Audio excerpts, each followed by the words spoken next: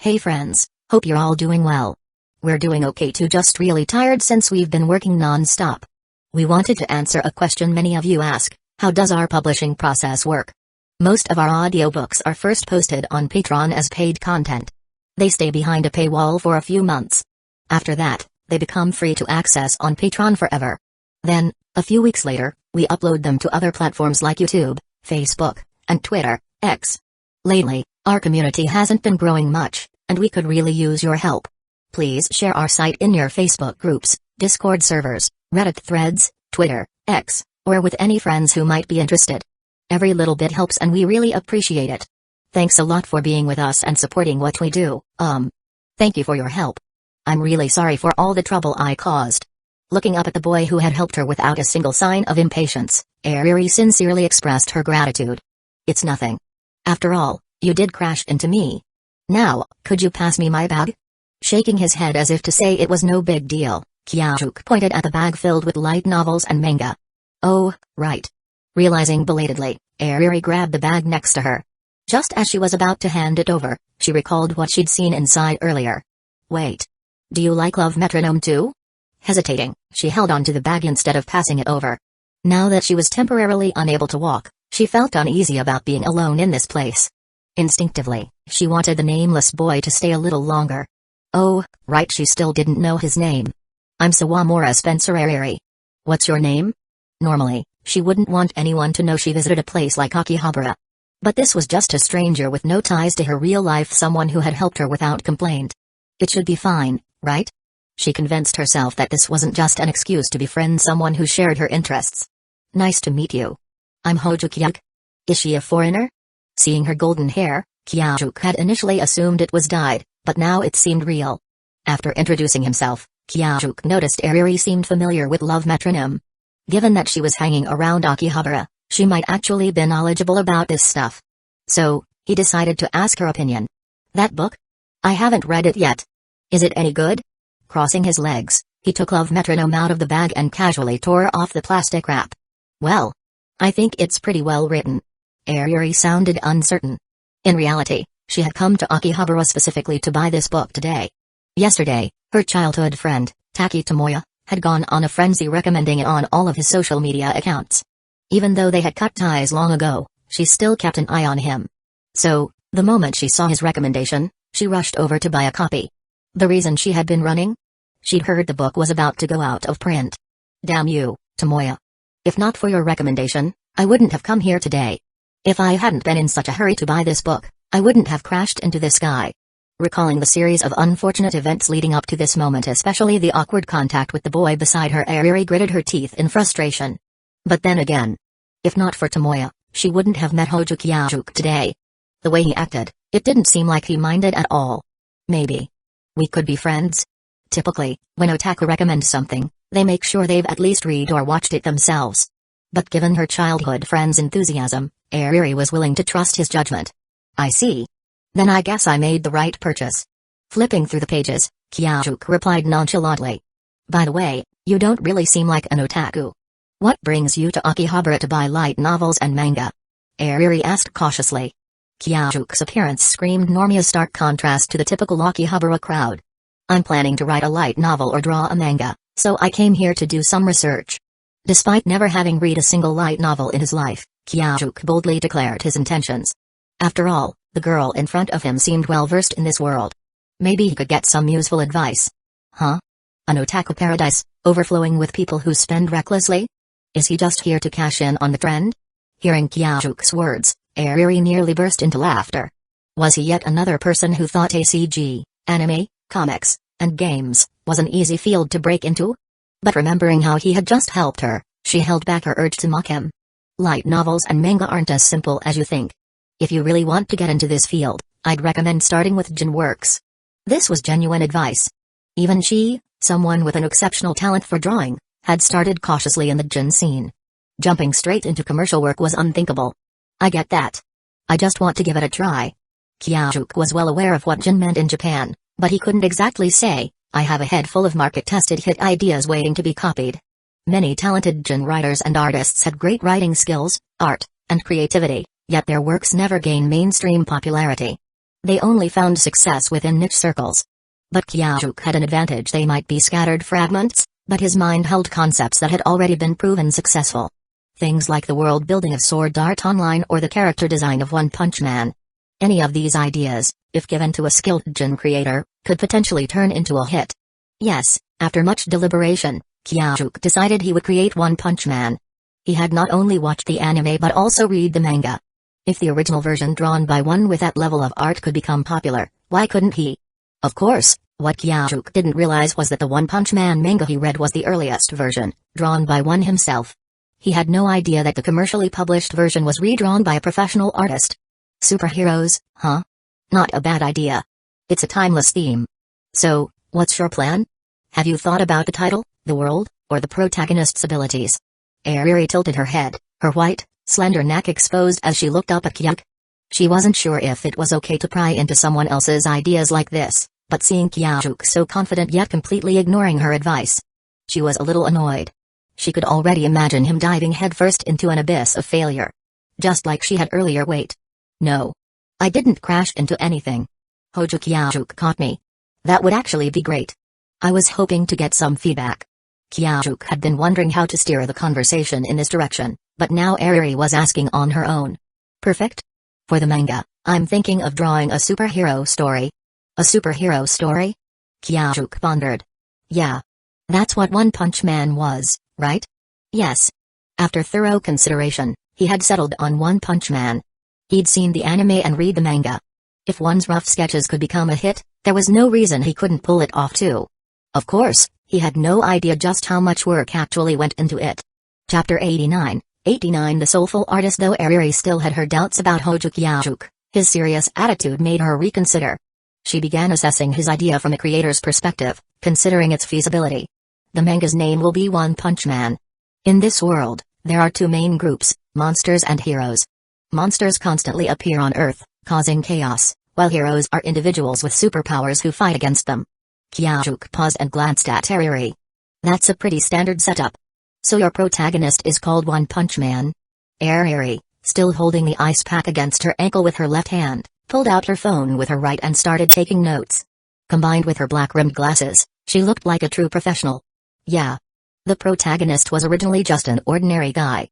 One day, after failing a job interview, he was heading home when he encountered a mutated crab monster about to kill a mischievous kid. At that moment, he remembered his childhood dream: I want to be a hero. He fought with all his might and managed to save the kid. After reigniting his passion for becoming a hero, he dedicated himself to intense training. Eventually, he gained overwhelming strength, but in the process, he lost all his hair and seemingly some of his emotions as well. PFFFT ha. What kind of setup is that? Why would gaining power make him go bald? Ariri had been listening seriously, taking notes, but at this part, she couldn't hold back and burst out laughing. Ow! She immediately winced. Her laughter had jostled her sprained ankle. Careful. Even though she was laughing at his idea, Kyajuk didn't mind at all. Making people laugh was a sign of success, right? After all, this was a comedy manga. Right? I have to give it to you, this is the first time I've laughed this hard at a setting. In that sense, your idea definitely has potential. Ariri wiped away the tears at the corner of her eyes and gave her assessment seriously. As a hardcore otaku and a creator herself, making her genuinely laugh wasn't easy. Couldn't she just praise me properly? Kyajuk sighed internally. So, what happens next? How exactly does your protagonist grow stronger? In these kinds of manga, the biggest appeal is the protagonist's journey of constant growth. Wait. Growth? Is that really the main focus? Hojo Kyajuk frowned. Wasn't Saitama already invincible from the start? No, I'm not misremembering. He really is overpowered from the get-go. Maybe comedy manga doesn't need traditional power scaling? To get stronger, he follows a strict daily regimen: 100 push-ups, 100 sit-ups, 100 squats, and a 10-kilometer run. And no matter how hot it is, he never turns on the air conditioner. After 3 years of this training, he becomes unbeatable. That's where the story starts. Ariri's fingers stopped tapping on her phone. Push-ups? Squats? No AC? And you're skipping the entire power-up process? Well, yeah. He starts off already the strongest. No matter how powerful the enemy, he can defeat them with a single punch. Isn't that kind of satisfying? You know what? That actually sounds kinda fun. Ariri rested her chin on her phone, lost in thought. Alright, Do you have any actual drawings? Let me see. Hearing all this was one thing, but she needed to see it to judge properly. Haven't actually started drawing yet. It's just an idea for now. Kyajuk scratched his head. I have a drawing app on my phone. Just sketch something for me. Ariri opened her go-to drawing app and handed him her phone. Looking at the unfamiliar interface filled with strange icons, Kyajuk suddenly panicked. Thanks, but I'll use my own phone. He returned her phone and opened his favorite notes app. Oh, makes sense. You must have your preferred drawing app. Ahaha. Yeah. Hojo Kyajuk let out a dry laugh and hesitated. How should he start? Let's see. The first chapter featured a monster, right? A cockroach mutant? No. Wait. It was something about food waste. Oh. It was Vaccine Man. The story began with Vaccine Man destroying a city with an energy blast. Summoning his fragmented memories from the anime and manga, Hojo Kyajuk started sketching. Since he was short on time, he quickly drew 3 rough pages: Vaccine Man unleashing an energy blast, leveling buildings, Saitama saving a little girl and standing among the ruins, his cape billowing. A speech bubble hovered over his head. Saitama throwing a punch, instantly obliterating Vaccine Man. After finishing, Kyajuk stared at his drawings in silence. What's wrong? If you're done, let me see. Seeing that he had stopped drawing but wasn't handing over the phone, Ariri grew curious. Never mind. I just realized that everyone has things they're bad at. And the most important thing in life is knowing your limits. He turned off the screen, making it go black. Come on, don't be like that. Let me see. Ha ha ha. So he can't draw at all, huh? Seeing his reaction, Ariri instantly understood. This guy, who had seemed so capable until now, actually had such an embarrassing weakness. Her curiosity was fully piqued. I already deleted it. The world isn't ready for that level of artistic expression. Kyajuk clutched his phone, suddenly realizing he might be what people call a soulful artist. Ha ha ha, what are you even saying? Just show me already. You're gonna ask me about light novels next, aren't you? Kyajuk hesitated, gripping his phone tighter, then looser. After some internal struggle, he finally unlocked it and handed it over. As a monster design, this is actually pretty solid. Just looking at it makes me uncomfortable. Which is perfect? Ariri, who had long since set aside the ice pack, held the phone with one hand while covering her mouth with the other, trying to suppress her laughter. If you want to laugh, just do it. I don't mind. Kyajuk leaned against the wall, defeated. PFFFT ha ha ha ha ha ha. The moment he said that, Ariri completely let loose, laughing uncontrollably. Her bright, unrestrained laughter echoed through the small private booth. Luckily, thanks to the room's excellent soundproofing designed for gamers who liked blasting their volume, the shop owner wouldn't come knocking anytime soon. Chapter 90, A Hero for Fun. On Hojo Kyaju's phone screen against the plain white background of a notes app, a few crooked squares lined the left side. These were supposed to be buildings. Some smaller squares on them represented windows. On the right side, there was a bald egg with 2 antennae. No, wait, a meteor with 2 twigs stuck in it? Or maybe an egg, full of dents and craters, with 2 feelers growing out of it? Oh, got it, it was an egg, its surface nibbled by ants, with 2 chopsticks stuck in it, perched atop a stick figure body. Phew. Ariri finally figured out how to describe it and let out a sigh of relief. She barely managed to suppress another round of laughter, though it wasn't easy. Her fingers swiped down to the next page. A bald egg-headed man with eyes. A slightly modified Ultraman, now with a cape. At his feet stood a tiny chick. Ariri could tell Kyajuk had put in a serious effort. At least, this time, his character actually resembled a human. Oh, and there was even a speech bubble. The monster asked, "Who are you?" The egg-headed hero replied, "Just a hero for fun." A hero for fun? Shouldn't heroes have some kind of noble conviction? Something like I fight for the happiness of others. As she pondered this, Ariri thought about Kyajuk himself. As much as she hated to admit it, she'd caused him a lot of trouble today. He originally came out just to gather inspiration for his work. Ha! Inspiration. The thought nearly sent her into another laughing fit. But still, it was true. He was on his way home after shopping, but then she ran into him literally. Even though he didn't get hurt, he ended up spending so much time helping a total stranger. Since he was a good-looking, Ariri never even considered the idea that he might be doing it just to impress a blonde beauty like herself. She simply assumed he was just a genuinely nice guy.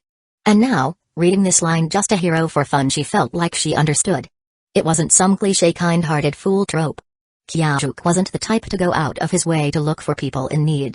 But if he happened to stumble upon someone who needed help, he just couldn't ignore them. Just like he said, for fun. Maybe, if she had met someone like him back in elementary school, she and Tomoyo wouldn't have fallen out. A pang of regret hit her, but it quickly faded into a wry smile. She swiped to the next page. Ha ha ha ha. What even is this? A pair of eggs, one big, one small. And then an exploding egg. Her clear, ringing laughter mixed with her blunt critique. Hey, I said I didn't mind, but at least have some mercy. Kyajuk protested. He reached out to grab his phone back, but Ariri swiftly clutched it with both hands. What are you doing? Don't you want my advice? I'm practically a professional artist about to debut. If you let me guide you, maybe just maybe you'll learn how to draw something that doesn't look like a toddler's doodle. Ariri had carefully thought this through before speaking. She wanted to repay this hero for fun in some way. But in order to give guidance, she had to prove she was actually qualified to teach. And so, after some internal debate, she decided to reveal her secret identity. No one knew this about her. Even though she was an artist in the humiliation genre, deep down, she'd always fantasized about a knight in shining armor, her own hero. Or rather, because she couldn't have one, she'd thrown herself into the opposing side. Yeah. Considering my love for tome games, how did I even end up as a humiliation artist? But he probably wouldn't turn into that kind of person, would he? The memories of her elementary school days resurfaced. A Jinchai artist? Kyajuk looked at her in surprise. He thought she was just an ordinary otaku, but it turned out she was a creator too? That's right. My work is going to be exhibited at the upcoming Jinchai fair at the end of April. Seeing his genuine curiosity, Ariri puffed up with pride. That's amazing. Can I see some of your work? I'd love to see what a real artist's drawings look like. Kyajuk's praise was sincere. While he was still stuck in the realm of soulful but awful drawings, this seemingly childish girl was already making a name for herself. Hey, since you're begging so earnestly, I suppose I could give you a sneak peek. She unlocked her phone, opened the document, and handed it over. Kyajuk took it and... Crap. I got carried away.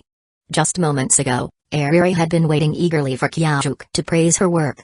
Then, all at once, she remembered. Her genre was humiliation art. It wasn't full R18, but still. This was not something someone unfamiliar with otaku culture could easily stomach. This is incredible. Kyajuk's reaction was calm and straightforward. His admiration was clear. Huh? Most non-otaku guys would have been at least a little thrown off by the content. But he just accepted it? Don't you think the subject matter is a little? Ariri asked, her face turning red. Oh, that? I don't judge other people's interests. Besides, with skills like this, the content barely even matters. Your technique is that impressive. Humphrey. Don't think you can sweet-talk me. I won't go easy on you when I start teaching. Her voice was suddenly filled with confidence, her smile beaming. But seriously.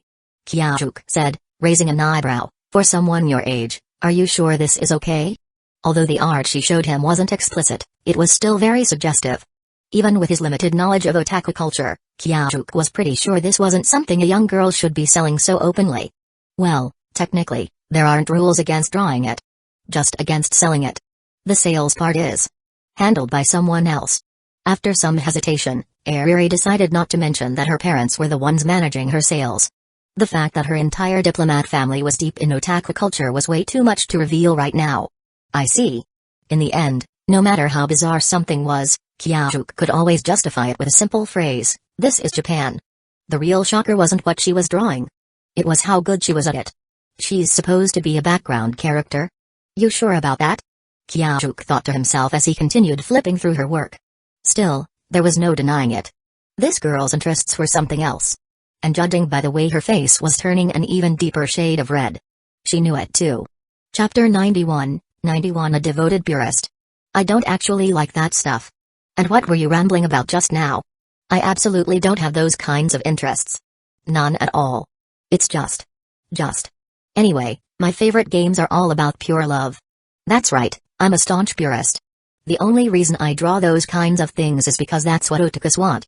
Ariri frantically shook her head, her beret tumbling off once again as her golden hair whipped through the air, even smacking Hoju Kyajuk right in the face. Raising a hand to shield himself from her hair's assault, Kyajuk gave her an exasperated look. You do realize you just told me everything, right? Humphrey. This is just an artist's professional integrity. I don't actually enjoy drawing that content, it's just market demand. Sure. You're just catering to your audience. Kyajuk replied with a knowing smirk. Exactly. Even though I'm just a lowly otaku, as a Jin creator, I have to consider market trends. Ayuri's once pristine golden locks had become a tangled mess from all her frantic shaking. Kyajuk, feeling a slight itch in his fingers, had the sudden urge to smooth out her disheveled hair, his mild OCD acting up again. You really know your stuff. Though, judging from your reaction earlier, I guess the path of professional manga might be a dead end for you. Still, with that level of awareness, you might have a shot at making it big in the Jin world. Crossing her arms confidently, Ayuri tried to put on a serious face, but the corners of her lips were slightly upturned, and the trace of smugness in her tone completely betrayed her enjoyment of the conversation. Jin, huh? Can you actually make money from that? Kyajuk asked curiously. Of course. At every comic market, the top-tier Jin circles rake in millions. Top tier, huh? What about someone like you? Why are you singling me out? Are you looking down on me? Got it. That means Jin isn't exactly a gold mine for you yet. I just debuted, okay? And besides, I do this out of passion. Those who get into it just for the money are nothing more than opportunists. Ayuri huffed, clearly a little worked up. Well, sorry to disappoint, but I'm only interested in manga for the money. Kyajuk said flatly. I wasn't talking about you specifically. Hearing his response, Ayuri suddenly remembered that Kyajuk wasn't actually an otaku. He was just someone trying to break into the industry purely for financial gain. It's fine. You're not wrong. Not just an opportunist, Kyajuk was a full-blown plagiarist. Sure, he was copying works that didn't exist in this world, but he wasn't going to delude himself into thinking he was spreading some kind of artistic gospel. To the original creators from another world, please bless me with success in adapting your masterpieces. If I make good money, I promise I'll donate some of it to some shrine. While Kyajuk indulged in his ridiculous thoughts, Ayuri's mood seemed to dampen. This situation reminded her of her childhood friend, the one she and her family had unintentionally pulled into the otaku world. Sorry. I shouldn't have been so quick to push you into the Jin scene. You should really focus on refining your drawing skills first. Your earlier approach is a good one. Once your fundamentals improve, you'll definitely be able to create something great. You okay? I can tell when someone's just trying to be nice. I don't mind your advice. Noticing the shift in her tone, Kyajuk tilted his head slightly. It's nothing. Ayuri shook her head before glancing at her phone. It had been over 30 minutes since she last spoke with her mother. Since their home was in the northern district's Furukawa Gardens, and getting to Akihabara required passing through Toshima and Bunkyo wards. Plus the fact that their driver needed to pick up her mother from her father's location first, she figured she had another 30 minutes to kill. With renewed determination, Ayuri grinned. Time to show Kyajuk the full power of a genius artist. Alright, let me teach you some drawing fundamentals. She opened up a drawing app on her phone and placed it on the table, motioning for Kyajuk to come closer. He eagerly leaned in. It wasn't every day a real artist was willing to mentor him. No way was he passing this up. If you were doing traditional hand drawing, you'd need to practice line control first, drawing straight lines, perfect circles, and other basic shapes. With digital drawing, things get a little easier, but only slightly. As Ayuri explained, she effortlessly demonstrated on the screen. Meanwhile, Kyajuk was having a small existential crisis. Hey, system, didn't you give me a scientific aptitude? You do realize math, physics, biology, and chemistry all involve drawing diagrams, right? Geometry exists, doesn't it?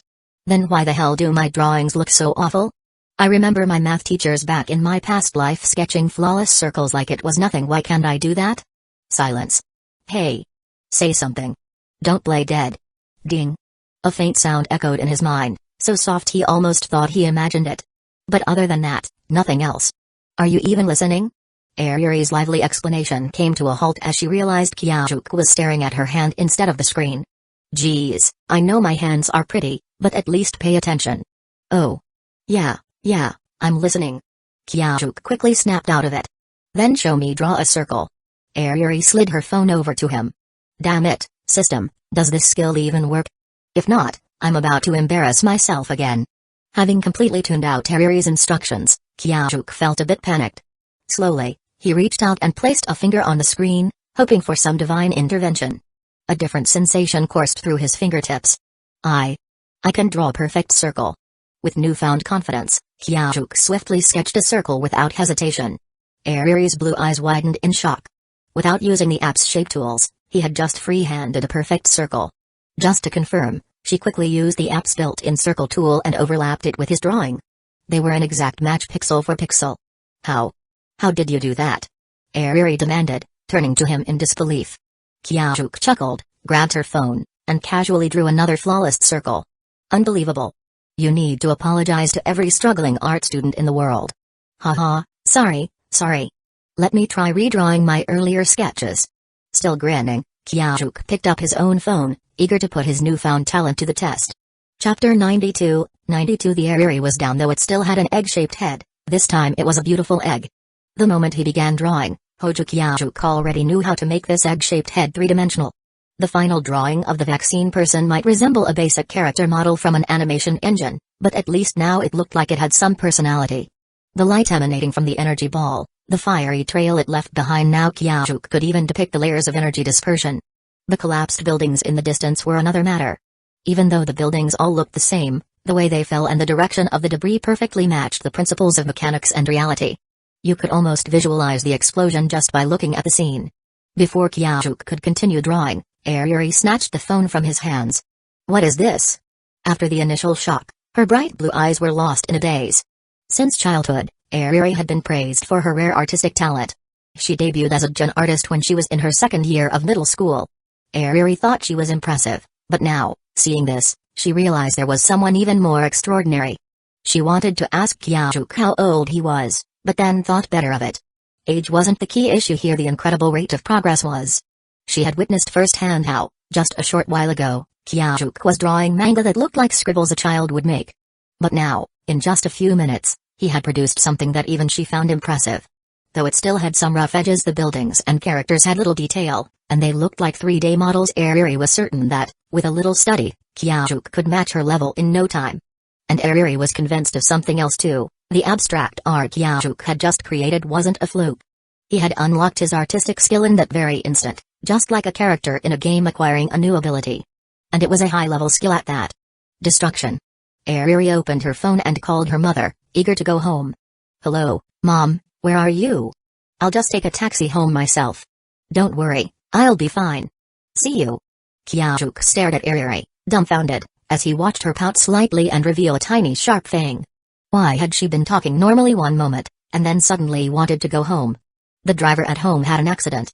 He is fine, but the car is temporarily out of commission. Could you take me outside and help me get a taxi? Ariri said, her face expressionless.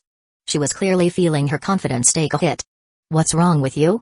Kyajuk asked. Not listening to her, Kyajuk stayed where he was. What's wrong?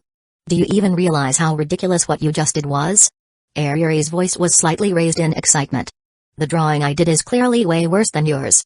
Kyajuk couldn't understand.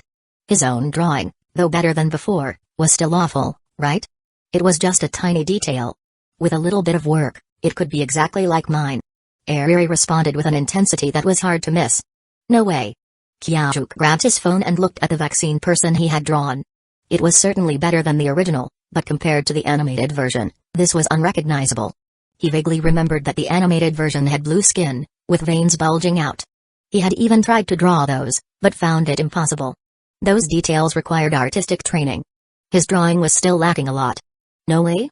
Ariri placed her hands on the floor and leaned in, taking his phone. Her fingers moved quickly across the screen. The missing details were filled in rapidly, veins on the forehead, a fierce look in the eyes, the facial muscles moving when the mouth opened, exaggerated chest and abdominal muscles, the sharp light and shadows on the claws. Even the distant buildings were transformed. The black smoke from the explosion, trees, power poles, the cyclist caught in the blast, the dark clouds in the sky. Kyajuk stared in shock. Using the same basic memo app, his crude doodle was swiftly transformed into a polished piece that could have been in a manga magazine. This was a waste of time. Forget manga, I should just give up. Alright, I get it. I'll give up on drawing manga. He said. What? Ariri, completely immersed in the world of art, didn't quite catch what he said. I said, I'll give up on drawing. He repeated. Huh? What are you talking about? Ariri, her head full of confusion, stared at Kyajuk. Was he mocking her? I've come to understand the gap between myself and true artists. This isn't something someone like me, without any talent, can ever achieve. What are you talking about? Look at this drawing.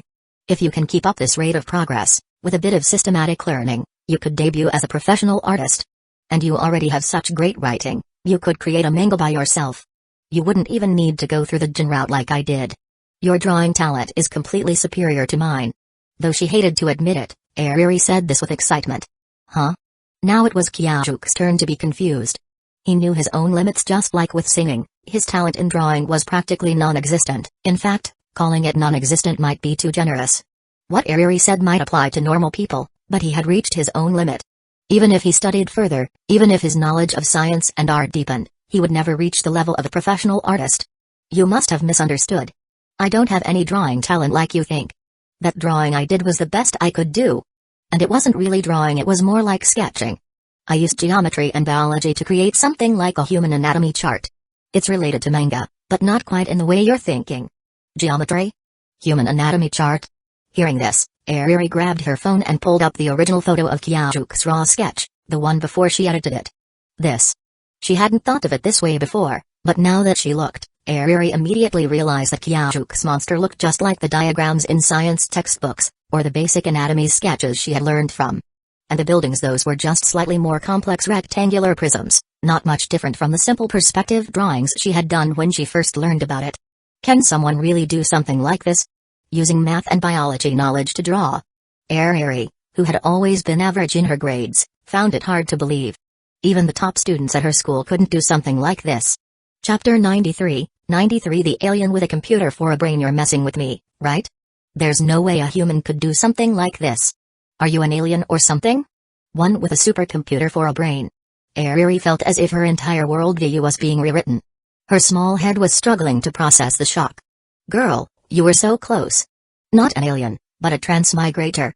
Not a supercomputer, just a lousy little system. I get perfect scores in science and math at school.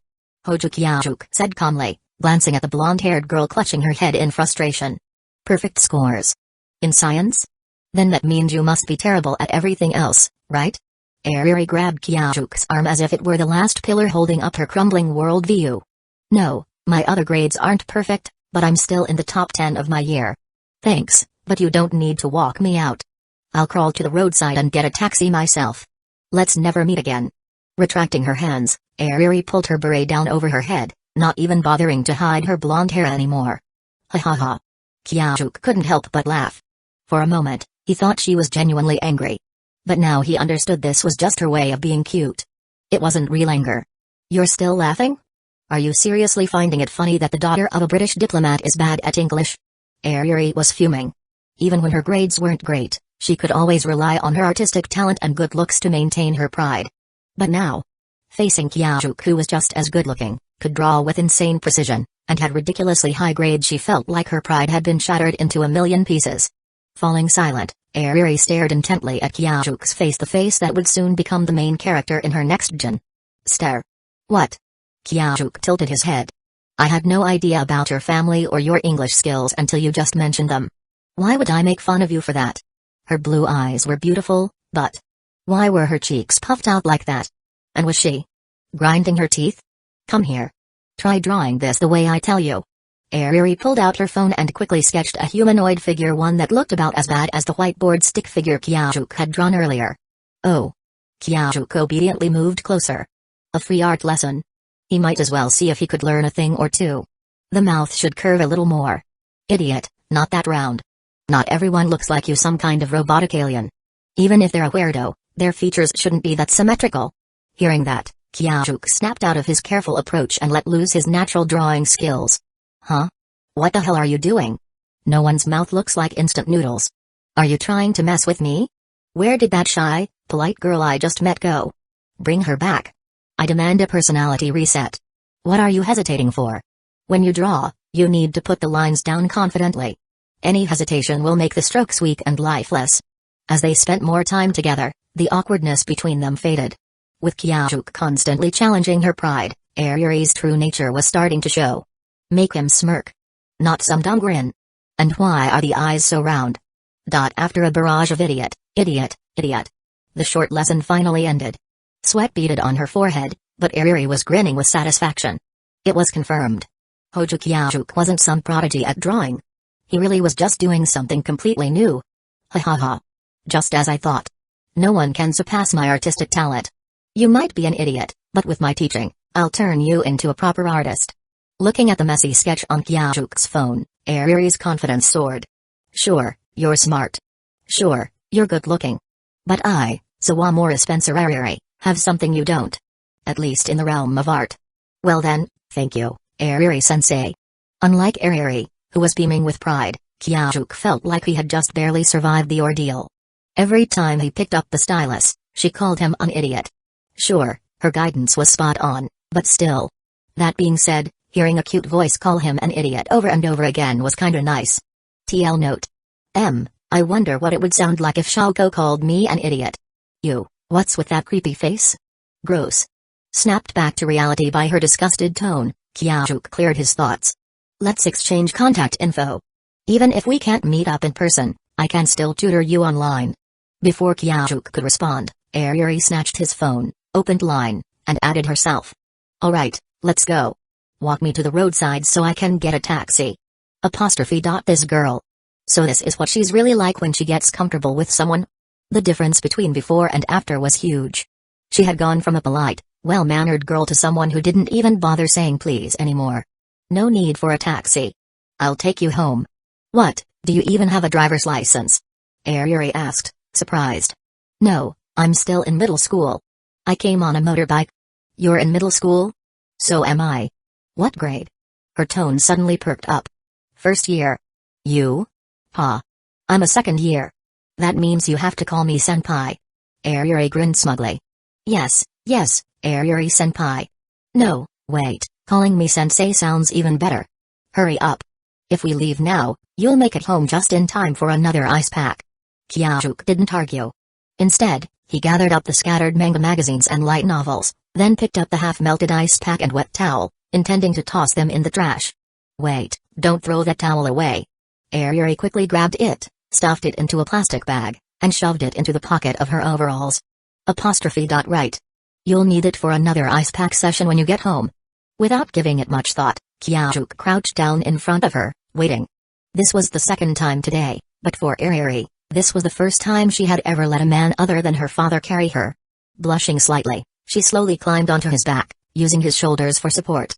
Despite her weight, Kyajuke remained perfectly steady, as solid as a breakwater against the tide. You good? Yeah. Hearing her soft response, Kyajuke stood up, while Ariri held onto the bag of manga and novels. Since the bill had already been paid, Kyajuke carried her out of the store without hesitation.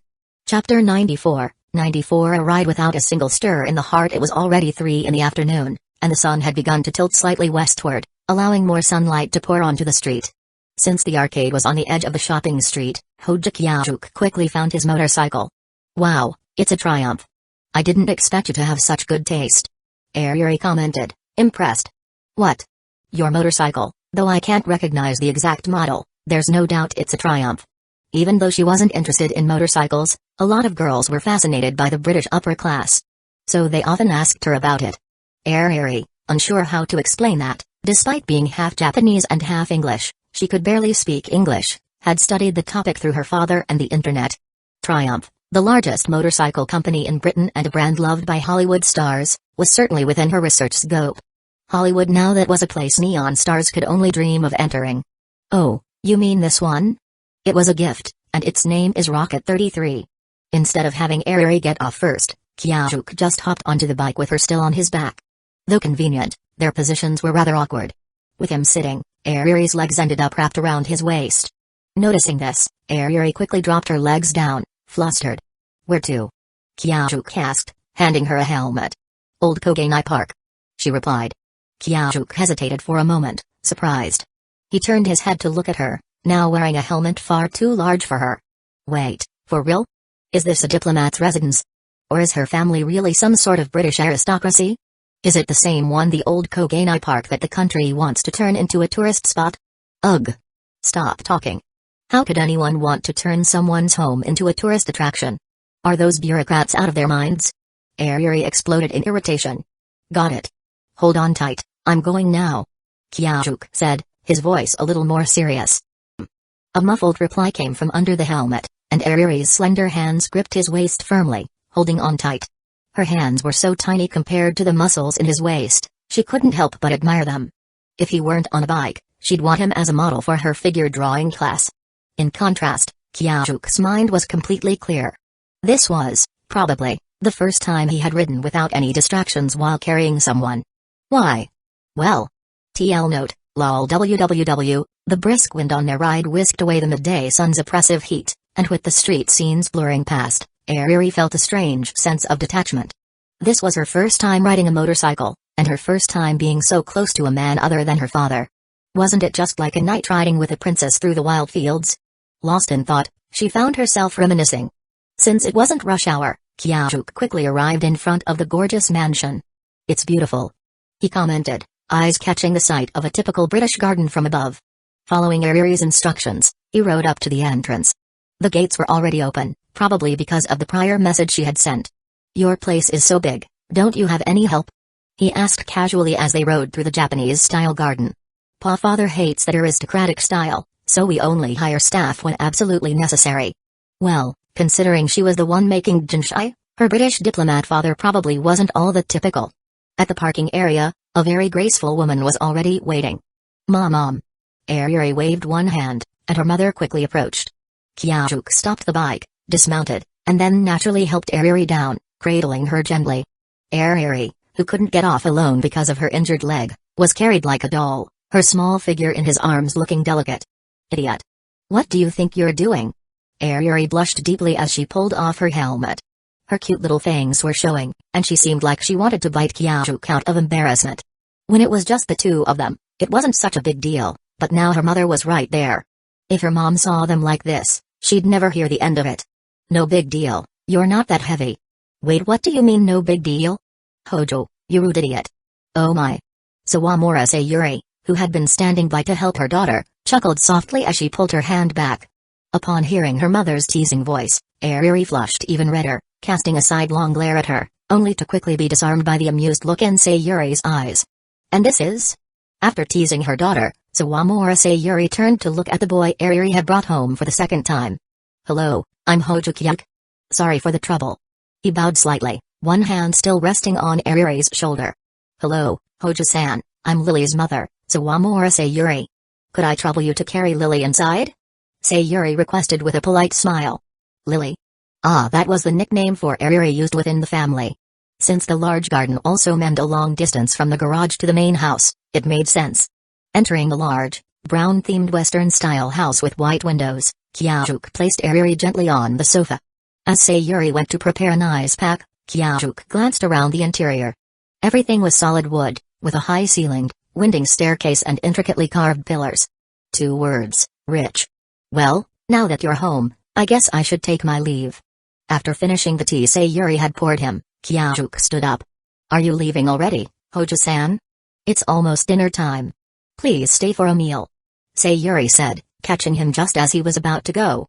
After all, he had brought her injured daughter home safely, and it wouldn't be right to let him leave without thanking him properly.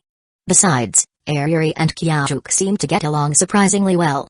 Seeing her daughter interact with this Kyajuke, remembering the shy, almost embarrassed look on her face while he carried her, Sayuri, who had always been worried about Ariri's lack of friends, was now eager to support this connection. "Hojo, stay for dinner. You're not leaving just yet, right? Didn't you want to ask me something about light novels?" Ariri, sitting on the sofa, turned her head slightly to look out the window as she spoke to Kyajuke. "All right, I'll stay then," Kyajuke replied, immediately understanding her unease. "Lily, why don't you show Hojo-san to your room? I'll prepare dinner," Sayuri said as she made her way to the kitchen. "She'd personally cook for their guest. Why do I have to take this guy to my room?" Ariri muttered under her breath but then naturally raised her arms, signaling Kyajuke to follow her. Looking at the way she was acting, it reminded Kyajuke of the shy and embarrassed Ariri from earlier. Smiling slightly, he bent down, picking her up, and followed her directions to her room. Chapter 95, First Meeting, straight to the bedroom so big. Just stepping inside, the bedroom alone was at least 5 times the size of Kyajuke's small apartment. A massive wooden bed, a dressing table, a wardrobe, and an enormous television dominated the space. "That over there is my workspace. There are some sketches and drafts from my practice, you can take a look." Ariri, sitting in front of the television, had her head buried in a cabinet, rummaging for something as she spoke. "All right." Following her suggestion, Kyajuke walked over to the desk in the corner to the left of the entrance. His eyes scanned the scattered sketches on the tabletop. Ariri had mentioned finding something to help him better understand the otaku world. A glance at the cabinet she was searching through revealed it was packed with game discs. Stacks of sketches filled with imitations of other artists' work, anatomical studies of character poses, landscapes, and animals. There was even a cabinet taller than a person, stuffed with rolled-up drawings. Kyajuk picked up a few to examine them. Following the timestamp, he could clearly see her artistic evolution. From hesitant lines to precise copies, from mimicry to original creations, from a beginner's uncertainty to a distinct personal style.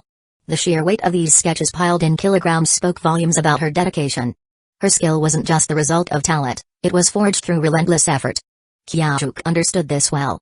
Aside from the small boost his trash system had provided, everything he had achieved came from sheer hard work.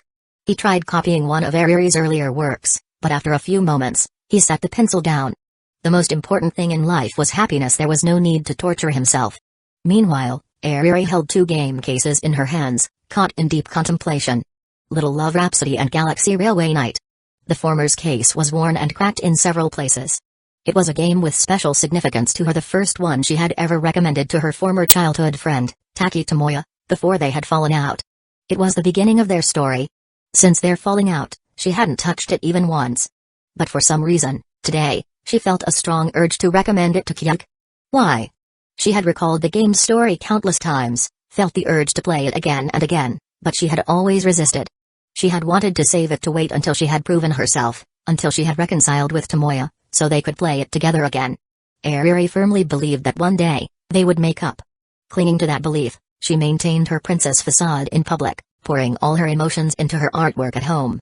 She wanted to prove herself to those who had driven a wedge between her and Tomoya. She wanted to restore their childhood bond. Once they reconciled, they could relive that game together, the game that had once connected them. If they played it after overcoming all their hardships, it would be the perfect celebration. It would help them recover the lost years. That was what she had always thought. That was why she had buried it deep inside her cabinet. So why had she taken it out now?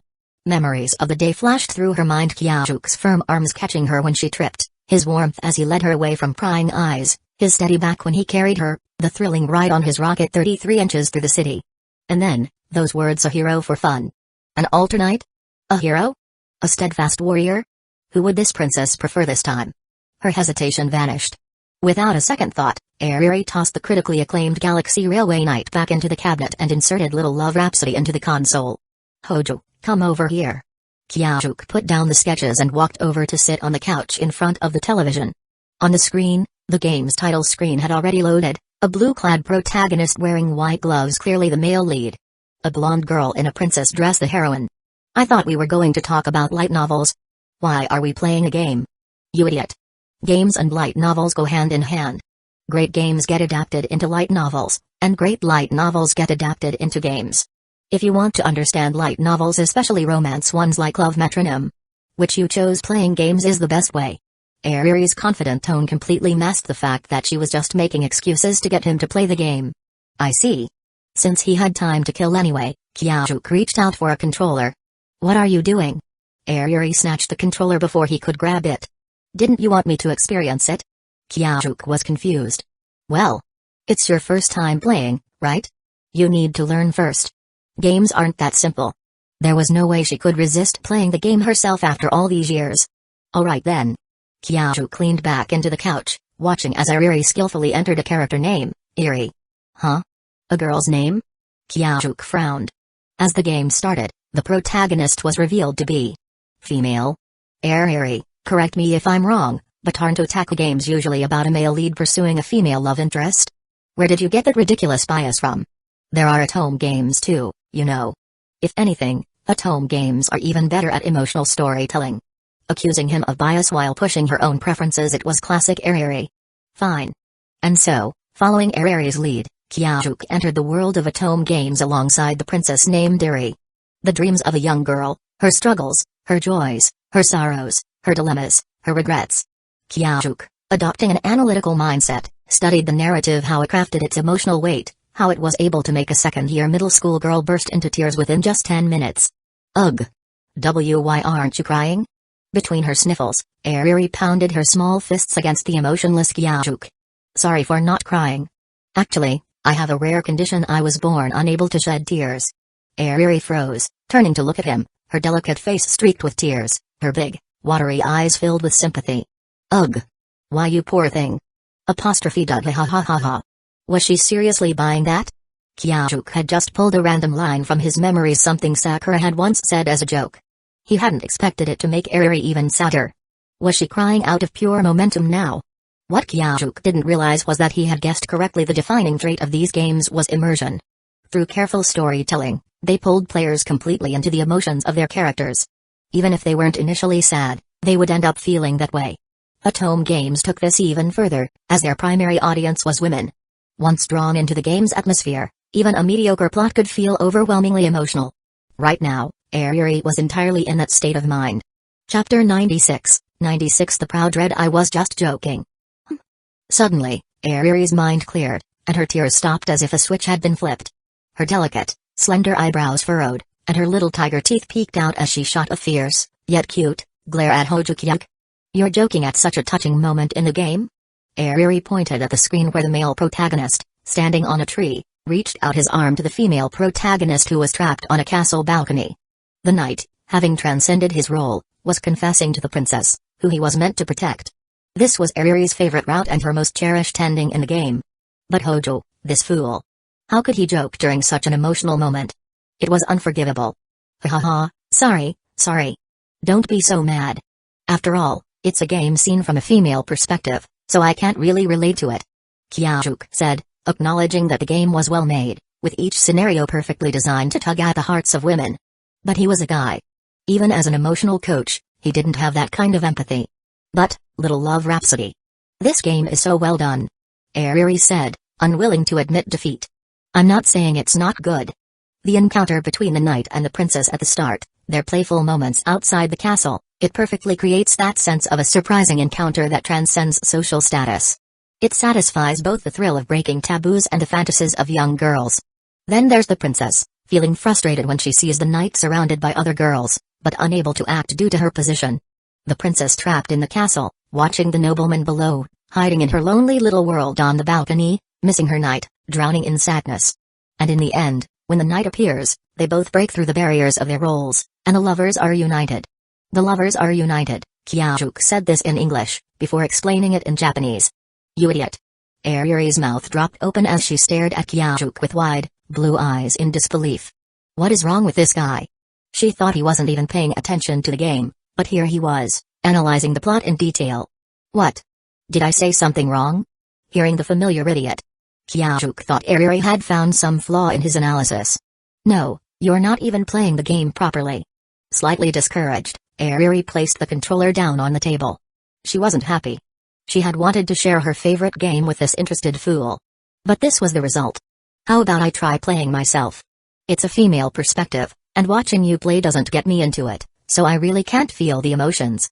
Looking at Ariri's delicate face still streaked with tear marks, her eyes dull and lacking their usual sparkle, and the way she hiccuped a little like a helpless child, Kyajuk sighed. Oh, right. I've been the one playing all along. Ariri forced a dry laugh and returned the game to the initial screen before handing the controller back to him. Aren't you going to change the name? Ariri asked. No need. Iri is a fine name. Kyajuk replied. He wouldn't admit it, but he was terrible at coming up with names. If he didn't use Ariri's name, he'd likely give the character something ridiculous, like naming her after the protagonist's hair color. You're supposed to go out the left door here. No, I like the blue one.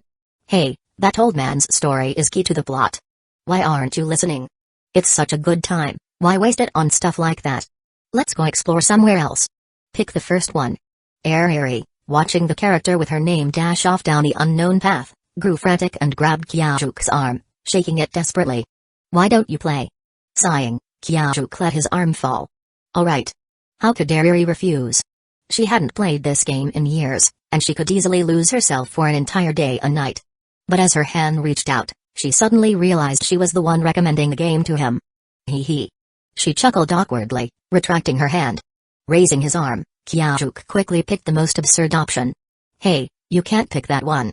There's no ending for that branch. But despite Ariri's attempts to stop him, she couldn't help but endure, though she still didn't hold back from expressing her thoughts. Ignoring her, Kyajuk continued into the plot. The princess cut through everything in her path. The knight, whom Ariri had just played, was stripped of his title for overstepping his bounds. The bard from another branch of the story was exiled for disturbing the city's appearance. The king's concubine's son was imprisoned in a power struggle, and the princess's iron cavalry destroyed a neighboring kingdom. Watching the princess, with Eri as her name, morph into a tyrant who defeated every male lead in the story, Eri's bright blue eyes gradually lost their luster. No.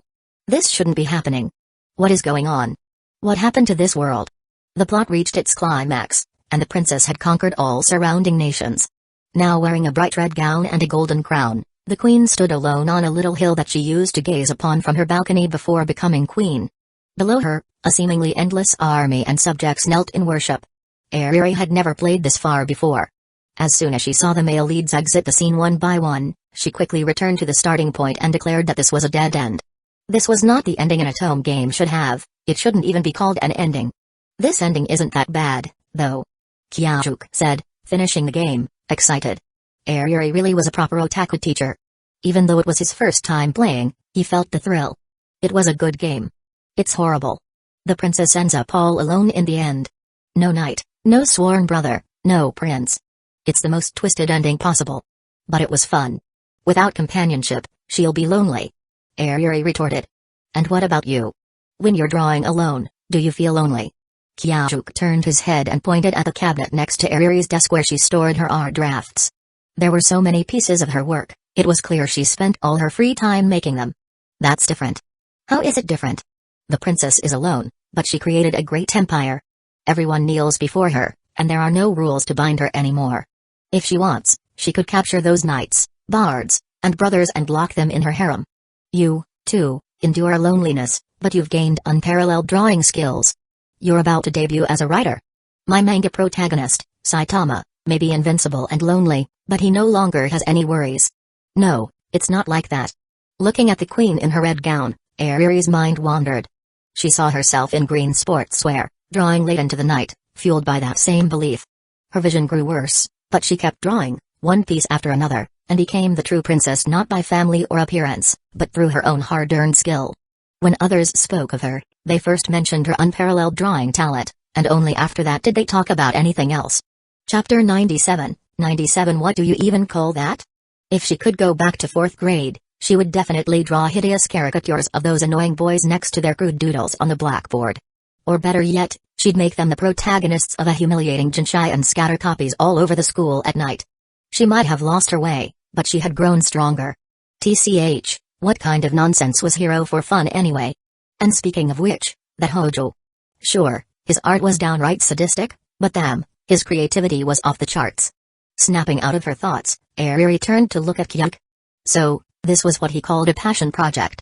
A hero. Hojo, do you know? This is only the second time I've ever recommended this game to someone. Huh? Kyajuk had just started getting into the game and was about to ask Eri for more recommendations to deepen his experience. He hadn't expected this conversation to take a turn into storytelling territory. It's nothing. Hey, Hojo, let me ask you something. He looked over at Eri, who had somehow slid off the couch without him noticing. She was now sitting on the carpet, leaning against a sofa.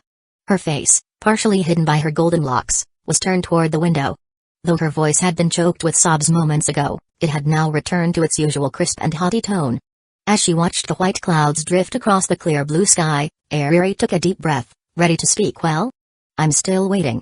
Kyajuk urged when she didn't continue. Idiot. You totally ruined the moment I was building up. She spun around, glaring at him with a mix of frustration and embarrassment. Why couldn't this guy read the room? I could say the same about you, leaving me hanging like that. Kyajuk shrugged. Idiot, idiot, idiot. Alright, I won't interrupt. Go on. He put down his controller, sat up straight, and crossed his arms, suddenly looking as serious as a judge awaiting testimony. You don't have to act so serious about it. Kyaju's eyes had a way of shifting between moods warm and gentle when he smiled, yet sharp and intimidating when angered. Right now, he was somewhere in between, which reminded Eri of her first art teacher in elementary school, a strict old woman. The thought made her chuckle softly. Seeing that, Kyajuk relaxed, leaning back into the sofa again.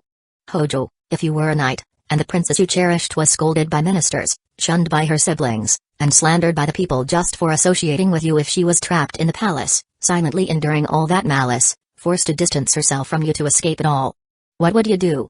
She hugged her knees, her petite frame making her look even smaller, almost like a curled-up cat.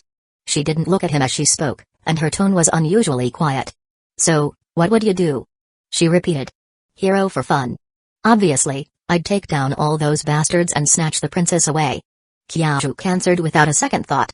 "That's impossible. The royal guards, the army, other knights, they'd all stand in your way. And besides, among those people are the very citizens the knight swore to protect, the royal family he pledged allegiance to. It's not impossible. If it is, then that just means I'm not strong enough." As someone who had transmigrated into another world, his life was supposed to be straight out of a power fantasy. The idea of impossible simply didn't exist for him. "You." Aryuri was fuming. Hojo was a block-headed idiot with the emotional intelligence of a cockroach. "When I was in elementary school, I was bullied just for talking about otaku stuff with a boy in my class. If you were that boy, what would you have done?" She blurted it out quickly, realizing she couldn't use metaphors with this guy. She had to be direct, no, brutally direct. "If we had known each other back then, I'd think you were talking about me." Kyajuk chuckled. "Bullying, huh? In Japan, that was practically a staple in every protagonist's backstory." "Huh? What do you mean?" Aryuri turned to stare at him, eyes wide with disbelief. "Well, you know. Bullying. You got bullied?" She shot up, scrutinizing him from head to toe.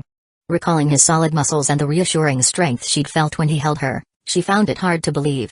"Yeah, I got beaten up pretty bad." "What happened? Tell me everything." In Japan, most people who experienced bullying would go to great lengths to hide it, even from themselves. The fact that Kyajuk was talking about it so casually, like it was just another fond childhood memory, was shocking. "Oh, it's nothing much. I wasn't very sociable as a kid, so in 3rd grade, a few classmates ganged up on me and beat me up." "Did you get hurt?" Aryuri's voice was tense, whether from empathy or the memory of her childhood friend, Taki Tomoya, getting hurt in a similar way. "Nah. In fact, I made them cry instead." "Huh? Then how is that bullying? Sounds like you were the one bullying them." "Seriously, how could someone this strong ever be a victim?" "Not so fast. After that, they brought back over 10 guys and beat me to a pulp." "Wait, what? 10 against 1? That's not bullying, that's straight up a crime." How was he saying this so casually? "Yeah, so I called the cops." Kyajuk's tone was almost amused. "You're kidding. Was this guy really Japanese? What's the problem? I mean, after getting bullied, isn't the usual reaction?" Aryuri trailed off, unable to put it into words. Some things were so ingrained as unspoken rules that even saying them out loud felt wrong. To suffer in silence? She didn't answer. Instead, she just sat back down on the sofa. "And then what happened?" "Well, things escalated. The 3 kids I made cry ended up apologizing to me before transferring schools. After that, no one dared mess with me again." "No way. Isn't bullying supposed to get worse after you fight back?" "Haha, how do you think that kid who got taken to the police sounds as a nickname?" Aryuri's eyes widened as realization struck her. "No way." Chapter 98. 98 What kind of bloody person is this? Did you do that on purpose? "I never said that." Kyajuk maintained his relaxed tone, but reminiscing about that incident brought back a certain satisfaction. The sheer joy of outwitting others with intelligence was something he never forgot. When he was weak, he used his brain to protect himself. Now that he was strong, he no longer needed such tactics. Even someone like Kisaki Teta could easily handle small-time troublemakers. That was amazing. Aryuri uttered words she rarely ever used. It was incredible, something she had never even considered as an option. Although Kyajuk didn't explicitly admit it, she could tell it was all part of his plan. It wasn't about seeking help from teachers or parents. It wasn't about silently enduring. Instead, he used a method that any child could have executed. This guy was definitely not normal. No 3rd grader should have been able to think of something like that. Getting beaten up, crying on the way home, and even trying to hide the evidence that was normal. So, was that the moment you came up with something like One Punch Man? His method wasn't the traditional shonen manga way, but it worked. He pulled himself out of bullying, became his own hero. Was this just something he did for fun? Kyajuk was truly an anomaly. If only back then, Tomoya had been more like Kyajuk, we wouldn't have ended up like this. Thinking about it, Aryuri lowered her head in disappointment, lost in memory. Everything that guy did, none of it changed anything. Pulling her legs up onto the couch, she turned to face Kyajuk directly, sitting cross-legged. Her small face was serious as she scrutinized this overly exceptional boy, not only in looks but also in mind. "What's wrong?" Kyajuk, still immersed in his game exploration, felt a bit uncomfortable under her gaze and instinctively touched his face with a finger. "Do you want to hear my story?" Hearing her solemn words, Kyajuk put down the controller. "No, no, no. Just listen normally." Seeing Kyajuk switch into his fully focused, attentive mode, Ariri hurriedly stopped him. Even the unpleasant emotions from recalling her past were thrown into disarray. Was this guy a devil? Thinking that, Ariri began to speak softly about her past. "Taki Tomoya, my childhood friend, whom my family and I dragged into the otaku world. Though calling him my childhood friend is a stretch, we haven't spoken since 3rd grade. When we moved up to 3rd grade, several new boys joined our class. Tomoya and I were excited to be in the same class again. Whenever we had time, we would enthusiastically discuss games, manga, and video games. And then, the nightmare began. Despite being a beautiful girl with an outstanding family background, I was also a half-Japanese otaku who spent most of my time with boys. All these elements became weapons for the new students to mock and attack us. Yes, the bullying started. Graffiti on the blackboard filled with nasty rumors about us, shattered game discs, the whispers of the other girls. I chose to run away. At school, I never mentioned otaku-related things, distanced myself from Tomoya, and integrated into the more socially mature girls' circle. Pretending to have abandoned my otaku interests, I easily became someone they admired. Running away was shameful but useful. My appearance and background alone made me one of the elite students, and those bullies no longer dared to target me. But unlike me, who chose to escape, Tomoya chose to fight back. During lunch breaks, he played anime songs, he promoted manga to everyone, regardless of whether they knew him or were interested. He even hijacked class meetings to talk endlessly about otaku culture, so much so that even the teacher couldn't stop him. Getting his stuff confiscated, being called to the principal's office, even getting physically attacked by other boys, none of it made him back down. His one-man war ended with his victory. In 4th grade, he was elected class president by no vote. The boys who once bullied us could no longer oppose him. Then Tomoya invited me to return to the otaku world he had built, but I refused. I was afraid that my hard-earned peace would be shattered, that I'd be ostracized again, that my new friends would abandon me. I severed ties with Taki Tomoya, and to this day, I haven't spoken to him again. As her story concluded, Ariri lifted her head and looked at Kyuk. "Do you think I was wrong?" As soon as the words left her mouth, she nervously fidgeted with her fingers. "Can I speak now? Are you an idiot?" This jerk really had no sense of timing. Frustrated, Ariri upgraded his status from that guy to this jerk. "Haha, don't be so tense." Chuckling, Kyajuk waited until her gloomy expression eased a bit before continuing. "Setting aside whether you were right or wrong, after hearing your story, I can't shake the feeling that Taki Tomoya was actually the one bullying his classmates." "Huh?" Ariri was confused. Wasn't she and Tomoya the ones who were bullied? Wasn't he? By my understanding, bullying is about forcing one's will onto others. It doesn't matter if it's active malice from the aggressor or something the victim is forced into. Those bullies drew humiliating pictures on the blackboard. You didn't want to see that, did you? Of course not. Do you know how disgusting those drawings were? Part of the reason I worked so hard on my art was to prove how terrible their skills were. Exactly. But Taki Tomoya hijacked class meetings to rant about otaku culture. Weren't your classmates and teachers uninterested in that? Ariri's blue eyes widened in shock. This guy's thinking was completely abnormal. Why had she never noticed this perspective before? Those kids gossiped about you behind your back. You didn't want to hear that, right? She nodded silently. But Taki Tomoya forcefully recommended manga to everyone at school, even those who weren't interested. Doesn't that sound familiar? He wasn't an evangelist, he was a colonizer, spreading his faith whether people liked it or not. Hearing colonizer evangelist, Ariri couldn't help but laugh. As a British-Japanese girl, she had heard her rebellious father ranting about history countless times. This guy. Why doesn't he write books? Oh, right, he was planning to write novels. Besides, what's this no-vote election? What otaku kingdom? Maybe everyone was just scared of him, pretending to like what he recommended to get him off their backs.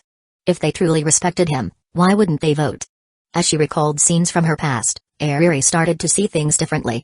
Had their classmates truly embraced otaku culture, or had they just been intimidated into pretending? This thought shook her. How did you figure all this out? I just compared what the bullies did to what Taki Tomoya did. It's pretty obvious, isn't it? At that moment, a voice called from outside, "Lily, Hojo-kun, dinner is ready." Their conversation was interrupted by Sayuri's warm call. "Come on, let's eat. Just don't get your hopes up about my mom's cooking." As Ariri naturally spread her arms toward him, Kyajuk smirked. "As you wish, my princess." "You jerk."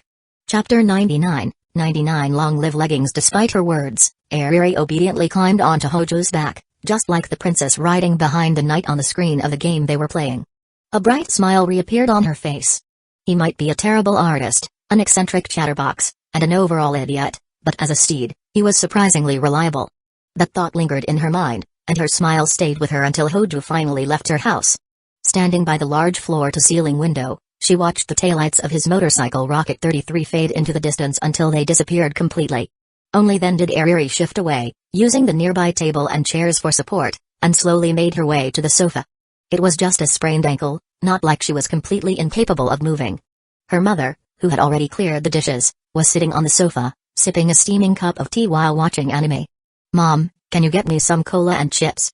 "Lily, you just finished dinner. Are you trying to turn into a pig?" Grabbing a cushion, Ariri pouted slightly, her eyes darting around as she debated internally. "I need it. I got hurt today, so I have to drink cola to speed up my recovery." Sawamura Sayuri sighed, pulled over a small snack cart, and then went to the fridge to grab a bottle of cola. "Don't come crying to me if you get a stomachache." While her mother fetched the snacks, Ariri seized the opportunity to grab the remote and switch to her favorite anime. "So, let's talk." To Ariri's surprise, Sayuri didn't try to wrestle for control of the TV or enthusiastically recommend whatever anime she was watching. Instead, she leaned against the sofa, resting her chin on one hand, and looked at her daughter with an eager, mischievous expression. "Talk about what?" Ariri's face instantly turned red. Thankfully, the warm yellow glow of the living room lights helped conceal it. Though she tried to sound defiant, anyone who knew her well could hear the nervousness in her voice. "Obviously, about Hojo-kun." Catching her daughter's reaction, Sayuri's grin widened teasingly. "He's just some nosy guy I ran into by chance. There's nothing to talk about." Ariri feigned impatience, but she knew full well her mother wouldn't let this go so easily. "Ariri." Hearing her mother call her full name instead of her nickname, Ariri immediately tensed up. "Today, when I went to Akihabara, Like a kitten caught by the scruff of its neck, Ariri spilled everything about what had happened in Akihabara without missing a beat, including the part where Kyajuk had examined her injured foot. "What a nice guy." Sayuri issued the ultimate nice guy verdict. After some hesitation, Ariri also shared their conversation while gaming and Kyajuk's opinion about Tomoya. "Mom, do you think he's right? About Taki Tomoya?" Her voice was filled with uncertainty. The usually bright and clear blue of her eyes seemed clouded with doubt. "I see." Sayuri's playful expression softened. She scooted closer and wrapped an arm around her daughter. "Lily, you know, your father and I have always been worried about you." Sayuri spoke gently, her left hand brushing through Ariri's golden hair, which shimmered under the living room lights. "Worried about me? Why?" Ariri, who had been enjoying the comforting touch, lifted her head in confusion. "Because of you and Tomoya. We already cut ties ages ago. What's there to worry about?" "Lily. It's true. We haven't spoken a single word to each other since 4th grade." Her voice grew softer, and her head lowered along with it. "He was your first real friend. Your first otaku friend. I know that's not something you can just let go of so easily. But we really did stop being friends." Ariri whispered, her voice carrying a hint of tears before she collapsed into her mother's arms. I know. Sayuri's voice was soothing. "When we noticed something was wrong between you two, your father and I actually talked to Tomoya and even reached out to your teachers at school." "Huh?" Ariri's head shot up, her tears finally breaking free. It seemed like she had turned into a crybaby today. "Did you really think we'd just stand by while our daughter was going through something like that?" Sayuri smiled warmly. "But didn't Dad enroll me in a public elementary school because he hates special treatment? His precious daughter was hurting. Your dad is the biggest doting father there is." "Ugh, whatever. Isn't he just as whipped for you?" Despite her words, memories of the past flooded her mind. Her father, silently following behind her at conventions, carrying bags filled with merch. Her father, dressed up in cosplay because she had demanded it. Her father, rallying the entire embassy staff to play princess games with her. Then why? Why didn't he do anything back then? You forgot that those boys transferred out in the 2nd semester of 4th grade? What? I thought they left because they couldn't handle losing to Taki Tomoya. But then, in 3rd grade, why did he? Because, Lily, you handled it so well. You managed to protect yourself while also expanding your social circle. Huh? Isn't that true? Before that, your only friend was Tomoya, and all you ever talked about was otaku stuff. Your father and I were really worried about you." Hearing her mother mention worry again, Ariri finally understood what they had been concerned about. Of course. Her parents were both otakus, but they also had friends outside that world. Her mother hosted weekly tea parties and was part of flower arrangement and tea ceremony clubs, an elegant lady admired by everyone. Her father, despite his otaku obsessions, was highly successful in his career and had connections throughout Tokyo's upper circles. We never wanted you to hide your otaku side. We just wanted you to have more friends. Otherwise, you'd end up exactly like you are now. Like I am now. Ever since you cut ties with Tomoya, you've been closing yourself off. Sure, you've made plenty of friends, but you've never brought a single one home, have you? That's because. Ayuri trailed off, unable to find the right words. Was it because none of them were real friends? That the only real friend she had was Taki Tomoya? You see it now, don't you? Sayuri's voice remained gentle. Without waiting for an answer, she continued. We never interfered with who you chose to befriend, nor did we judge your friendships unless you came to us for advice. She chuckled softly. And now, our proud little princess has finally decided to have a heart-to-heart with her mother. Mom. Ayuri threw herself into her mother's arms, nuzzling against her like a spoiled child. Like I said, you did well back then. Robin, your father, was going on about how his daughter had grown up, then burst into tears. Haha, it wasn't that big of a deal. But what about Tomoya? Ayuri lifted her head, her tears already dry. No matter how tsundere she acted, in her mother's embrace, she was still just a little girl. She basked in her mother's praise, smiling smugly before hesitantly asking, what do you think about him?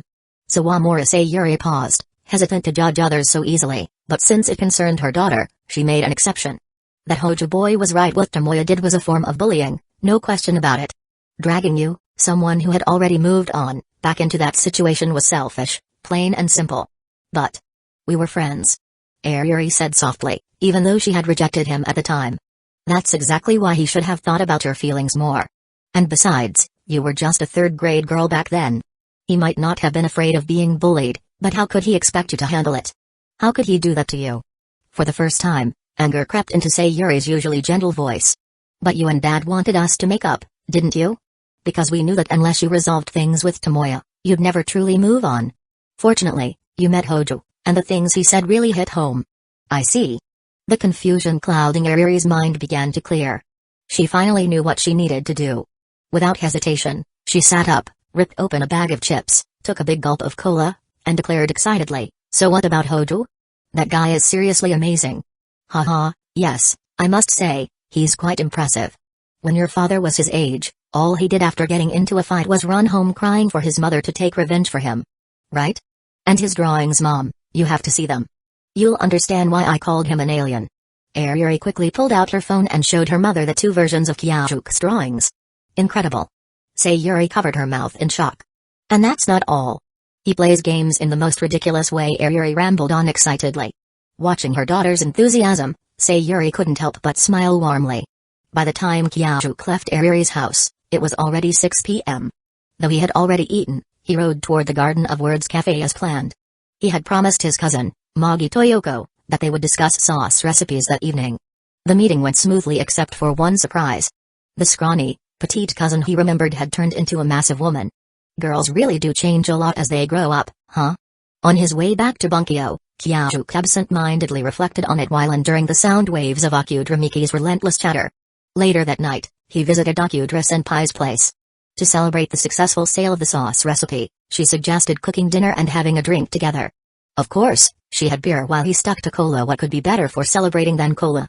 Yes, in the end, they had sold the recipe. His cousin, ever the serious businesswoman, had outright refused the idea of merely licensing it. Sorry, Akudra-senpai. I couldn't negotiate a better deal for you in the end. Sitting on the sofa, Kyajuke apologized while watching Akudra Miki work happily in the kitchen. She paused mid-song, knife in hand, and stared at him in shock. What are you talking about? That's 1,000,000 yen. If it weren't for you, we never would have gotten it. She wiped her hands, reached into her pocket, and pulled out the check, holding it up proudly. This is all thanks to you, Kyajuke. Her voice was filled with excitement, and her amber eyes sparkled with joy. Normally a mature, dependable woman admired by her colleagues, she now looked like a little girl showing off a drawing to her parents. It feels like a dream. Now I finally have enough starting capital for the shop. Clutching the check to her chest, Akudra Miki looked at him with gratitude and determination. 1,000,000 yen isn't nearly enough to start a shop. Even though she seemed happy, Kyajuke still felt a little guilty. He hadn't expected his cousin to instantly identify the sauce's secret ingredient. If they weren't family, she probably would have just stolen the recipe outright. It's plenty. I've already looked into it. Places in Meguro and Arakawa aren't too expensive. With 700,000 or 800,000 yen, I can rent a decent space. The rest, plus my savings from part-time jobs, will cover renovations. Meguro? Arakawa? Kyajuk blinked in confusion. Were those even in Tokyo? Crap. Had he started suffering from the only the Central Six Wards count as Tokyo mindset? Well, whatever happens, when you graduate, I'll make sure you get the best shop possible. Kyajuk lifted his cola, clinking it against Akudrimiki's glass. Their low table was now filled with food: golden fried horse mackerel, colorful pickles, crispy tempura, and soft, chewy dumplings made from some unknown ingredient. Haha, then I'll be looking forward to it. Akudrimiki took a big gulp from her beer can and let out a satisfied sigh. Normally, when something this exciting happened, she would have called her best friend, Hiratsuka Shizuka, over for a night of heavy drinking and celebration until dawn. But tonight was different. Sitting across from her, cross-legged yet still towering over her, was Kyajuk. There was a glimmer in Akudrimiki's amber eyes as she looked at him. The investment he had talked about for her store was no longer just empty words from a young man, it was becoming a reality. This guy was as reliable as he looked. Let's consider half of this 1 million as your investment in my store. Akudra said with a smile. No way. This money is something you earned entirely through your own efforts. Kyajuk protested, hurriedly swallowing the crispy fried ajifish in his mouth. I'm not some naive girl. I know that without you, even if I had managed to sell the recipe, the price would have been at least 10 times lower. With that, Akudra took another sip of beer. Despite the cold drink, her fair cheeks were flushed, and under the warm glow of the lights, she looked even more radiant. Listening to her grateful words and watching her intoxicatingly beautiful expression, Kyajuk quickly took a sip of his cola, trying to hide the fact that he was swallowing nervously. But he didn't argue further. Akudra wasn't like Shaoko and the other innocent girls. She had already stepped halfway into the adult world. She understood its darker sides. With tacit understanding, they dropped the topic and simply enjoyed their meal and conversation. At some point, Kyajuk took out the 2 versions of the manga he had drawn today. The first one made Akudrimiki burst into laughter. When she came back from changing into something more comfortable, her laughter made certain parts of her body shake in ways that gave Kyajuk quite the visual treat. Then, when she saw the reworked version of the manga, a gasp of surprise escaped her lips.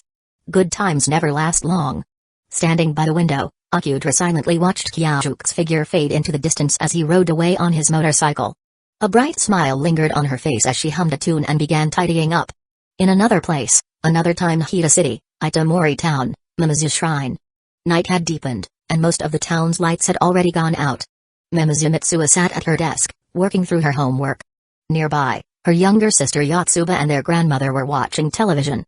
Unlike their grandmother, who was nodding off, Yotsuba was fully immersed in the show, occasionally offering commentary. Grandma, let me help you to bed. And Yotsuba, you should be getting to sleep soon too. Otherwise, you won't be able to wake up in the morning. Frustrated by a math problem she had been struggling with for 20 minutes, Mitsuha put down her pen, rubbed her temples, and stood up to check on them. No need, Yotsuba can help me. You should focus on your studies.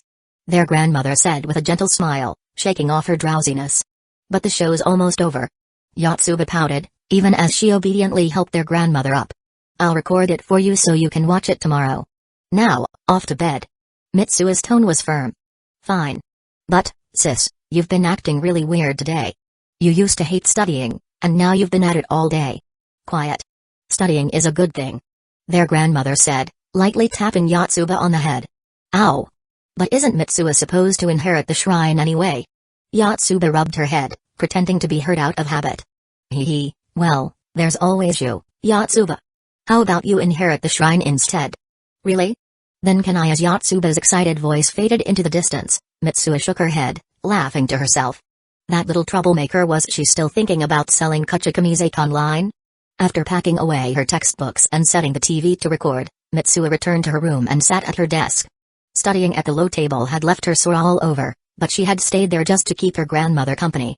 Staring at the homework in front of her, she hesitated for a moment but eventually picked up her pen again. Was it really so strange for her to be studying so seriously? Even she wasn't sure what had gotten into her. For some reason, bits and pieces of her body-swapping memories were returning to her. Scattered images filled her mind, the bustling streets of Tokyo, the top-ranking student Kyajuk, The difficult middle school problems she couldn't solve, the delicious grilled meat, the never-ending subway rides, the dazzling lights. Everything felt like a dream. If possible, I want to try studying there too. She recalled the college girls she had seen on the streets, laughing and chatting with textbooks tucked under their arms. For a girl who had been bound to the Mimizu shrine all her life, it was a glimpse into another world, one where she didn't have to constantly maintain a perfect image, one where she didn't have to braid her hair neatly every day, where she wasn't always under watchful eyes, where she didn't have to be mindful of every single action. Mimizu shrine. Itamari. Under the soft glow of the white desk lamp, a girl bit her pen, deep in thought, pushing forward in her studies.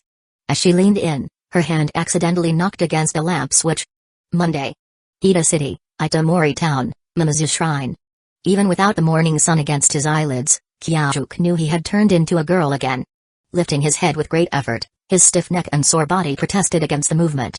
Mimizu Mitsuha, why the hell did you fall asleep at your desk? Grumbling internally, he stretched his neck and limbs, easing the discomfort before finally walking over to the mirror. His stiff neck cracked satisfyingly, and he took a look at the wrinkled school uniform he had slept in before opening the wardrobe. Nice. Spotting a brand new pair of black leggings still in its packaging, Kyajuk couldn't help but cheer inside. But then, his mood quickly plummeted. When did I, the leader of Tokyo's most notorious delinquent gang, get excited over a pair of leggings? With a heavy heart, he slowly undressed.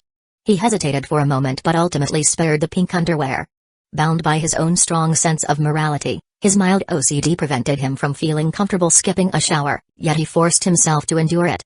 Slipping into the leggings and a fresh school uniform, he let out a long breath. Finally, no more cold drafts down below. The last time this happened, he had barely resisted the urge to walk around with his legs pressed together. Glancing at the thin paper windows, he tried to gauge the time by the sunlight but failed. Instead, he found Mitsuha's phone on the floor. It was almost out of battery. Sighing, he plugged it into charge and stepped out of the room. Chapter 100, The Divine Priestess. Good morning, Grandma. Kyajuk Hoja stepped into the living room, where Mitsuha grandmother, Mimizu Hitoa, was already seated at the low table. She faced the garden, sipping a cup of rich green tea while admiring the bonsai trees and the serene morning scenery of Itamori. Good morning. Hearing Mitsuha's voice, Mimizu Hitoa turned her head, offering her granddaughter a warm, gentle smile. I'll go make breakfast. After getting her nod of approval, Kyajuk headed toward the kitchen, which he had familiarized himself with last time. Despite the kitchen's old-fashioned appliances, he quickly put together a pot of miso soup and 3 small side dishes using ingredients from the fridge. Knock, knock. Yatsuba. How long are you planning to sleep? Kyajuk smirked as he knocked on the door. A person as disciplined as him had been caught oversleeping by this little girl before. Now it was time for some payback. Sis. A drowsy voice came from inside. Even without seeing her, Kyajuk could picture the little girl rubbing her sleepy eyes, still half lost in dreamland. Breakfast is ready. Wash up and come eat. Satisfied with his prank, Kyajuk's tone softened, his voice deep and slightly magnetic. Mitsuha's voice, okay. Just as he was about to return to the living room, Yatsuba's voice called out again from behind the door. Aren't you going to braid my hair today? Ever since Mitsuha had promised to braid her hair, she had been styling it every morning. Thanks to that, Yatsuba had enjoyed a fair share of attention in class. Humphrey, this dumb sister is only good for things like this. With that thought, the little girl quickly called out again. You can't braid your hair every day, or you'll go bald. Kyajuk blurted out without thinking, trying to get out of it. Actually, I'd rather you braid mine. Oh, right, the hair tie.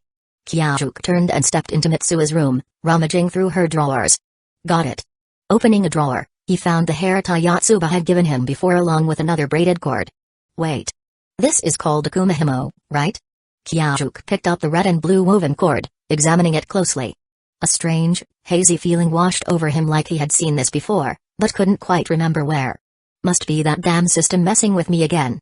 Ever since his scientific abilities had been enhanced, Kyajuk's mind was usually sharp and clear. If he ever felt this kind of foggy sensation, it was almost certainly the system playing tricks on him again. Switching bodies wasn't crazy enough? Now it's messing with my memory too? Sighing, he casually tied Mitsuha hair into a ponytail and stepped out. Just then, Yatsuba appeared, rubbing her eyes. The hem of her nightgown nearly dragged on the floor. Good morning, sis. Morning, Yatsuba. You didn't braid your hair either? Nope. See? I wasn't lying. Braiding your hair too often will make you go bald. The two of them headed to the bathroom together. Wash up. Eat breakfast. Leave for school. I'm heading out. The crisp morning air of April, untouched by pollution, made Kyajuk feel completely refreshed. He took a few deep breaths, savoring the sensation of his entire body waking up. At the crossroads, he parted ways with his sister and slowed his pace, waiting for Mitsua's two friends Sayaka Natori and Katsuhiko Teshigawara. "Yo, Mitsua!" A long, drawn-out greeting reached his ears. Only today did Kyajuk finally notice the difference in accents between the people of Itomori and those in Tokyo. Before, he hadn't paid attention. His own accent from Hokkaido was slightly different from Tokyo's as well. "Morning, Sayaka, Teshigawara." He turned around. Sure enough, it was those two. "You went with a ponytail again today, huh?" Sayaka hopped off the back of Teshigawara's bike, giving Mitsuya an appraising look. "Yeah." The middle school girl smiled casually. "So, does that mean you're planning to beat up Yamaoka Shanya again? Or maybe Minami Manika?" Sayaka's eyes gleamed with excitement as she struck a playful boxing pose. "What nonsense are you spouting?" Teshigawara sighed, braking his bike to a stop behind them. "But last time Mitsuya had a ponytail, she knocked Shanya flat on his back. And during the festival, didn't she say she was going to teach Manika a lesson? I thought she tied up her hair as part of her battle mode. You're acting like a little kid." Teshigawara rolled his eyes. Kyajuk chuckled, listening to Mitsua's friends' banter. It was a new experience for him back in his body. The only people who joked around like this were the duo from Onizuka Explosion. But whenever they got too rowdy, someone would quickly shut them down. Come to think of it, Mitsuya should have written something in the memo by now, right? Kyajuk pulled out her phone, unlocked it with her fingerprint, and opened the Notes app. "You bought leggings. Honestly, I was worried you'd be careless and let the boys see something they shouldn't, but turns out you're actually pretty modest. Good job. Are you sure the careless one isn't actually you? If possible, could you please teach Minami Manika a lesson? But no violence. No violence." Two big red X's followed. Damn, Mitsuya is ruthless. She's not even going for physical attacks, she's aiming straight for psychological destruction. "As thanks, I'll take good care of your body." "Wow. Thanks a lot." That was the end of the memo. Nothing too surprising. It made sense. Itomari was a small town where everyone knew each other. There weren't many places to go besides school and home. If Mitsuya had more to say, she would have written more. Judging by the cute little sticking tongue out emoji at the end, she seemed pretty satisfied with his body. At school, the first class of the day was Yukari Yukino's lesson. Despite being a full-fledged adult, her voice remained clear and sweet like a child, untouched by the harshness of the world. Even though it was a notoriously difficult language class, Kyajuk found himself genuinely enjoying it. He knew he wouldn't be able to take this knowledge back to his original body, but he could at least take good notes for Mitsuya. Judging by the drool-stained workbook on Mitsua's desk that morning, her grades were probably not great. Still, she was clearly putting in effort. As a first-year middle schooler, she still had plenty of time to improve. And based on her class notes, at least she was pretty good at language studies. Time flew by. As the bell rang, signaling the end of class, Yukino put away her materials and walked out. But before leaving, she smiled at him. Kyajuk blinked. He glanced around.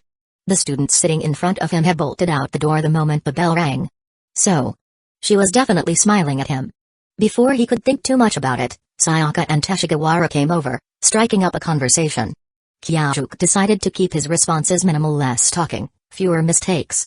But when Sayaka mentioned things that were specific to big cities or Tokyo, he couldn't help but chime in. "Mitsuya, did you sneak off to Tokyo without me?" Technically, my body is in Tokyo almost every day. That gave Kyajuk an idea. Should I try to meet Mitsuya in Tokyo next time we switch bodies? Reaching into his pocket, he dismissed the thought. Mitsuya was even poorer than he was. Maybe I should just wait and see if she leaves me a message about coming to Itomori. She's probably having too much fun in Tokyo to bother.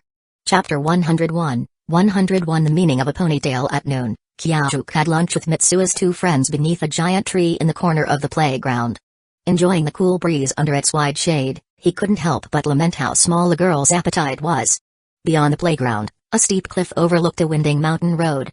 Further below, the town stretched out, with the serene Itomari Lake glistening at its heart. Perhaps it was because of the vast Itomori Lake or the endless forest that surrounded it, but the midday sun in mid-April didn't bring scorching heat. Instead, it was pleasantly comfortable. A gentle breeze blew through, and the tree crown swayed, and the rustling leaves created a mysterious rhythm. The still waters of Itomori Lake rippled slightly, blurring the golden reflections. Long-legged birds took off and landed gracefully, while a small fishing boat drifted on the surface. Even the uncrowned king of the school, Hojo Kyajuk, had never enjoyed such a top-tier lunch experience. On the rooftop of Higashi High, the best he could see were students running around below in the distant building. The only sounds he heard were the bickering of the Onizuka brothers or Kisaki Teta memorizing vocabulary. As he listened to the rustling leaves, Kyajuk felt drowsy. In a daze, he seemed to see himself, his face flushed red as he loosened his belt to use the restroom. Walking down the street, he would shyly exclaim at everything, like a country bumpkin who had time-traveled from the past. "Mitsuha, Mitsuha." A voice pulled Kyajuk out of his half-asleep state. "Huh? What's up? I've been calling you for ages. Did you not sleep well last night?" "A bit. I was studying until midnight." He shamelessly lied, despite having topped the entrance exam for Higashi Junior High. In fact, whether in elementary or middle school, he had never studied late for an exam. "Yeah, right." Natori Sayaka eyed her friend suspiciously. They had agreed to be academic slackers together, graduate high school, and then work in a factory. No, wait, they planned to visit Tokyo and experience the big city. And now, she was secretly studying? You think Mitsuha is like you? She's destined to inherit the Mimizu Shrine. Imagine the headlines: college graduate gives up high-paying Tokyo job to become shrine maiden. Tourists would flock to Itamori. Teshigawara Katsuhiko chimed in, not believing Mitsuha's sudden diligence either. He just wanted to mess with Sayaka. As if. Once Mitsuha gets into college, she'll never come back to this godforsaken place. Right, Mitsuha? Huh? Godforsaken? Where else would birds lay eggs if not in the forest? On Tokyo Tower? You. Hee hee. Kyajuk chuckled awkwardly as he watched the two bicker. Fortunately, he knew this was their way of flirting. Hey, stop pulling her hair. Wait, is hair pulling how you express love around here? Seeing the argument escalate, Kyajuk quickly pulled Sayaka away. Humphrey.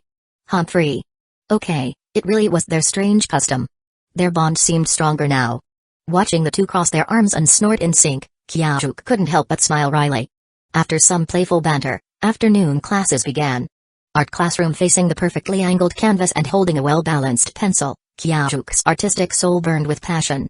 Alright, he hadn't given up on his dream of becoming a mangaka yet.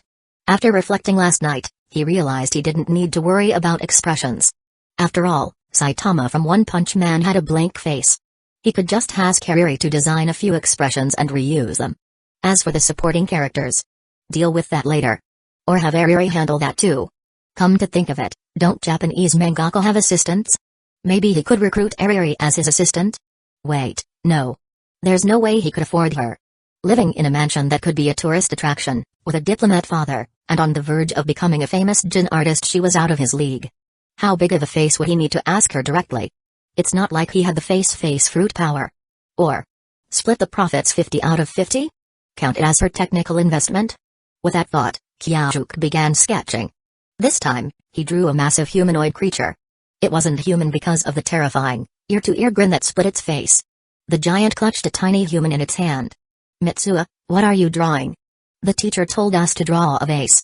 Sayaka, sitting beside Mitsuha, peeked at her friend canvas and gasped softly. Though she spoke quietly, her words drew the attention of their classmates. Before Kyajuk could explain, several heads popped up around him. What is that? It's so creepy. Minami Manika, with a side ponytail and colorful rubber bands on her wrist, wrinkled her nose. Yeah. Could this be the monster the Mimizu Shrine has been guarding for generations? The girl beside her, with dyed brown hair and matching rubber bands, played along. Ha, Manika, you really get it. Minami Manika draped an arm over her friend's shoulder, raising her eyebrows smugly. Maybe Mitsuha fights monsters in her shrine maiden outfit every night after finishing her homework. Oh, no wonder her grades are so bad. Yama Akashaniya, whose rear still ached from the last incident, felt a rush of satisfaction as his friends mocked Mitsuha. He wanted to join in, but the pain reminded him to stay quiet. Sayaka, are they talking about me? Watching the two girls' exaggerated sneering, Kyajuk was momentarily stunned. Yeah. Mitsuha, did you hit your head? Seeing Mitsuha's dumbfounded look and that unsettling sketch, Natori Sayaka grew concerned. Kyajuk had already asked Sayaka about Minami Manika when he first swapped with Mitsuha body. He wasn't planning on actually beating anyone up, but gathering intel was necessary.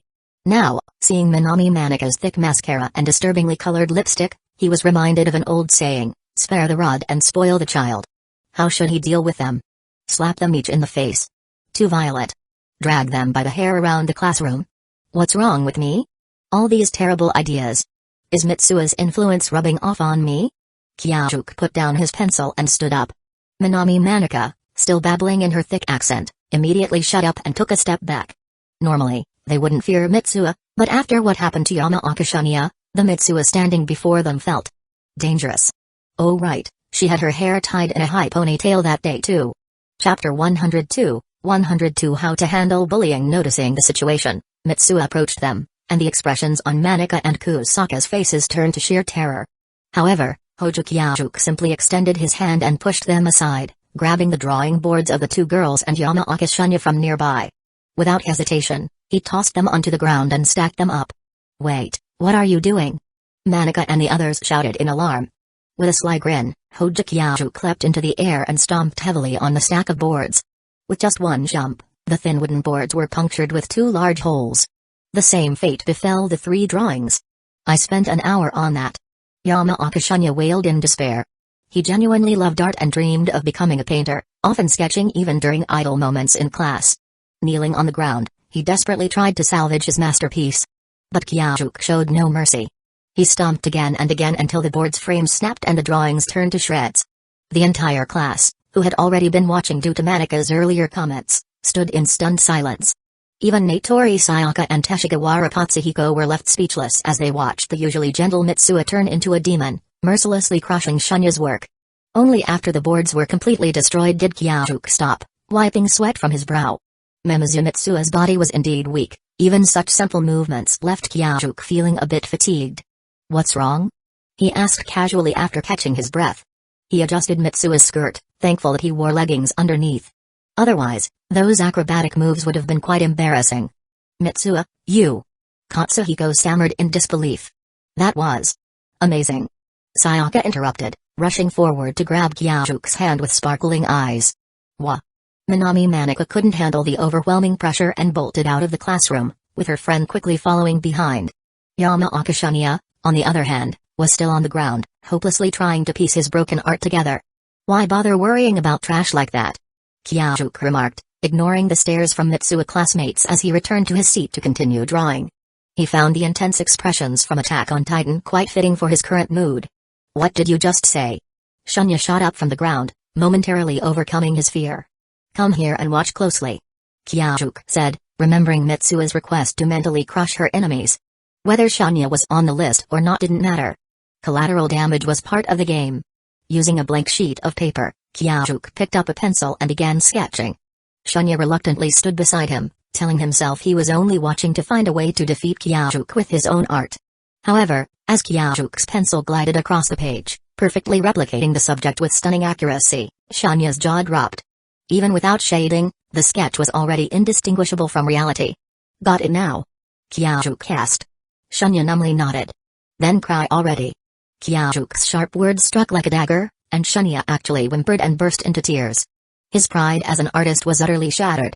His masterpiece was destroyed, and now his talent was effortlessly overshadowed. At that moment, the long-absent art teacher entered the classroom, almost colliding with the sobbing Shanya as he ran out the door. The teacher stared in confusion as Katsuhiko awkwardly swept up the wreckage on the floor. Hey. Katsuhiko forced a smile before resuming his cleanup. The art teacher decided not to ask and began inspecting the students' work, eventually reaching Kyajuk's sketch. Mimizu-san, I'm truly impressed. Your progress in just 1 week is remarkable. As expected from the daughter of Futaba-san. The elderly art teacher, known for her gentle demeanor, praised Kyajuk while resting a hand on his shoulder. Futaba? Mitsua?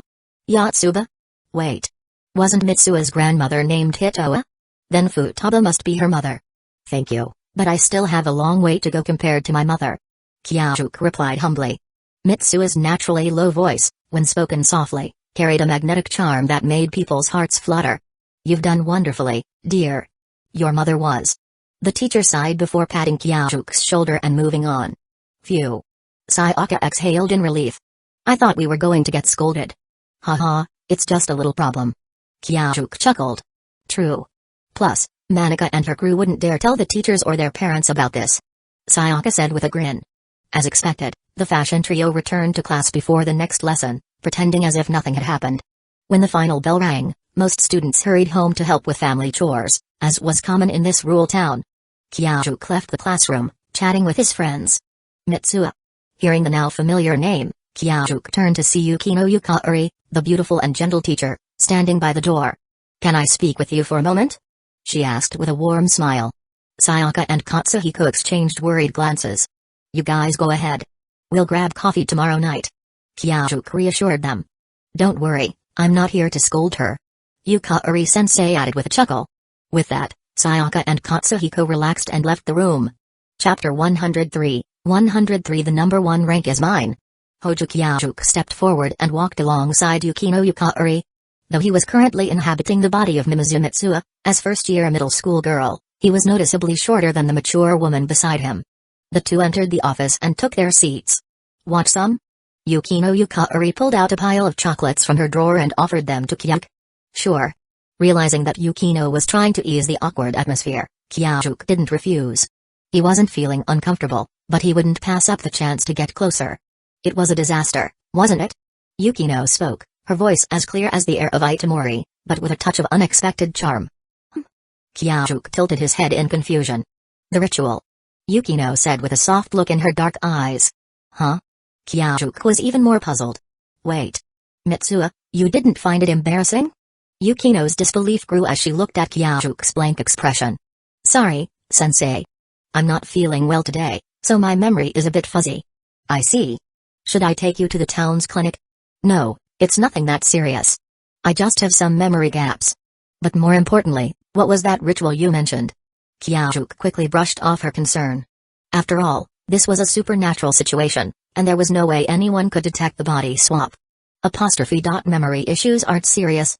Yukino observed Mitsuo's composed demeanor. Could it be that she forced herself to forget out of sheer embarrassment? "The ritual is the traditional harvest festival performed at the Mimizu shrine. I've only been in Itamari for about a year, so I went to watch it." Yukino stared at Mitsuo's face, hoping to catch a hint of shame. However, Kyajuk's expression remained calm, as if he were listening to someone else's story. Impossible. Any teenage girl would be mortified to perform such a sacred dance in front of everyone. "I saw you performing the Kagura dance in your shrine maiden outfit. It was beautiful. You even seemed to glow with a divine light." "Haha, really?" Kyajuk chuckled, intrigued by the idea of Mitsuo performing a Kagura dance. Maybe he should ask Mitsuo to record it the next time. "And then? I saw you making Kachikami's ache." "Wait, what?" Kyajuk's wandering thoughts snapped back to reality. Kachikami's ache? That sounded wrong. You chew rice and spit it out to let it ferment into sake. It's quite an ancient tradition.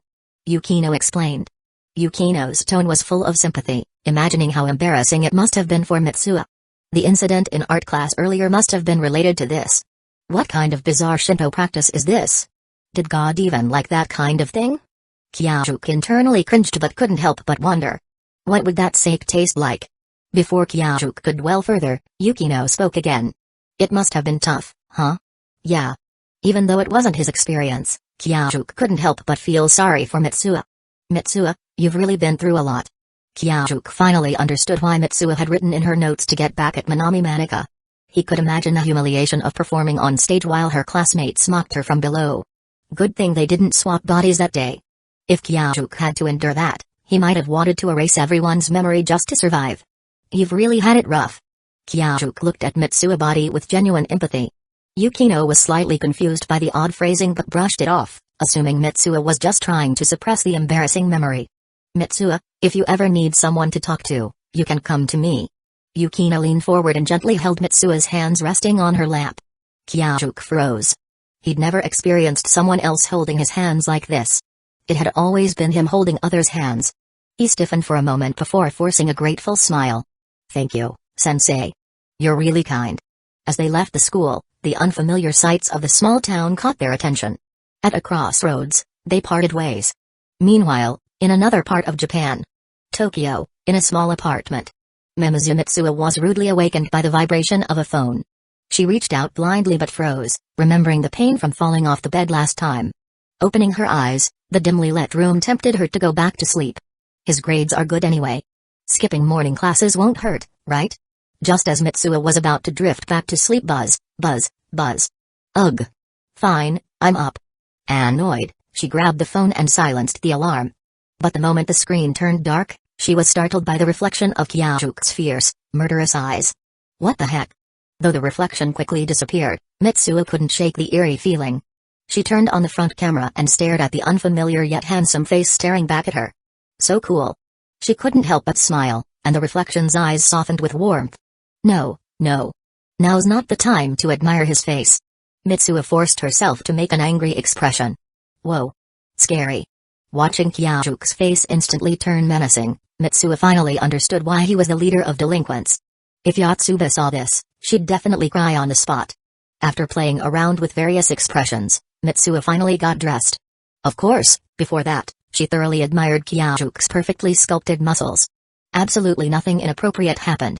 Blushing, Mitsuo emerged from the bathroom and noticed a stack of manuscripts on the low table. Battle through the 20? What is this?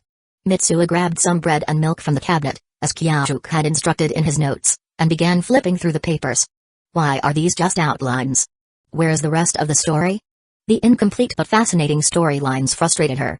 If you're not going to write it, why not just write about our story? The tale of a shrine maiden from the remote village and a Tokyo delinquent boss. Wait, no. Not a countryside girl. A sacred shrine maiden. Grinning mischievously, Mitsuo picked up a pen and began writing on a fresh sheet of paper. Time flew by. Perfect? Mitsuo capped the pen and picked up the sheet of paper filled with her writing, a satisfied smile spreading across her face. But before she could enjoy the moment further, her phone suddenly rang. Hojo, aren't you coming to school today? Kisaki Tere? Seeing the unfamiliar names on the screen, Mitsuo paused, then suddenly sprang to her feet. Oh no. I'm really late. Without bothering to reply to the message, she grabbed Kyajuke's bag and dashed out the door. It felt so easy not having to do her hair. Even though Kyajuke's hair looked a bit messy running full speed, her spirits were so high, it was almost unbelievable. Meanwhile, at the school, Kisaki Tere, already in the middle of morning study, glanced at the empty seat next to him and couldn't help but smile with satisfaction. Finally, my big brother is acting like a proper delinquent. With him out of the picture, there's no way anyone can stop me from taking first place in the final exams. As Mitsuo reached the building's entrance, she spotted the sleek black motorcycle, and a mischievous thought crossed her mind. Over the past few days, while being Kyajuke, a few vague memories had surfaced in her mind, one of them being the idea, learn to ride a motorcycle. Though Kyajuke had a scooter that was perfect for beginners, she decided to play it safe. Instead, she borrowed an electric tricycle from Mrs. Kobashi, the elderly shopkeeper next door. After all, didn't people say tricycles were harder to ride than motorcycles? If she could master riding one of those, motorcycles would be a piece of cake. Confident in her newfound motorcycle expertise, Mitsuo hesitated for a moment before deciding not to risk Kyajuke's life. With that, she turned and sprinted toward the subway station. Chapter 104, 104 Why are you running with your legs clamped together? Meanwhile, far from school, Natori Sayaka and Teshigawara Katsuhiko were struggling up the winding mountain road. Hey, Teshigawara, don't you think Mitsuo's been acting a little weird today? At their small-town public high school, the low university acceptance rate meant an easygoing and carefree student life. Sayaka, empty-handed and carrying no books, walked with her hands clasped behind her back, kicking at a small rock as she spoke. Weird? More like possessed. Not just today, she was acting strange the other day, too. You remember when she knocked over Yamaoka-shunya? Teshigawara Katsuhiko said as he pushed his bicycle alongside her. Exactly. And for the past 2 days, Mitsuo has just been throwing her hair into a simple ponytail with a hair tie. That's super suspicious. She never does that. Sayaka nodded vigorously, accidentally kicking the rock too hard and sending it flying over the roadside railing. For those who knew Mitsuo well, her hairstyle was the biggest giveaway that something was off. The three of them had been friends since elementary school, and the only time Mitsuo ever tied her hair so casually was right after swimming. On all other days, including holidays, she meticulously styled it. Her braiding techniques were so intricate that even Sayaka, as a fellow girl, felt overwhelmed. There was a time when she had envied Mitsuo's beautiful hairstyles and wanted to learn, but she gave up almost immediately after realizing how complicated it was. Maybe she just overslept these past few days? It must take a lot of time to style her hair like that. Teshigawara suggested. No way. If that were the case, Mitsuo would rather skip school than go out with messy hair. Sayaka dismissed the idea without hesitation. Good point. The topic of Mitsuo's hair seemed oddly heavy. A brief silence fell between them. In the past, they had speculated that Mitsuo's hair was a sort of ritual to keep herself composed. With a father who was the town's mayor and the responsibility of inheriting an ancient shrine, she was constantly under the watchful eyes of the townspeople. If she let her guard down even slightly, someone would notice immediately. Aunt Futaba taught her how to braid it.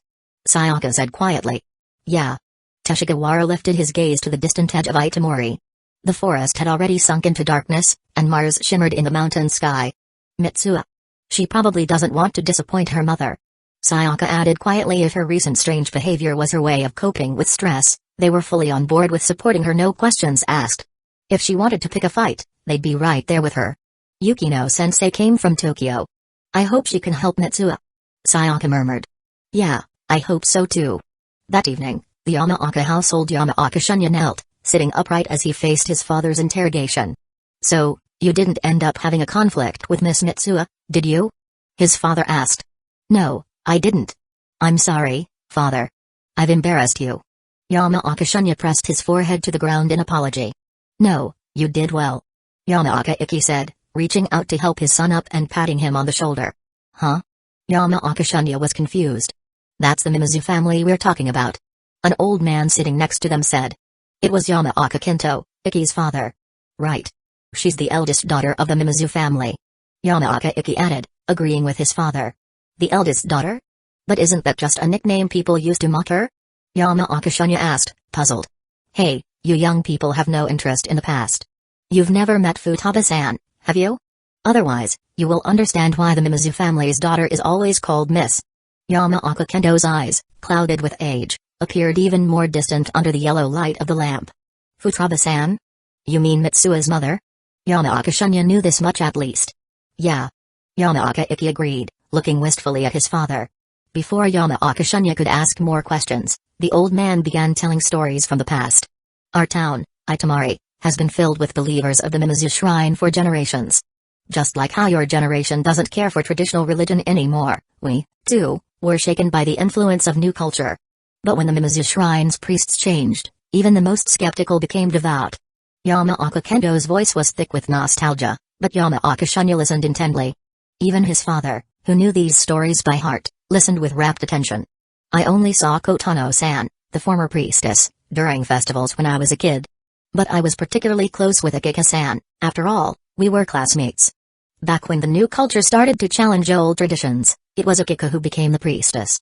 You probably don't know this, but even before the townspeople had fully embraced their faith, they started becoming more devout. I had just come back from the city with all my head filled with new ideas, but I wasn't impressed by the Mimizu Shrine, especially with a classmate as the priestess. But then, Futaba-san appeared, and everything changed. Before she arrived, the older folks might have had altars in their homes, but they attended the festivals more out of habit than true devotion. But every time I saw Futaba-san, I felt like believing in the gods was the right thing to do. There was something about her.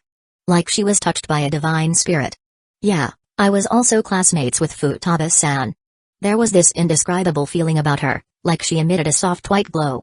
She was like a deity walking among us. Yamaoka Ecchi continued his father's tale. You don't believe it, do you? But it wasn't just the Yamaoka family. Anyone in Itamari who met Futaba-san became deeply devoted to the Mimizu Shrine. Do you think everyone's just a fool? Yamaoka Ecchi's tone became slightly more stern. No, it's not that, but... Yamaoka Shunya trailed off. It suddenly dawned on him, the people in town's devotion to the Mimizu Shrine was more than just psychological comfort. As he reflected on everything, a chill ran down his spine. No matter what problem the townspeople had, they'd go to Futaba-san, and she'd solve it. No matter what the issue was. Whether it was farming problems, illnesses, or even predicting changes in the weather, she was always spot on. There was no explanation, only miracles. Yamaoka Kento continued, his voice filled with longing. Although it was strange for an elderly man to reminisce about a young woman who had passed away, Yamaoka Shunya understood that this wasn't some romantic longing, it was the way a devotee speaks of a deity. At that moment, Yamaoka Shunya felt a cold sweat break out on his forehead. He had never known that his grandfather, who had lived under the same roof for years, was such a fanatical believer. Yeah, Futaba-san seemed to carry a book with her like it contained all the answers to the questions of the world. She just had to consult it to give the right answer.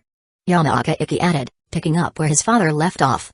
Yamaoka Shunya instinctively wanted to argue, to bring up the internet, smartphones, and Google. After all, with a phone in hand, he could look up anything and everything. But seeing the fervent believers in his father and grandfather, He kept silent. I know what you're thinking. The internet, smartphones, Google probably have all of answer. Yamaoka Ecchi said, as though he could read his son's mind. Seeing his usually reserved father suddenly become so sharp, Yamaoka Shunya was startled. When we were young, we didn't have the convenient internet we have now. Besides, there are many things that can't be found in any books or article, said his father, Yamaoka Ecchi. Back in high school, I actually asked Futaba-san about a relationship problem. At this point, Yamaoka Ecchi fell silent, his mind wandering back to the scene that played vividly in his mind. It was a sunny afternoon, and Miss Futaba was sitting at the last desk by the window in the classroom, with a line of students waiting to ask her questions. Some students asked about family matters like how to revive a lethargic cow they were raising. Others asked whether they should go to hospital or be for joint pain. But the most frequent questions were the typical teenage dilemmas about relationships. They weren't like those elderly folks who would wait until the weekend to properly visit the Mimizu shrine for a full ritual before respectfully asking the shrine maidens their questions. For these students, Futaba could answer any question immediately, even those about places she'd never been to before. It was as if they were receiving divine revelations. When it was his turn, Yamaoka Ecchi had a typical boy's dilemma, relationship issues. There were so many people around, he was too embarrassed to speak up. The students behind him grew impatient and started urging him, disregarding Miss Futaba's usually solemn presence. Unable to speak, he was about to walk away with a defeated expression when Miss Futaba smiled at him, her beautiful face glowing with a holy radiance. She pointed at a girl walking past the classroom door and said to him, Ecchi, your son should be named Shunya, and he will grow up to be a healthy boy. Yamaoka Shunya was still caught up in the magical story his father was telling about Miss Futaba when he heard that statement. He was immediately struck with shock. You must have guessed it. The girl Futaba-san pointed to was your mother. At that time, we didn't know each other, and I only learned her name later. But we had no real connection back then. Over time, I forgot about this incident. Then, we got married, had you, and named you Shunya. Yamaoka Ecchi paused, looking at his son with pride. Futaba-san words have never been wrong. So, does that mean Mimizu Mitsua's change is because of that? Yamaoka Shunya asked cautiously. Yes, replied his father. The deity that the Mimizu family has served for generations is now using her body to walk among us in Itamari. She will continue to protect Itamari, just as she has done for countless years. Yamaoka Shunya murmured to himself, trying to process this new information. So, Mimizu Mitsua's drastic changes made sense now. Her sudden skill in painting? If she's a god, then there was nothing strange about it. After all, she was a god. Everything from the day's events, including the lingering pain in his backside, now felt like a badge of honor. That evening, in the open space in Itamari, a group of elderly people, who should have been asleep, gathered to discuss a serious matter. After a tense discussion and verification through their own channels, they concluded that the Mimizu family's shrine maiden seemed to have returned. It wasn't the usual Mitsuha, who meticulously styled her hair. Instead, it was another Mitsuha, one with a ponytail. In Tokyo, Higashi Junior High School, when Mimizu Mitsuha arrived at school, the first class had already ended. Sitting at her desk, her body felt unusually light, not the least bit fatigued despite her intense run earlier. Although she had already experienced this before, she was still amazed at her body's incredible strength. How did this guy manage to do so well in his studies while still having so much time to train his body? Inheriting the body but not the brains, Mimizu Mitsuha was puzzled. She had no idea how the genius world worked. Hojo, where were you this morning? Kisaki Teta asked, handing her an apple. Thanks to some loudmouth, everyone knew that the president of the rampaging angel gang had been struggling with his finances recently, so every chance he got, Kisaki would sneak him food. A chat room had even been set up so that whenever the boss had a hunger strike, Kisaki would share it, and those members from wealthy families would eagerly fight over the chance to treat him. This wasn't about charity. Everyone was happy to help out their young boss. Even the time when Kisaki almost ended up staying in an Italian restaurant to work off a bill, it was actually one of their subordinates trying to cover the costs, but Kyajuk had refused. Mitsuha casually took the apple, wiped it on her sleeve, and took a big bite, the juice splattering on her face. Ah, so refreshing. She had never eaten an apple like this before. From the moment she bit into it, she couldn't help but moan inwardly. Here, in Tokyo, using Kyaju's body, she could completely let go of herself. Unlike in Itamari, where every move was under intense scrutiny, in Tokyo, everything felt free. She had come to realize that Kyaju's life was exactly the life she had always dreamed of. A vibrant city like Tokyo, cool motorcycles, top grades at an elite school, generous friends, and countless subordinates, no annoying father, no responsibilities to inherit, No one watching her every move. Oh, sure, there were still plenty of people watching her, but they were all her loyal subordinates. Whatever she said or did, they all supported her. It was perfect. Gods, if possible, please let me stay in Hojo Kyajuke's body forever. Mimizu Mitsuo chewed on her apple, lost in her thoughts. After swallowing the juicy flesh, she finally answered Kisaki's question. I overslept.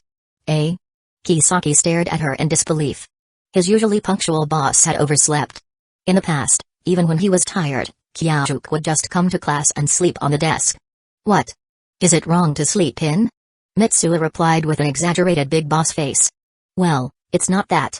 But we have our first quiz this Wednesday. Aren't you going to study? Kisaki asked, puzzled. Usually, when Kyajuke was feeling pressured, he would play the bossy act to save face, but today felt different. And he couldn't shake the feeling that something was off about Hojo Kyajuke today. Not only was his accent a bit strange, but his movements also seemed more feminine. Just now, when he had seen Kyajuke running toward the classroom, the way he was running was more feminine. Chapter 105, 105 Men's Locker Room. A pop quiz? The bell for the second period rang, interrupting Kisaki Teda's thoughts and covering up Mimizu Mitsuo's quiet cry of despair. God, please don't let the body swap happen today. Or Hojo Kyajuke might actually kill me.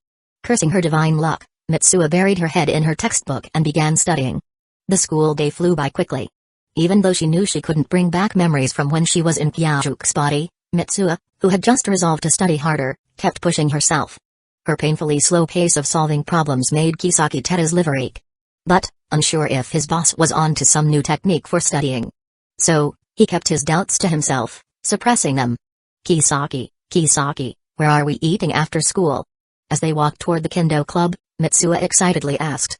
So, you're not going to the Garden of Words again today? Kisaki asked, raising an eyebrow. Garden of Words? Oh, right, the Italian restaurant. I thought I'd change it up today, so I won't go. With a couple of nervous chuckles, Mitsuo quickly urged Kisaki to decide on dinner. How about Indian food? One of my subordinates just opened an Indian restaurant. Ugh, no way. Even for a countryside girl who was open to trying new things, Indian food was a hard pass. Why not? It's really good. Kisaki scratched his head, not understanding. Of course, the Indian restaurant in Tokyo had been localized, so it wasn't as overwhelming as the original version. How about some Spanish food? I remember you're learning how to make Spanish food. You could ask the restaurant to make some authentic dishes. The mention of Spanish food made Mitsuo's eyes sparkle with interest, but when she heard the rest of his suggestion, she felt like she had just been doused with cold water. She sighed deeply and waved her hand dismissively. Spanish food? I didn't even know a single word of Spanish. If I go eating Spanish food now, I'll just end up giving myself away. She lamented inwardly. Why did the gods have to pick someone so amazing for me to swap bodies with? Couldn't they have chosen someone more normal? No, this is fine. Don't change it, don't change it. Her thoughts spun wildly, and a series of strange, bizarre male figures flooded her mind. She quickly apologized to the gods. How about sushi? But you had that last weekend, right? Never mind. Since Kyajuke, the younger-than-usual leader, had come into power, the rampaging angels had indeed transformed, just as Maki Hojo had hoped. However, this transformation seemed somewhat off. The delinquents had turned into fanboys fervent and loyal. Just like that weekend when they ran into Kyajuke and his two loud troublemaker subordinates and their followers in Shibuya. After parting ways, they immediately wrote an emotional account of the encounter and posted it in a chat room that didn't include Kyajuke. This sparked an outpouring of envy from other subordinates and a chorus of excited cries from the delinquents. I want to go to Shibuya to line up for the boss too. +1+1. Fortunately, Kyajuke later went to Meiji Shrine, or else the Takashita street might have been overrun by the rampaging angels. In a way, this even helped boost the local economy, right? That's also why Kisaki knew Kyajuke had sushi over the weekend. Sushi. Mitsuo silently cried inside, wishing she could try Tokyo's sushi. She decided that no matter what she ate today, she'd look at photos of conveyor belt sushi while eating. She wasn't sure if this new habit of looking at photos to make meals more enjoyable was influenced by Kyajuke's body. What else can we eat? Kisaki asked, feeling just as lost as Mitsuo. Oh. There's a newly opened family restaurant near the school. It's been getting good reviews among Higashi students. What? Mitsuo's eyes lit up with excitement as she waited for Kisaki Teda's next words. They say it's a restaurant specializing in countryside dishes. The owner can make many things you can't find in Tokyo. I came all the way from the countryside to Tokyo, and now you want me to eat countryside dishes? Mitsuo felt an explosion of anger inside her and, without thinking, let the unique physical advantages of Kyajuke's body take over. Change it. I'll think of somewhere else right now. Seeing her eyes clearly telling him she was dissatisfied, and sensing the fierce air around her, Kisaki froze. In the midst of the conversation, they had already reached the door of the Kendo club. Hey, boss, want to go to a coffee shop after school? A teasing voice called from far away. Although Mitsuo didn't recognize the person, the mention of a coffee shop immediately made her decide that person was her best friend now. Silly, why would the boss go to a coffee shop with us? He would go with those cute girls, of course. As they got closer, she saw the person she had just decided was her best friend being hit on the head by a person with black hair, and she thought to herself, how could you hit my new best friend's head? And what's that nonsense you're saying? I, Mimizu Mitsuo, am definitely going to that coffee shop today. Sorry, boss, I didn't think about that. We'll just go ourselves. The one talking so casually to Kyajuke was, of course, Ecchi Onizuka, and his reason for wanting to go to the coffee shop wasn't so simple. No. Let's all go after school. Everyone Maki Hojo, Suzuki Ryo, the Onizuka duo, and Kisaki Teta looked at their boss in confusion. A coffee shop wasn't exactly on the list of options for a big eater like him. Coffee shop, huh? Let's go together, is that okay? Mitsuo, feeling awkward under their gazes, quickly repeated herself. Of course, it's fine. Ecchi Onizuka said enthusiastically before Danmaruji grabbed his head and pulled him down. Turning away from the others, the two began to whisper loudly. You idiot, did you forget the real reason we're going to the coffee shop? Danmaruji knocked Ecchi Onizuka on the head. Of course not. It's Operation Love Battle 23, the coffee shop battle. Any fashionable girls or rich women go to coffee shops. With our charm, we're sure to find a date.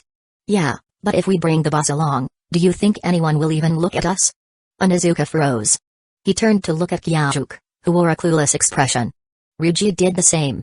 They stared at Kyajuke for a few seconds, then turned back. Double heartbreak. Ryuji, maybe we should just save up for plastic surgery. Good idea. Let's go to the clinic Ryotaro recommended to us. They give a 9.9% discount if you bring a magazine. You two idiots. Maki smacked them both on the head. Why not just ask the boss to get the girls' numbers for you? Or use the excuse of getting to know the boss better to build connections. Genius. Maki, you're our hero. With their battle plan ready, the Onizuka duo bowed to Mitsuo. We're counting on you, boss. Mitsuo didn't understand what just happened, but her dream cafe trip was secured. And best of all, she didn't have to pay? As a proud daughter of the Mimizu family, she couldn't accept this. Thank you, but I'll pay for my own meal. Everyone looked at her like she was crazy. Boss. Are you sure you still have money? Kisaki asked. Huh? Mitsuo opened Kyajuke's wallet. Inside was a single, lonely 10,000 yen bill. You refused your family's financial support and decided to live independently, remember? Clutching the bill like it was her lifeline, Mitsuo's heart sank. This was barely enough for half a meal in Tokyo. Kisaki. I'm counting on you. I'll pay you back. Someday. For now, all she could do was pray that Kyajuke would figure out a way to survive in Tokyo. By the way, boss, shouldn't you change if you want to practice? Change clothes? Mitsuo's heart skipped a beat. Wait. This is the boys' locker room. Chapter 106, 106. This is not goodbye in an instant. The girl's mind was flooded with unspeakable thoughts. Her face turned crimson as she frantically shook her head and quickly put down the bamboo sword in her hand. I'm going to change my clothes now. Kisaki said and left. Oh no, oh no. Hojo Kyajuke, that guy. Is he going to do something weird with my body? Do we have class today? Think. Mimizu Mitsuo clutched her head and thought hard. Finally, she remembered nope class today. Phew, thank goodness. Plus, I slept with a bra on last night. Wait. Last time we switched, I wasn't wearing one. At that thought, Mitsuo's face turned even redder, practically steaming. That guy. He wouldn't do anything strange, right? Although her rational side told her that Kyajuke wasn't that kind of person, her teenage imagination couldn't help but conjure up countless R-rated scenarios. No, from now on, I need Yotsuba to keep an eye on him and stop him from doing anything weird. Ah, right. There's also art class today. I'm doomed. How embarrassing. Recalling the childish doodles she saw on the desk that morning, Mitsuo let out a silent scream of despair. Back when she was immersed in the beauty of Tokyo's life, she completely ignored how her own body was living in the countryside. Now that she thought about it, an overwhelming sense of anxiety filled her heart. Would her grandma find out? Would Sayaka and Teshi notice something off? Would they think she was possessed? Or worse, would Kyajuk eliminate anyone who discovered the truth?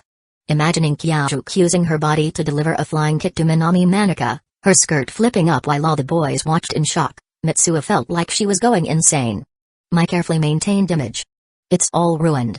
In the end, it was Kyajuk's meticulous memo that brought her some comfort. A guy who's this organized wouldn't do anything stupid, right? Plus, he even remembered to wear safety shorts under the skirt. He should be mindful of a girl's image. Right? He should. Right? The club activities passed by as Mitsuo was lost in her chaotic thoughts. She scribbled notes in the memo about everything that happened so far, including her great masterpiece. Honestly, she wanted to write a user guide to Mimizu Mitsuo's body like Kyaju's guide, but there wasn't enough time. Let's go, Hojo. Kisaki called out after finishing his shower and changing clothes. Oh. Thinking about the cafe and the delicious cakes, Mitsuo instantly forgot her worries and eagerly led the way out. Wow. So expensive. Even the cheapest cake costs my entire month's allowance. Wait, I'm Kyajuk right now. His living expenses are on a whole different level. Kisaki, can I order all of these? Mitsuo nervously asked while holding the menu. Hearing this familiar line, Maki Hojo and the Onizuka duo burst into laughter while Kisaki's face twitched. Order whatever you want. Even if I have to use next month's allowance, I'll make sure you eat your fill. With a pained expression, Kisaki slammed his wallet on the table. Kisaki, you're such a good person. The old lady from the general store always said people in big cities were bad, but look at these guys, they're awesome. Mitsuo happily flipped through the menu and ordered without hesitation. Sir, are you sure you want all of these? The waiter asked cautiously. Of course. Mitsuo handed the menu back but suddenly paused. She glanced at the others. They haven't ordered yet. The waiter was stunned. All that food was just for one person. Since when did looks and appetite scale equally? We'll just have a latte each.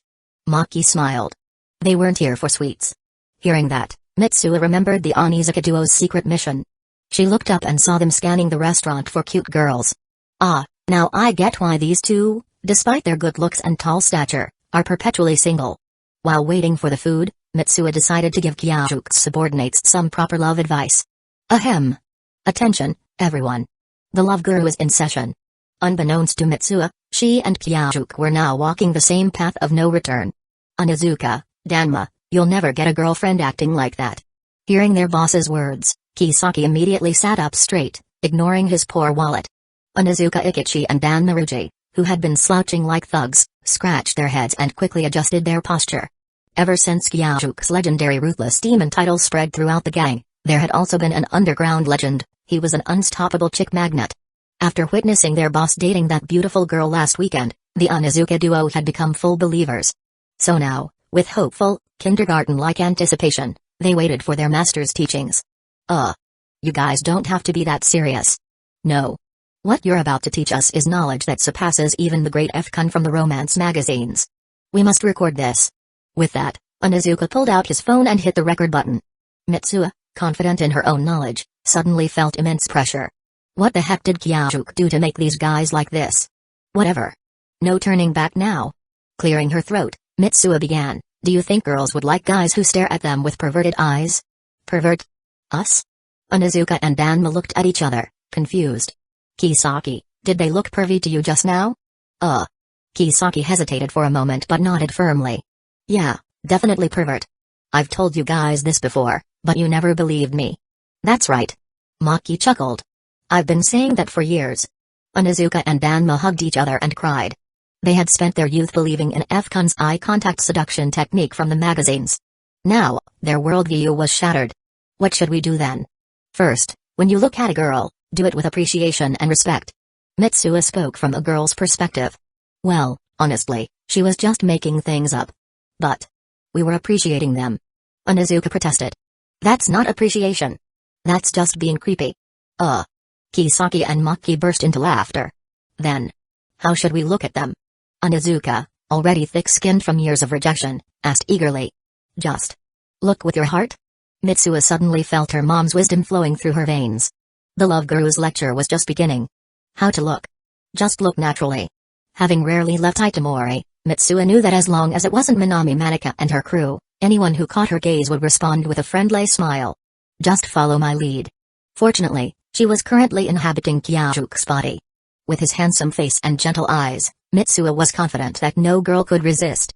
Turning her head to find a demonstration target, she quickly noticed that the people in the cafe, especially the girls, were already watching them. Some openly stared, while others tried to sneak glances from behind their coffee cups. Noticing this, Mitsuo blushed slightly. However, with her subordinates eagerly watching her, she forced herself to stay composed. Flashing a smile, she directed her gaze toward two women in office suits sitting nearby. Ecchi, Ecchi. That guy is looking at me. The woman with wavy brown hair excitedly grabbed her friend's shoulder and shook her violently. Nonsense. He's looking at me. Ecchi, don't block my view. Ecchi brushed off her friend's hand, trying to suppress her excitement and maintain a reserved smile in return.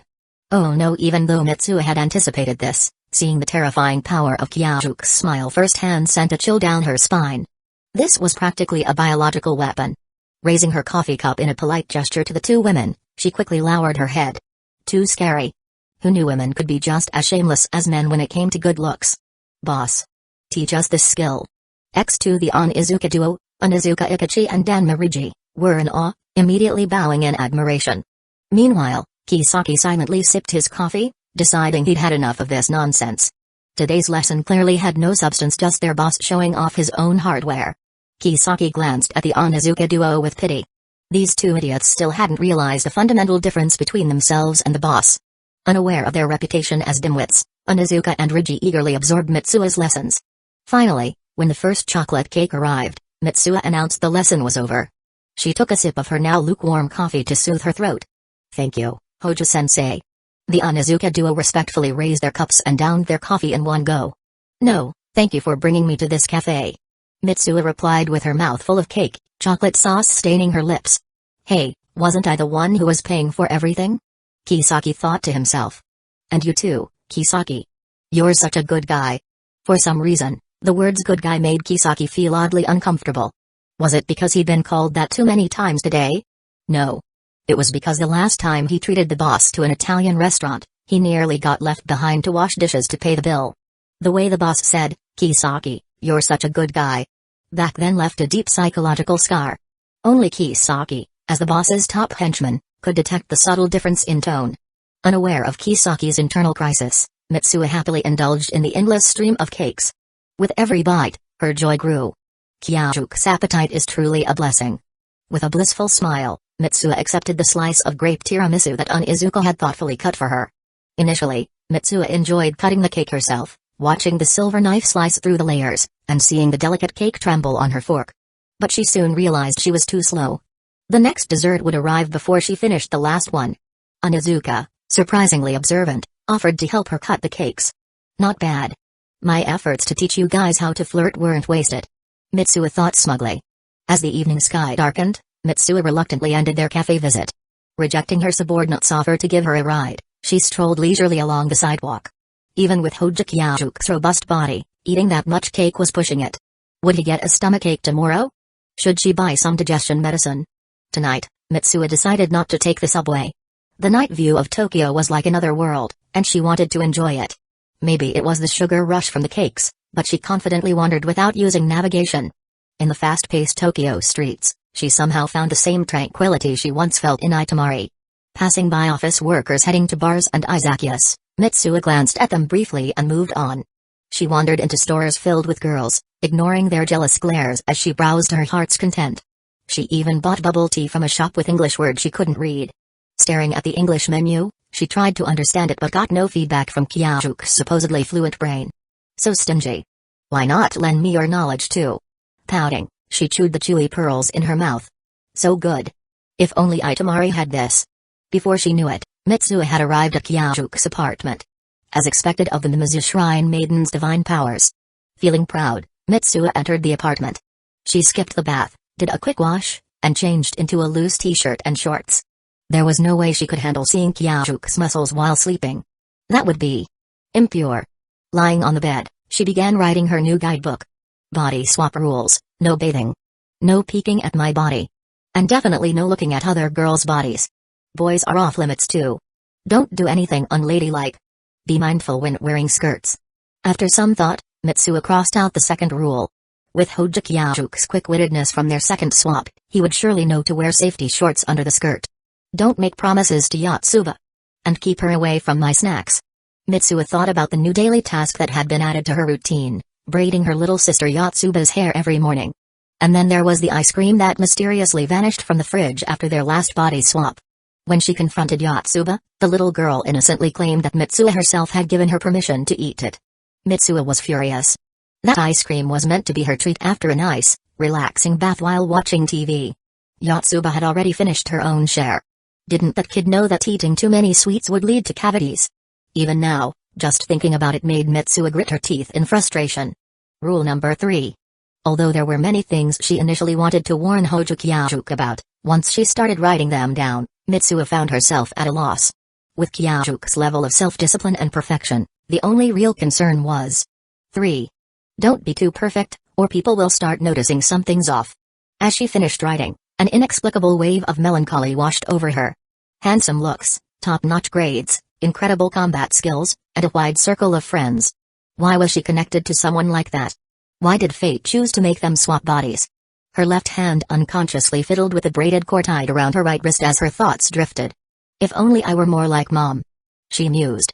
If it were her, she'd be able to make full use of Hojo-kun's body. Her mind began to conjure memories of her mother. And to her surprise, Mitsuo realized she could see countless similarities between her late mother and Hojo Kyajuke. Respected and trusted by those around them. Gifted with almost divine talents, in this regard, Kyajuke even surpassed her mother. Capable of solving any problem that arose, evident from the way people relied on him. In that hazy state between wakefulness and sleep, Mitsuo seemed to hear her mother's final words echoing in her mind, "This is not a final farewell." Chapter 107, 107 The Love Guide. Hojo Kyajuke woke up peacefully to the vibration of his alarm clock. Glancing at the t-shirt and shorts he was wearing, he smiled with satisfaction. Finally, she didn't sleep with my school uniform. After washing up, he sat on the sofa in the living room, enjoying his breakfast while opening the memo app on his phone. Snacks? What's wrong with letting her sister eat some snacks? It's just that Mitsuo is broke. Otherwise, I'd love to see Yotsuba munching food away all day long. As for the rest of Mitsuo note, Kyajuke simply ignored it. An excellent person can't hide their brilliance. Mitsuo better deal with it. Despite acting tough, he felt a bit guilty about what he did yesterday. Who knows what kind of trouble Mitsuo would face today. He picked up a piece of paper on the table, which clearly wasn't written in his handwriting. Since Mitsuo highly recommended this so-called masterpiece in the memo, Kyajuke read it carefully. Let's see what kind of epic tale the ancient shrine maiden has crafted. 1 minute later. Is this really me? Is this really her? Kyajuke was filled with confusion. In Mitsuo's writing, he had turned into a weakling who loved to pick fights, juggling 3 part-time jobs but constantly making mistakes. Meanwhile, Mitsuo was portrayed as the brilliant and talented shrine maiden who guided him to success in love, ultimately making him the winner in life. In the end, the shrine maiden gracefully retreated to her mountain shrine to continue serving the gods. Yet, Kyajuke, unable to forget her, broke up with the girlfriend the shrine maiden helped him pursue and spent his life searching for her in vain. To be honest, the writing was excellent, and the ending was full of emotional depth, fitting the taste of the Japanese audience. But it definitely didn't suit Kyajuke's preferences. Putting away her note, Kyajuke checked what he had done yesterday. Fortunately, Mitsuo seemed to only care about food. Most of the personal log described how delicious the cake was. Amused, Kyajuke couldn't help but wonder why she recorded such details. Was she planning to savor the memory later? Speaking of which, the memories of their body swap seemed clearer today. Kyajuke could vividly recall the beautiful, vast lake from Mitsuo's hometown. Arriving at school, Kyajuke go back to his usual routine. Kisaki Teta, watching Kyajuke reciting ancient Japanese texts in class, showed a suspicious look. After some thought, he handed over a geometry problem to him. Hojo, how do you solve this? Kyajuke glanced at it, drew a straight line on the diagram, and said, solve it this way. Then, he returned to his studies. Thanks to a certain shrine maiden. His study time had been further compressed, so he needed to focus on the liberal arts. Kisaki checked the answer and found that Kyajuke's method was spot on. Only the big boss could achieve such efficiency. Kisaki decided to suppress his lingering doubts once again. During lunch break, Kyajuke didn't nap. Lying on a recliner and eating fruit brought by one of his subordinates from a farming family, he enjoyed the sunlight. The money for the fruit would be covered by the Kendo Club's activity funds, courtesy of Maki Hojo, who claimed that keeping the swordsmanship instructor happy was an essential club duty. With the soothing breeze, Kyajuk pulled out the novel Love Metronome that he bought over the weekend. Where's the promised love rhythm? What kind of story is this? It was hard to judge the novel's quality. Despite being a light novel, it was aimed at a female audience. The entire story was told from the perspective of the protagonist, Sayuka, whose actions were often difficult to understand.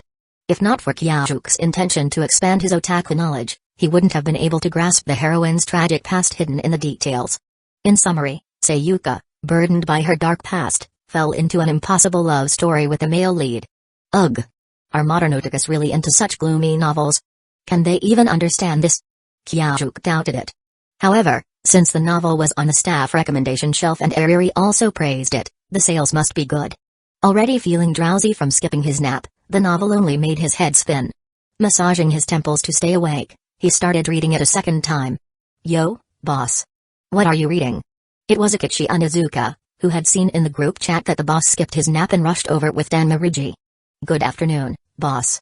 Riji greeted politely before sitting down. Meanwhile, Onizuka was already munching on an apple. Boss, can you teach us more about love like you did yesterday? Riji asked eagerly. Yesterday? A dazed Kyajuk recalled the memo entry. Out of boredom, I casually taught Onizuka and Riji some love advice before eating cake. Casual? Boredom? Yet, the two before him were looking at him with sparkling eyes full of hope and curiosity. Speechless, Kyajuk waved the book in his hand, signaling them to leave. Huh? What's the boss trying to say? Is he telling us to get lost? No way. Boss is too kind for that. Then what's with the book gesture? Remember what I asked him earlier? You mean? Exactly. The answer to love lies within this book. Oh. Love Metronome.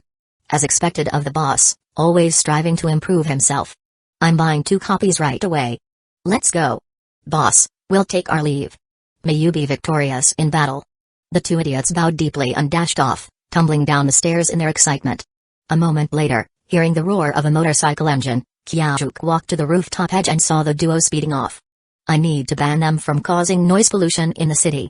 Shaking his head, he returned to his recliner. As for their misunderstanding about the book, let them buy it. After all, it's a romance light novel. Maybe it will help their wooden brains finally understand love. Sipping iced cola to clear his head, Hojo Kyajuk resumed reading Love Metronome with the mindset of doing a reading comprehension exercise. Chapter 108, 108 Getting a hand on the holy book. Kyajuk had no idea that, at that very moment, a single sentence was spreading like a virus in the chatroom of Rampaging Angels, a chatroom he wasn't even in. Want to know how I have so many girlfriends? I wrote everything down in that novel called Love Metronome. No one really knew how the rumor started, but by the time it reached the chatroom, the story had already been wildly distorted. What began as someone studying Hojo Kyajuk turned into claims that he had written a step-by-step guide how to get a girlfriend. As time passed, the legend evolved further. By the time delinquents from Naruma and Dota, on the outskirts of Tokyo, got wind of it, the rumor had become, have you heard? The second-generation leader of Rampaging Angels, the strongest delinquent of the new generation in Tokyo. No, you got it wrong. He's not the strongest delinquent, he's the strongest player with the ladies. No, you're both wrong. He's the most truthless, handless demon and the most heartless womanizer combined, the most terrifying delinquent in history. Said one of the underlings, Hiramasha. Sugoi. Apparently, he wrote down exactly how he became so strong and so good with women in a book called Love Metronome. Where can I buy it? Onlookers, their faces flushed with excitement, were desperate to get their hands on a copy. After all, most delinquents weren't exactly known for their brains. Hey, too bad for you guys. Hiramasha smirked, pulling a cardboard box from behind him. I already bought every last copy in Naruma. But since we're all part of the same gang, I'll sell them to you at a special price. As soon as he had heard the rumor spreading from Tokyo's central districts, Hiramasha had rushed to the nearest bookstores. But after searching store after store, he found nothing until he stumbled upon a shop that specialized in reselling unsold or returned books. The moment he stepped inside, he saw the place packed with people just like him, guys with the same hairstyle, the same aura. Sensing a golden opportunity, he immediately borrowed money from everyone he could and bought out the entire stock. As for whether he could sell them all, he wasn't worried in the slightest. Ever since the story of the second-generation leader of Rampaging Angels single-handedly taking down 2 rival gangs had spread through Tokyo's delinquent scene, black motorcycles had been popping up everywhere. In the past, flashy colors were the trend, but now, in an attempt to imitate that man, Delinquents were repainting their bikes black. Even more ridiculously, people had tracked down the kendo dojo in Mizumoto City where he had trained. Every weekend, the inner-city expressways were filled with motorbikes heading to Mizumoto for lessons. Those who couldn't afford the time or money still bought the same kind of bamboo sword he had used, treating it like a sacred relic, hoping that, somehow, they too would become stronger. So now, with insider information straight from Rampaging Angels, there was no way this book wouldn't sell out even if Love Metronome looked like nothing more than an ordinary romance novel. I'll take one. Oi, Hiromisha. We're in the same gang, charging double is too much. If you don't want it, move aside. I'll take two. You bastard, don't be selfish. If you buy two, the guys in the back won't get any. Within 10 minutes, Hiromisha's entire box of novels had turned into cash. Stuffing the money into his pockets, he immediately hopped onto his motorcycle, heading to other districts in hopes of finding more copies of Love Metronome. He'd heard that in some places, even instant noodles could be used as hard currency. Looking at the way this book was selling, he wondered if it had the same potential. Unfortunately, he was too optimistic. After burning through 2 full tanks of gas and scouring 4 or 5 districts, he couldn't find a single additional copy. Damn it. Frustrated but unwilling to give up, Hiromisha decided to make a pilgrimage to the very heart of Rampaging Angels territory, Mangekyō Ward. By then, the night had begun to swallow the sky, and strange-looking motorcycles were filling the streets. Back when Maki Hojo was in charge, he had made it clear outsiders were not welcome in Mangekyō Ward as delinquents often go to that area. Because of this, the area had become known as a forbidden zone. Now that the Handless Demon had taken over, Mangekyō had transformed into a delinquent hellscape. The moment Hiromisha entered, he felt the difference. First, there was no deafening roar of engines. Despite the sheer number of motorcycles filling the streets, none of them revved their engines. They all moved quietly, heading in the same direction. This confused Hiromisha. Revving was practically a delinquent's instinct. If not for the fact that he was an outsider, he would have gone to throttle himself. Despite his fear, he decided to follow the crowd, heading toward their mysterious destination. Along the way, a few Rampaging Angels members stopped him, asking what he was doing here. Nervously, Hiromisha pulled Love Metronome from his jacket, about to say he had come seeking wisdom from this holy text. But before he could get a word out, Ecchi Onizuka, one half of the infamous demon duo, slapped him on the back with a laugh. Oh, you're one of those guys, huh? Then come on, join us. Eventually, they arrived at an abandoned construction site near an expressway junction. Over 100 motorcycles were parked in a circle. Seeing so many people there, Hiromisha finally relaxed. Among the crowd, he spotted familiar faces, including a guy who had bought 10 books from him earlier. That same guy was now gloating, proudly showing off his stack of Love Metronome copies. Hiromisha. Get over here. The reading session's about to start. What? Hiromisha had no idea what that meant, but he ran over anyway. Soon, Ecchi Onizuka climbed atop a makeshift platform of stacked gasoline barrels, holding a copy of Love Metronome high above his head. Hey, Onizuka. I read this whole book, and there's nothing in here about getting stronger. Before Onizuka could start speaking, a stocky, scar-faced man with a shaved head and a tank top shouted from the crowd. Huh? Getting stronger? Wasn't this book about dating? Onizuka, who had been planning to share his romantic insights, completely blinked out. You idiot. If it was that easy to figure out, then anyone could become the Handless Demon. Despite the chaotic scene, the crowd was actually seated in organized groups according to their respective gangs. A voice emerged from within a group of more than 20 people. That's right.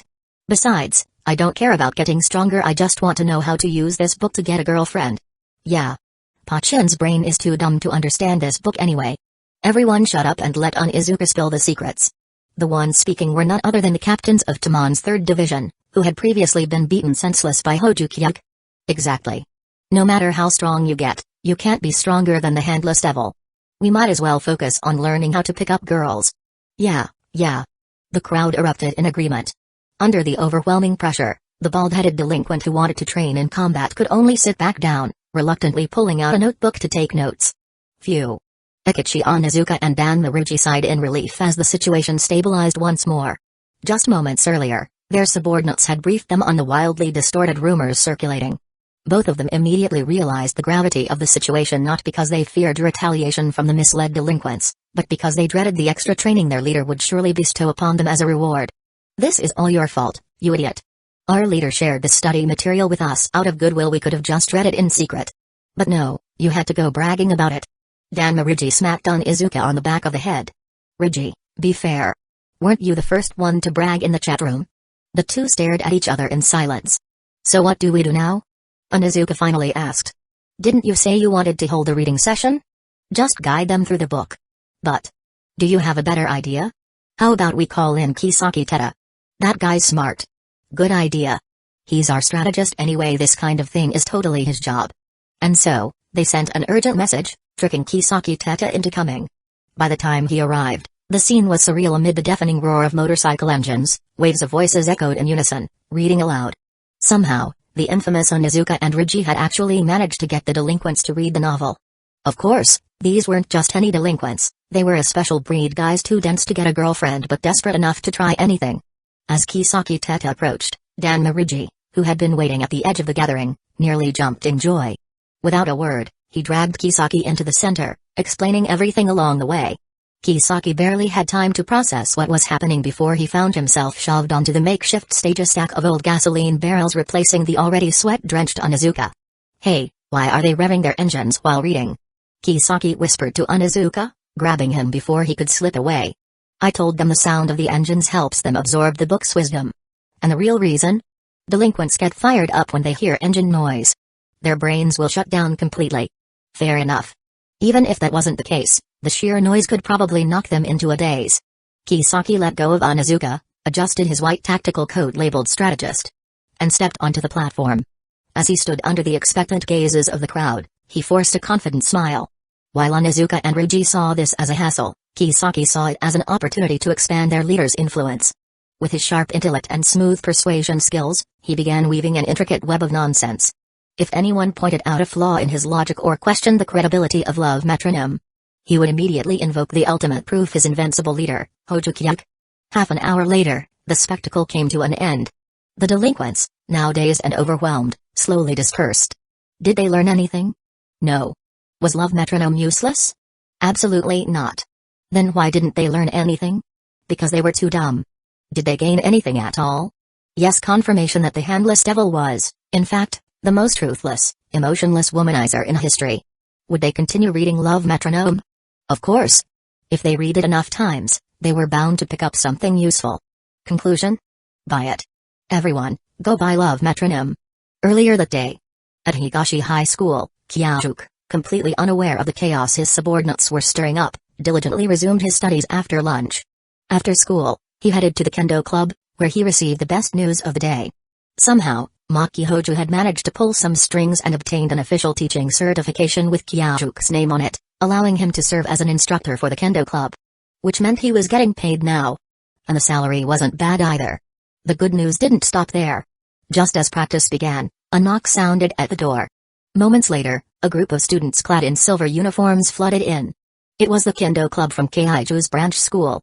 Unable to contain his excitement, Satoshi Kitagiori had gathered all the members and rushed over, eager to receive training from their leader. When he heard that Kyajuk had officially become an instructor at Higashi, Satoshi immediately declared that he would have their school issue an appointment letter by tomorrow. Though his position was only part-time, the combined salary from both schools totaled about 3 million yen per year. While this was nearly half of what a full-time teacher at Higashi earned, Kyajuk was more than satisfied. Thus, for their first joint training session, he put his all into it. Each member was struck down at least 20 times, leaving them battered but oddly exhilarated. After club activities, Kyajuk, now a man of substantial means, headed straight to the Garden of Words to enjoy another meal on the house. Meanwhile, in Waku City, a medium-sized town in the southern part of Saitama Prefecture. Inside an unremarkable apartment, a stark contrast of colors painted the scene. White walls. A white bed. A white nightgown. A red chair. A red computer. Crimson eyes. A black wardrobe. A black desk. Black stockings. It was hard to imagine that such an exquisite beauty resided in an obscure town like Hueco. The sheer perfection of her black stockings, estimated to be around 10 to 15 denier, accentuated the soft curves of her thighs, providing just enough transparency to hint at the pale skin beneath. The subtle pressure from her weight against the chair caused her thighs to slightly expand outward, emphasizing their plushness. Yet, rather than appearing overweight, this effect only enhanced her allure. An almost irresistible urge arose to tear through the stockings and free those flawless legs from their delicate prison. Chapter 110, 110. The two become connected. Damn it. That woman. Even though reason told her it was impossible, the girl clung to a shred of hope like a drowning person grasping at the last lifeline. Her mood soared in an instant, only to be replaced by simmering frustration at a certain editor's twisted sense of humor. Machida Sanoko was the perfect editor, hardworking, always pushing her to improve, and looking out for her when she was younger. But sometimes, she treated her like a child, playing pranks and giving her that ridiculous nickname, Shi-chan. No matter how many times she protested, the editor outright refused to stop. But this was too much. Such an important piece of news, and that woman was deliberately teasing her. Unforgivable. Restless, the girl started tapping her foot impatiently. If it were anyone else, they might be scolded for such an unladylike habit. But considering how her plump thighs rippled with each movement, anyone thinking of criticizing her might find themselves too distracted to even form the words. She got up, opened her bedroom door, and walked into the living room. She didn't bother turning on the lights. The glow from her bedroom stretched her shadow long against the floor. In the darkness, the black-haired, red-eyed girl stared at the front door, one hand clutching her chest as she felt her heart racing. Ever since her novel flopped, it had been a long time since she had felt this alive. Ding dong. The moment the doorbell rang, she bolted toward it. The second she opened the door, she grabbed the excited woman standing outside and yanked her inside without hesitation. Even though she was being manhandled, her bobbed hair swaying from the rough treatment, Machida Sanoko, the deputy editor-in-chief of Fujikawa Shoten Publishing and Kazekage Utaha's direct supervisor, showed no sign of annoyance. Instead, her blue eyes gleamed with excitement. "At least let me take off my shoes first," Machida said with a grin. "Enough with that. Explain everything, now." Utaha let go, pulled a pair of guest slippers from the shoe cabinet, and crossed her arms, staring her editor down. "Shi-chan, your chest is as enviable as ever," Machida mused as she bent down to change her shoes. Her gaze lingered on the ample curves, made even more prominent by Utaha's crossed arms. "Too powerful. And she's only in middle school. Quit the nonsense. Staring at mine won't make yours grow even a fraction of a centimeter. You'd be better off focusing on your work and keeping your writers happy." "Ugh, Shi-chan, that's so mean." The usually mature and composed deputy editor playfully flung herself at her author after finishing with her shoes. "All right, Machida-san, I think it's about time you got to the point," Utaha said, fixing her with an impatient stare. Faced with her author's deep red eyes and anxious expression, Machida finally reined in her excitement. She opened her briefcase and pulled out a folder. "I've brought the reprint contract. The first print run completely sold out today. We're urgently reprinting 50,000 copies." Before Utaha could even open the folder, she clapped a hand over her mouth, her crimson eyes widening in disbelief as she took a step back. "If you're lying to me, your cup size will shrink by 2. Even as she teased her editor, Utaha quickly composed herself and opened the folder. The black and white contract. The beautiful numbers on the royalties section. Her confidence was back. "You're so cruel, Shi-chan." Ignoring the complaint, Machida waltzed over to the fridge, grabbed a chilled bottle of barley tea, and took a long swig. "Seriously, I came all the way here in the middle of the night to deliver good news, and you won't even offer me a drink." Confirming the bookstore reports, tallying the demand, attending meetings, finalizing contracts, and then rushing here. Compared to her lazy days earlier this week, today had been exhausting. But it was all worth it. Watching the ecstatic black-haired girl double-check the contract, Machida felt a surge of happiness herself. The prodigy with unfathomable literary talent was back. She didn't interrupt the moment. Instead, she sat quietly on the sofa, sipping her tea, letting Utaha bask in her rediscovered success.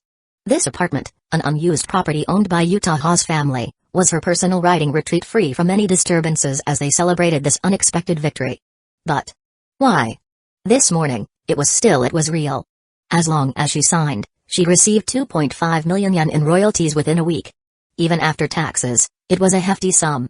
But more than the money, what mattered to Utaha was the reason behind all this. Who had picked up the shattered pieces of her pride, pieced them back together, and allowed her to hold her head high again. A fiercely independent person, she had once secretly prayed to the gods just this once for her novel to be revived. She swore she'd do anything, accept anything. And afterward, she had loathed herself for being so weak. But now, it was as if the gods had truly answered. Books that had been packed away for return to the publisher that very morning had completely sold out by evening. If that wasn't a miracle, what was? Confusion. Joy. Disbelief. Gratitude that had no outlet. These emotions churn inside her, waiting to ferment into something unknown. The exact reason isn't clear yet, Machida said. But from what the bookstore owners told us, the buying frenzy started in Tokyo's Bunkyō ward and spread outward from there.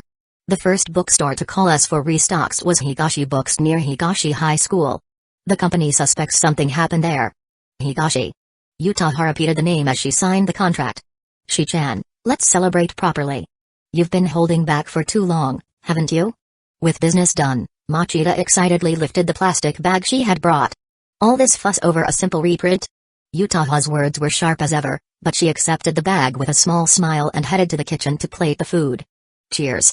Chapter 111, 111 That Pervert. In the morning, Ida City, Itamori Town, Mimizu Shrine. Mimizu Mitsuo awoke to the gentle warmth of the morning sun. As she sat up, the blanket slipped off her shoulders. Still groggy from sleep, she lowered her head and glanced at herself.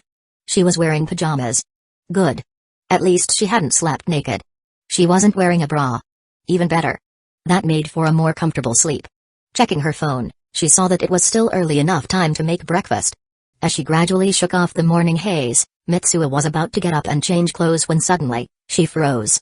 Then, in a flash, she snapped her head downward. Pervert. After her shriek, her pale cheeks flushed a deep red. It was as if some unseen pervert was watching her. Instinctively, Mitsuo crossed her arms over her chest, shielding herself protectively. "Nei-chan, what are you doing?" The door swung open, revealing her younger sister, Yotsuba, already dressed and ready for the day. She peered in, confused at Mitsuo's strange behavior. "Nothing. Just shut the door, I'm changing." Mitsuo frantically waved her hands, her face still burning. "Ha, typical woman. Yesterday, you were so nice to me, calling me your dear little sister, even buying me tons of snacks. What an idiot." Yotsuba muttered under her breath before slamming the door shut.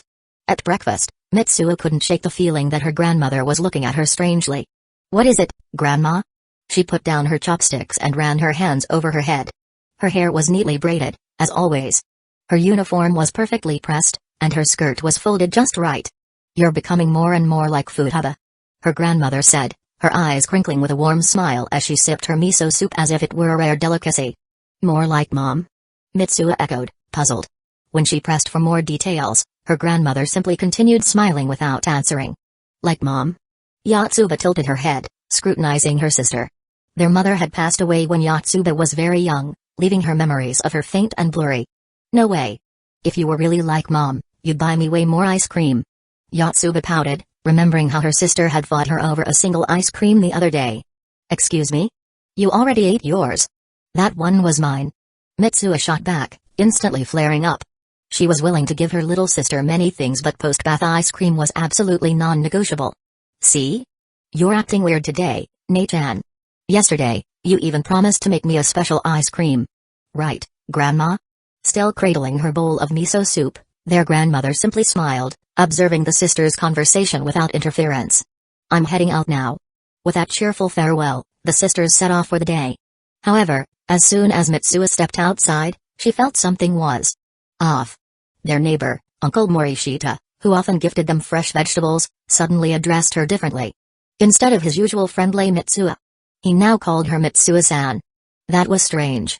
In the past, only the older townsfolk like Granny Kobashi, who had once been close to her mother, ever spoke to her with such reverence. Uncle Morishita, why are you calling me that today?" And what was with the way he was looking at her? His expression seemed oddly familiar. "Because, Mitsuo-san, you are looking more and more like Futaba-sama." Again? That was exactly what her grandmother had said. Then it hit her. In the past, when her mother was still alive, the townspeople would visit the shrine to seek her advice. And when they did, they looked at her the same way, with devotion. With fervor. With blind faith. Her father had always scoffed at such behavior. A researcher of folklore and a shrine priest, he considered their reverence toward her mother mere superstition, ignorance, even. Back then, Mitsuo hadn't fully understood the meaning of the word. But now, walking to school, hearing the repeated murmurs of Mitsuo-san and witnessing the townspeople's reverent expressions, she was starting to grasp it. This was exactly what she had always worked so hard to achieve, to be a worthy shrine maiden of the Mimizu family. To earn the respect of the so-called ignorant townsfolk. She didn't know why this change had occurred so suddenly, but this felt kind of nice. "Mitsuo." A familiar voice called out Sayaka's. Mitsuo turned to greet her friend with the usual bright enthusiasm. But just before she raised her hand to wave, she caught sight of a woman across the street bowing slightly toward her.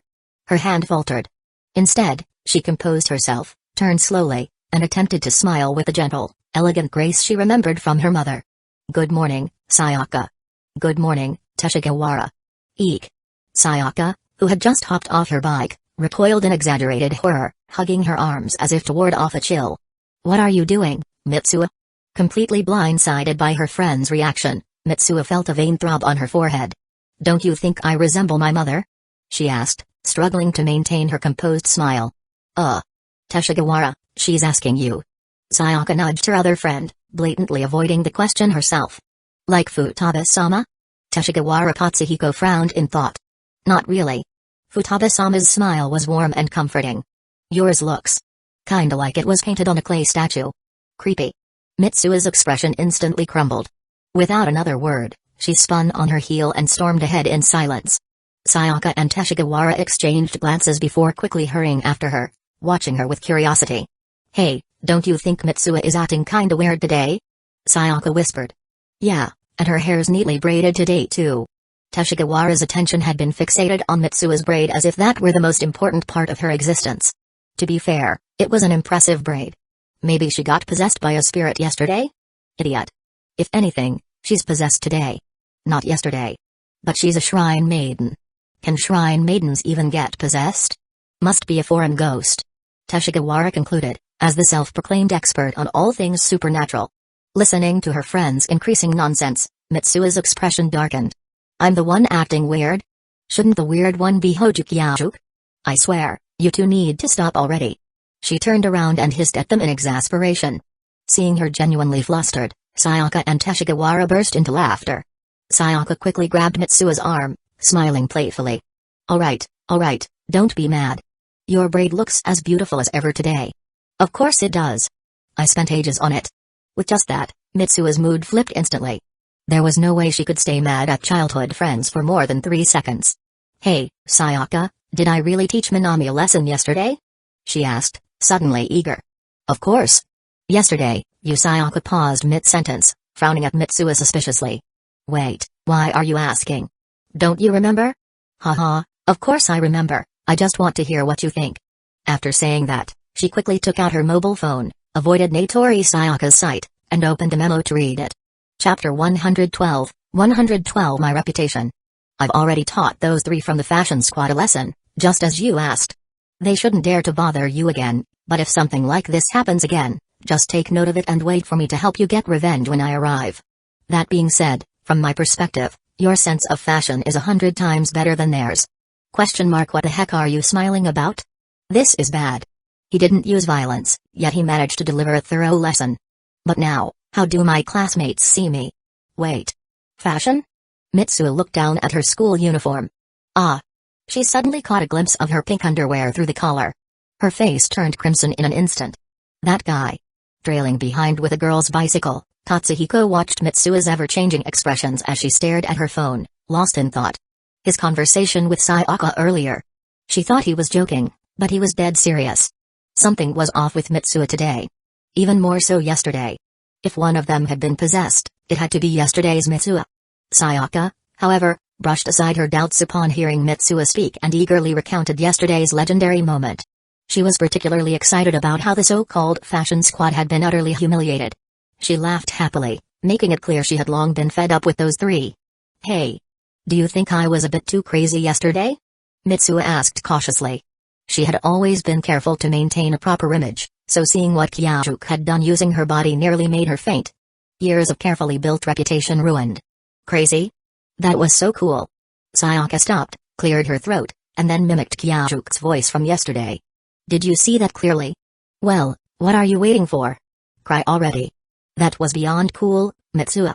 Teshigawara could never be that badass in his entire life. Hey, I admit Mitsuo was cool yesterday, but you don't have to drag me into this. Teshigawara grumbled. Cry already? Mitsuo muttered, replaying the scene in her mind. She imagined Shunya Yamaoka, the self-proclaimed guru who always looked down on her, actually bursting into tears after hearing those words. Before she knew it, she was cheering along with Sayaka. That was amazing. You can't just praise yourself like that. Teshigawara muttered under his breath. Do other classmates think so too? Mitsuo asked after laughing. I'm not sure about the guys, but the girls all think you were super cool. Oh, and last night, my grandma went out and came back saying that you've officially inherited the Mimizu Shrine's legacy and started truly serving the gods. Yeah, my grandpa said the same thing. The Natori and Teshigawara families had always been the Mimizu Shrine's most devoted followers. Especially the Teshigawara family, whose influence in the shrine's religious association was substantial. Their family construction company even contributed a significant portion of the shrine's income through ritual offerings. That's why these two had always gathered around Mitsuo since childhood, both inside and outside of school. And that's why they were so invested in the shrine's changes. How did this even happen? Mitsuo murmured. No wonder the elders she passed on the way here gave her such strange looks. She had thought they were finally acknowledging the image she had worked so hard to maintain. But no. Something she had never managed to achieve herself. Kyajuk had accomplished in just a few body swaps. Mitsuo's excitement faded as she walked toward school. The respectful gazes she had secretly enjoyed moments ago now made her uneasy. They weren't respecting her. They were respecting Kyajuk. Standing at the school gates, Mitsuo glanced up at the campus, then turned toward the distant skyline. Tokyo must be that way. No matter where he goes, that guy earns respect, huh? She was envious.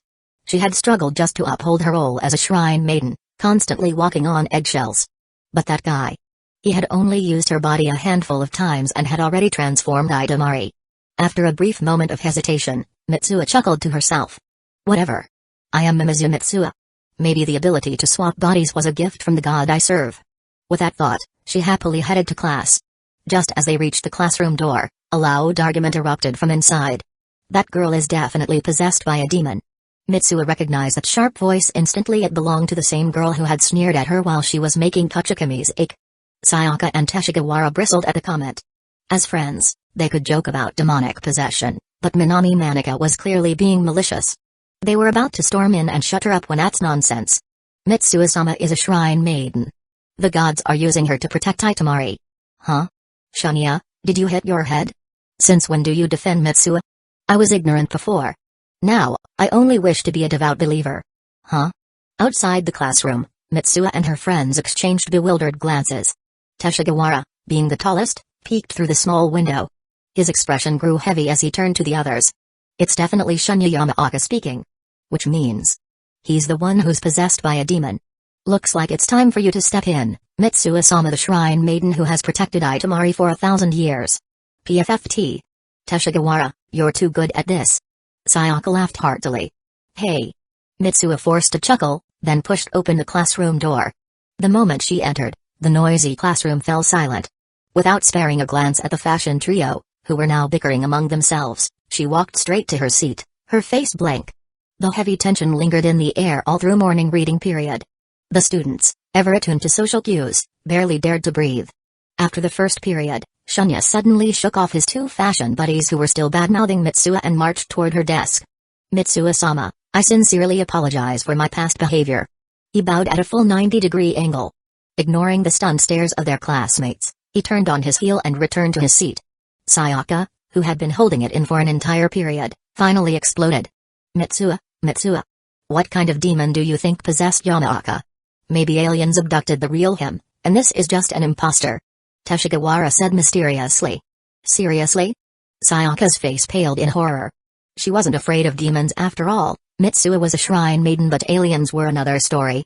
Watching her friend get spooked so easily, Mitsuo sighed, rubbing her forehead. She honestly didn't know whether to call Sayaka too innocent or just plain dense. Chapter 113. 113 I will destroy this place. According to her younger sister, Yotsuba, her opinions on Mitsuo's two best friends couldn't be more different. Just because someone is older doesn't mean they should act all high and mighty.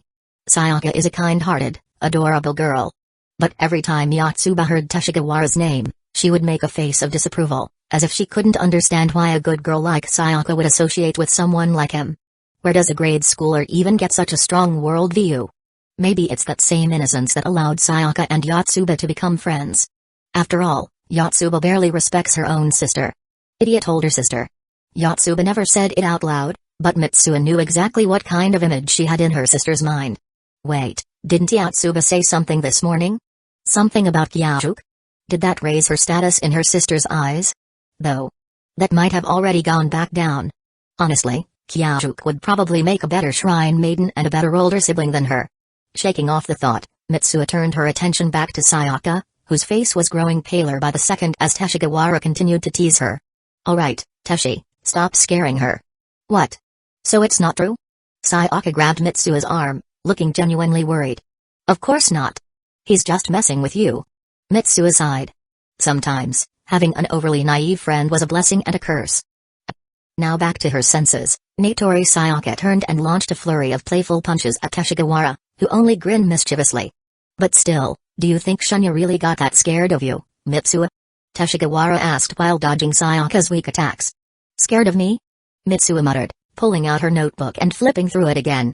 He wrote everything down so meticulously. Compared to her own casual food critiques, Mitsuo suddenly felt a little embarrassed. But still, would just a few words really be enough to terrify a guy to the point of completely changing? She voiced her thoughts aloud. Listen up. Teshigawara whispered, beckoning the two girls closer. Once they leaned in, he spoke in a hushed, conspiratorial tone. I heard that Shunya dreams of becoming a painter. Ah, so he was devastated by Mitsuo's artistic skills. Sayaka whispered back. My artistic skills? Mitsuo thought, recalling the crude doodles she had seen on Kyajuke's desk.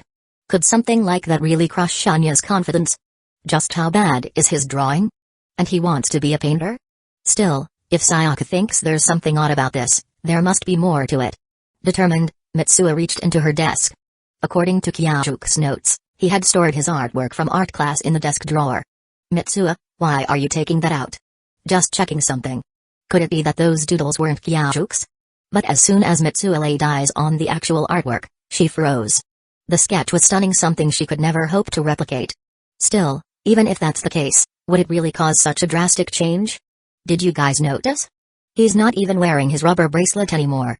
Sayaka exclaimed, having spotted a key detail. Oh yeah. Mitsuo nodded rapidly. He used to say it was a gift from his cousin in Tokyo, right? He cherished it so much that he only ever gave two away to Minami Manika and one other person. Hey, well, that leads to my next revelation. Hurry up. Stop dragging it out. Sayaka huffed, struggling to stay hunched over. Geez, you tomboy. Teshigawara shot back before finally getting to the point. Like I said this morning, my old man went to a gathering last night. When he came back, besides talking about Mitsuo becoming a proper shrine maiden, he also gave me a stern warning. Warning about what? Sayaka asked eagerly. He said, Tatsuhiko, that Yamaoka kid has officially devoted himself to the Mimizu shrine. You better not let him get ahead of you. Wait, what? He formally devoted himself to the shrine? Sayaka gasped, her voice a little too loud. The three of them immediately turned to look at Shunya, who had clearly heard them. He turned towards them with a bright, knowing smile. We're screwed. Sayaka muttered, lowering her head in embarrassment. She was the only one caught red-handed gossiping, even though the other two were just as guilty.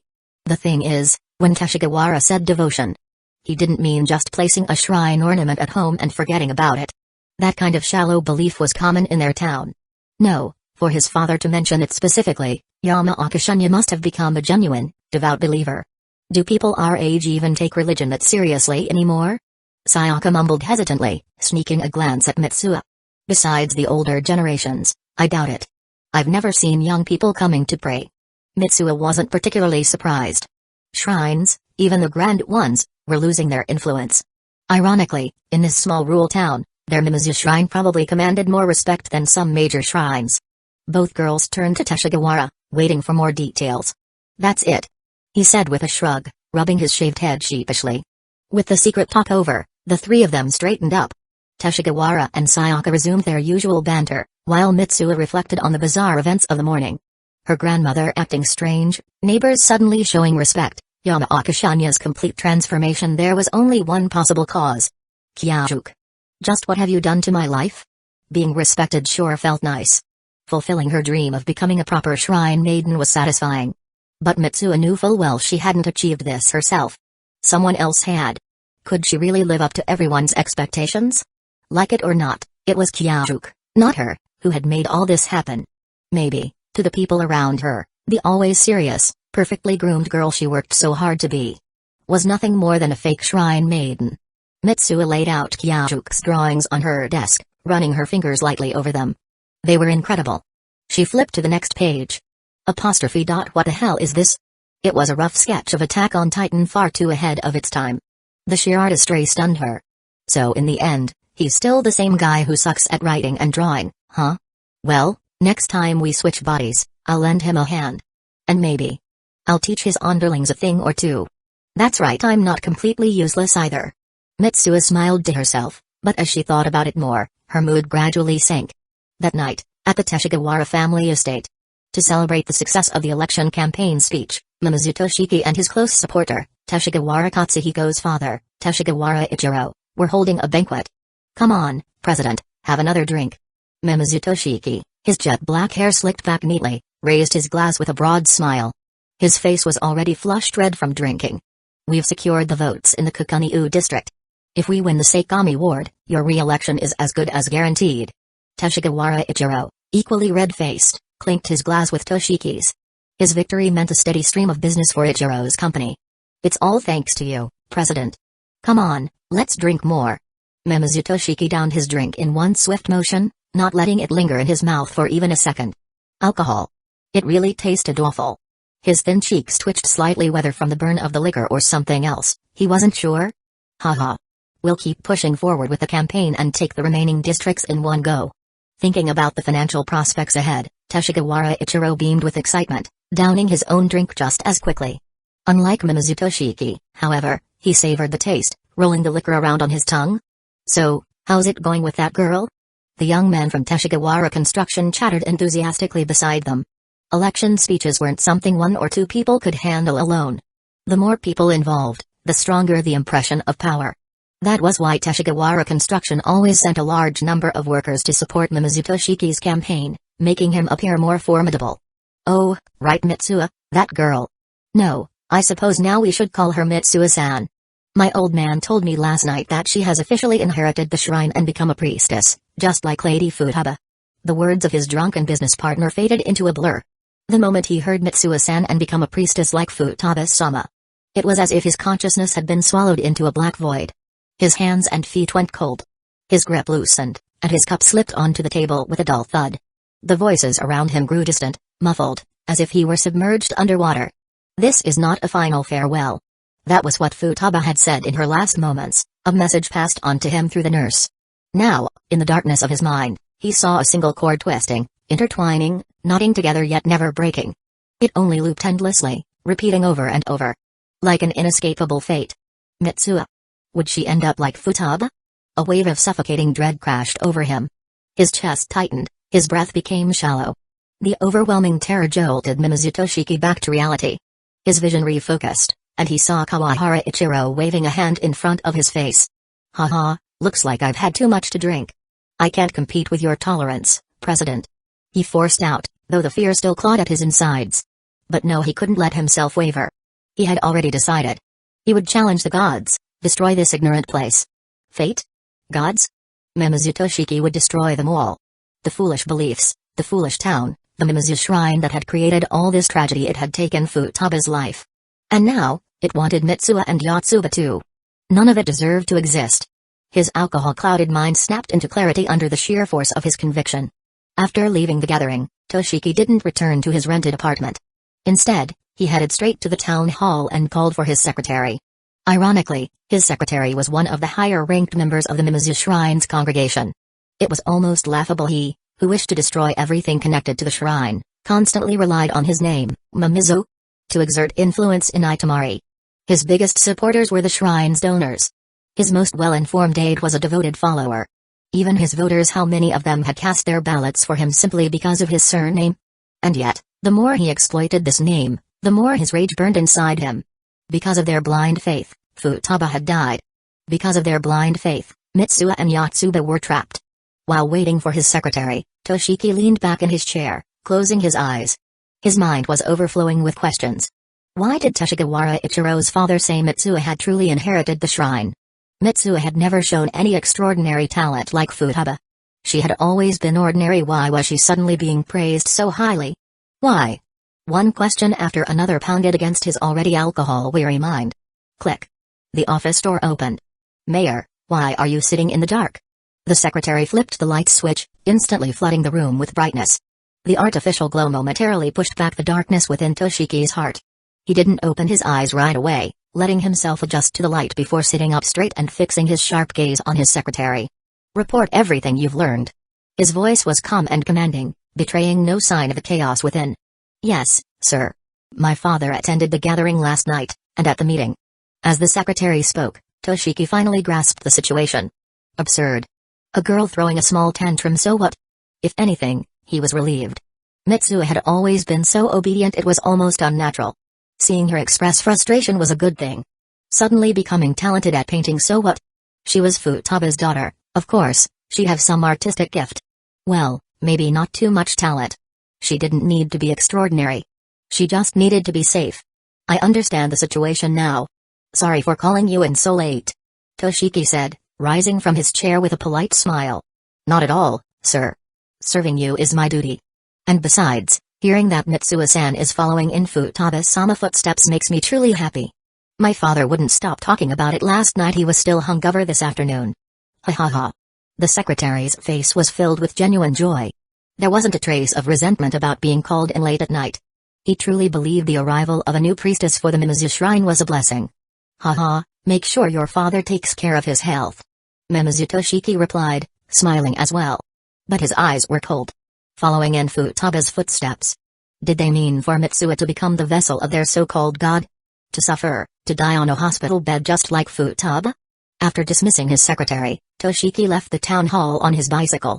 As he rode down the road, the cool night air carried the scent of Lake Itamori. The scattered houses looked like jagged teeth. The dense forest in the distance resembled a lurking beast, ready to devour. And the lake's silver shimmer was nothing more than a trap in disguise. To others, this mountain town was a beautiful sight. To him, it was repulsive. Because this town had taken the woman he loved. His apartment stood at the very edge of town, across the lake from Mimizu Shrine, a steel and concrete building. Anything made of wood reminded him of the shrine. Reminded him of the happiness he had once shared with Futaba in that place. And the pain that followed. That was why he actively supported Teshigawara construction, not just because their power was crucial for his election, but because he wanted those ancient buildings gone.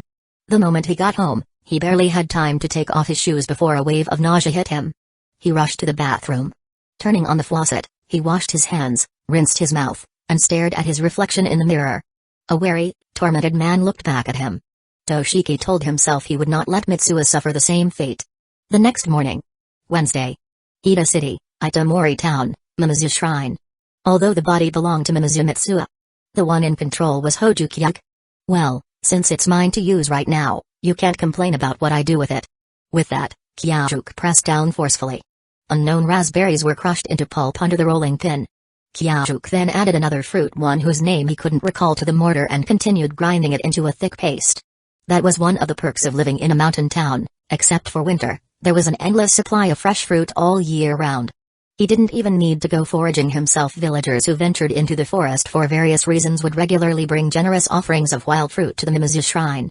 When Kyajuk woke up that morning, he suddenly remembered that during his last body swap, he had promised Mitsuo, little sister, Yotsuba, that he would make her ice cream. So, he hurriedly finished preparing breakfast and immediately got to work. At first, he considered making his signature yam ice cream. But then Sakura's warning echoed in his mind, you can only make that for me. If you don't. HMMPH. Recalling the ominous gesture Sakura had made with her hands, Kyajuk shuddered and quickly abandoned the idea. Thankfully, the shrine's kitchen was stocked with a vast assortment of wild berries, sparking a new idea. After taste testing them one by one, he picked the ones that complemented each other best. He washed, peeled, and diced them before asking Yotsuba to fetch the long-neglected mortar and pestle. He strained out the pulp, leaving only the smooth puree, then folded in some soft fruit chunks for texture before placing everything in the fridge to freeze. "Nei-chan, is this really gonna turn into delicious ice cream?" Yotsuba's eyes remained locked onto the plastic container inside the fridge, even after the door had fully closed. Then she turned to Kyajuk, full of anticipation. "Yep. After your bath tonight, it'll be ready. But you can't eat too much, it's still a bit chilly for ice cream," he cautioned. Stretching his arms, Kyajuk groaned. Mitsuo's body isn't built for physical labor. However, its flexibility was amazing, probably thanks to years of sacred dance practice. Some movements that required rigorous training in his own body were effortless in Mitsuo's. "Alright, time to braid your hair," he announced, clapping his hands. "But Nei-chan, didn't you say braiding hair too often could make me go bald?" Yotsuba asked skeptically. "That can happen, sure, but moderate stimulation actually promotes hair growth. Think about it, when a cow has trouble giving birth, doesn't a vet have to help pull the calf out?" Kyajuk would never admit that his hands were itching to test out new braiding techniques, but he wasn't about to experiment on Mitsuo's hair. Judging from Sayaka and Teshi's reactions, Mitsuo must be the type to take extreme care of her hair. Better to use Yotsuba as a test subject first. How is that even the same thing? Yotsuba muttered, frowning as she obediently sat on the stool in front of her sister. Braiding. It was just splitting the hair into 3 sections and weaving them together, right? Mimizu Hitoa, who had been quietly sipping tea after breakfast, glanced at her granddaughter Mitsuo, who was clumsily tangling Yotsuba's hair into an unholy mess. She chuckled, her eyes crinkling with amusement. Ah. Nei-chan, what is this? From the moment she felt the uneven tugging on her scalp, Yotsuba had sensed impending doom. But her sister kept reassuring her and even hid the mirror to prevent her from looking. Now that it was finally done, she pulled a small mirror from her backpack only to see 2 indescribable, abominable lumps of hair atop her head. Kyajuk let out a dry chuckle, making no attempt to stop Yotsuba from immediately undoing his hard work. I'm heading out. With that, the little morning fiasco came to an end. Yotsuba decided to forgive her dumb sister for now. After all, she had made her ice cream. But if it doesn't taste good tonight. On the way to school, Kyajuk met up with Sayaka and Teshi, and the 3 of them walked together. As soon as they reached the school gates, Kyajuk spotted Minami Manika standing there, clutching the arm of a burly, thick-set man. She was glaring at him, brimming with hostility. Huh? What kind of scene was this supposed to be? Chapter 114. 114 Demon Sayaka and Teshigawara also noticed Minami Manika standing with a burly man. Teshigawara swallowed hard, steeling himself before stepping forward. Even though the townspeople now referred to Mitsuo as the incarnation of a god, to him, she was just a girl and his good friend. But now, faced with an obvious bully, this was his moment to stand tall. He had waited for this day for years. It was time to show Yamaoka Shunya who truly deserved to stand beside the shrine maiden. Just as he was lost in his own dramatic heroism, he suddenly felt a strong yank at the back of his collar, stumbling backward. Then, he saw Mitsuo stride forward without hesitation. Kyajuk wasn't about to let the obviously weak Teshigawara step in on his behalf. If this thug Manika had brought was really here to start trouble, Kyajuk could handle him with one hand. Hey, you brat. You think you can just bully my girlfriend? The burly man spat his words as he marched toward Kyajuk. Behind him, Manika smirked in satisfaction. After being humiliated by Mitsuo the other day, she had initially decided to swallow her pride, heeding her parents' advice to let it go. But then, yesterday, Shunya betrayed their fashion alliance. She had stood up to Mitsuo for his sake, and now he had turned his back on her? The more she thought about it, the angrier she became. So, she turned to her current boyfriend for help. Yamada Kazuo came from a wealthy farming family in Itamari. He was an outsider and not afraid of Mitsuo's mayor father or the ancient Mimizu shrine. Sure enough, a little bit of whining was all it took to get her simple-minded boyfriend to pick a fight for her. What shrine? What so-called incarnation of a god? At the end of the day, Mitsuo was just a girl. Manika was determined to see her humiliated today. She could already picture Mitsuo beaten and broken, and the thought made her want to laugh in triumph. Yamada reached out to grab the girl who barely came up to his chest. In his mind, this was going to be easy and just one solid grab, and he'd fling her away like a rag doll. A cruel grin spread across his ugly face. Yet, standing before the towering brute, Kyajuk remained completely unfazed. This body might not have been trained for combat, but even back in elementary school, he could hold his own against a dozen opponents with a much weaker frame than this. One overgrown idiot? Please. Against a physically stronger opponent, the best strategy was always to use their own strength against them. As Yamada's hand shot forward, Kyajuk swiftly gripped his wrist, taking a step back while pulling downward with all his strength. Given the height difference, Yamada's momentum instantly threw him off balance, his body pitching forward uncontrollably. If Kyajuk had been in his own body, he would have followed up with a knee strike to the face, breaking his nose instantly. But now, he took one look at Mitsuo's pristine, delicate legs and decided this idiot wasn't even worth that much effort. Instead, he doubled down on his grip, yanking downward even harder. Just as Yamada completely lost his footing, Kyajuk took a quick step back and delivered a sharp kick to his face. The satisfying crunch of bone breaking echoed in the air. Even with Mitsuo's smaller frame, a solid kick from her sturdy leather shoes was enough to shatter a nose. Kyajuk didn't even bother checking the damage. He simply stepped over the groaning mess of a man and walked toward the school gates. Kazuo! Minami Manika shrieked, rushing to her boyfriend's side. She hadn't expected this. One moment, everything was going perfectly and her revenge was all but guaranteed. And now? It was her boyfriend lying on the ground, wailing in pain. Oh, right. You. Kyajuk had initially planned to ignore Manika, but then he thought if he hadn't been the one in Mitsuo's body today, she would have been in real danger. That wasn't something he could let slide. Grabbing a fistful of Maneka's hair, he yanked her forward until their faces were inches apart. She reeked of cheap perfume. What? What do you want? She stammered, her voice trembling. She stared into Mitsuo's sharp eyes and suddenly, she saw something terrifying. Demons. Her mind flashed back to the art class incident, where Mitsuo had crushed her painting underfoot. Would she do the same to her? She glanced at her boyfriend, bloodied and broken on the ground. She could feel herself shaking now. Her beautiful face. Would she lose it? Her vision blurred with tears, her legs giving out beneath her. TCH. Mitsuo's body really wasn't built for this. Kyajuk let go, watching as she crumpled to the ground. Listen up, he said, bending down to her eye level. His voice was eerily calm. Tomorrow, when I come to school, you're going to find Mitsuo and apologize to her. If she doesn't forgive you. His gaze darkened. I'll come find you again. Maneka's breath hitched. Find Mitsuo? Her in that moment, clarity struck her like lightning. Yamaoka Shunya was right.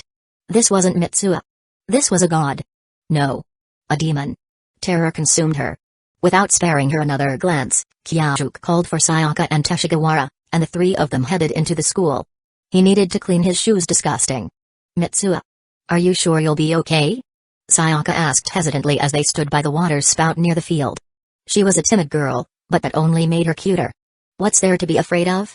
If he comes back, I'll protect you too. Teshigawara declared. You? Sayaka deadpanned. I saw you trembling back there. Teshigawara's confidence instantly crumbled. His pride was officially in ruins. That's not true. Kyajuk said, finally satisfied after meticulously wiping down Mitsuo's shoes. Teshigawara was ready to charge in, but I held him back. Yeah. See? I wasn't scared. Teshigawara huffed, puffing out his chest. Oh? So you expected her to protect you instead?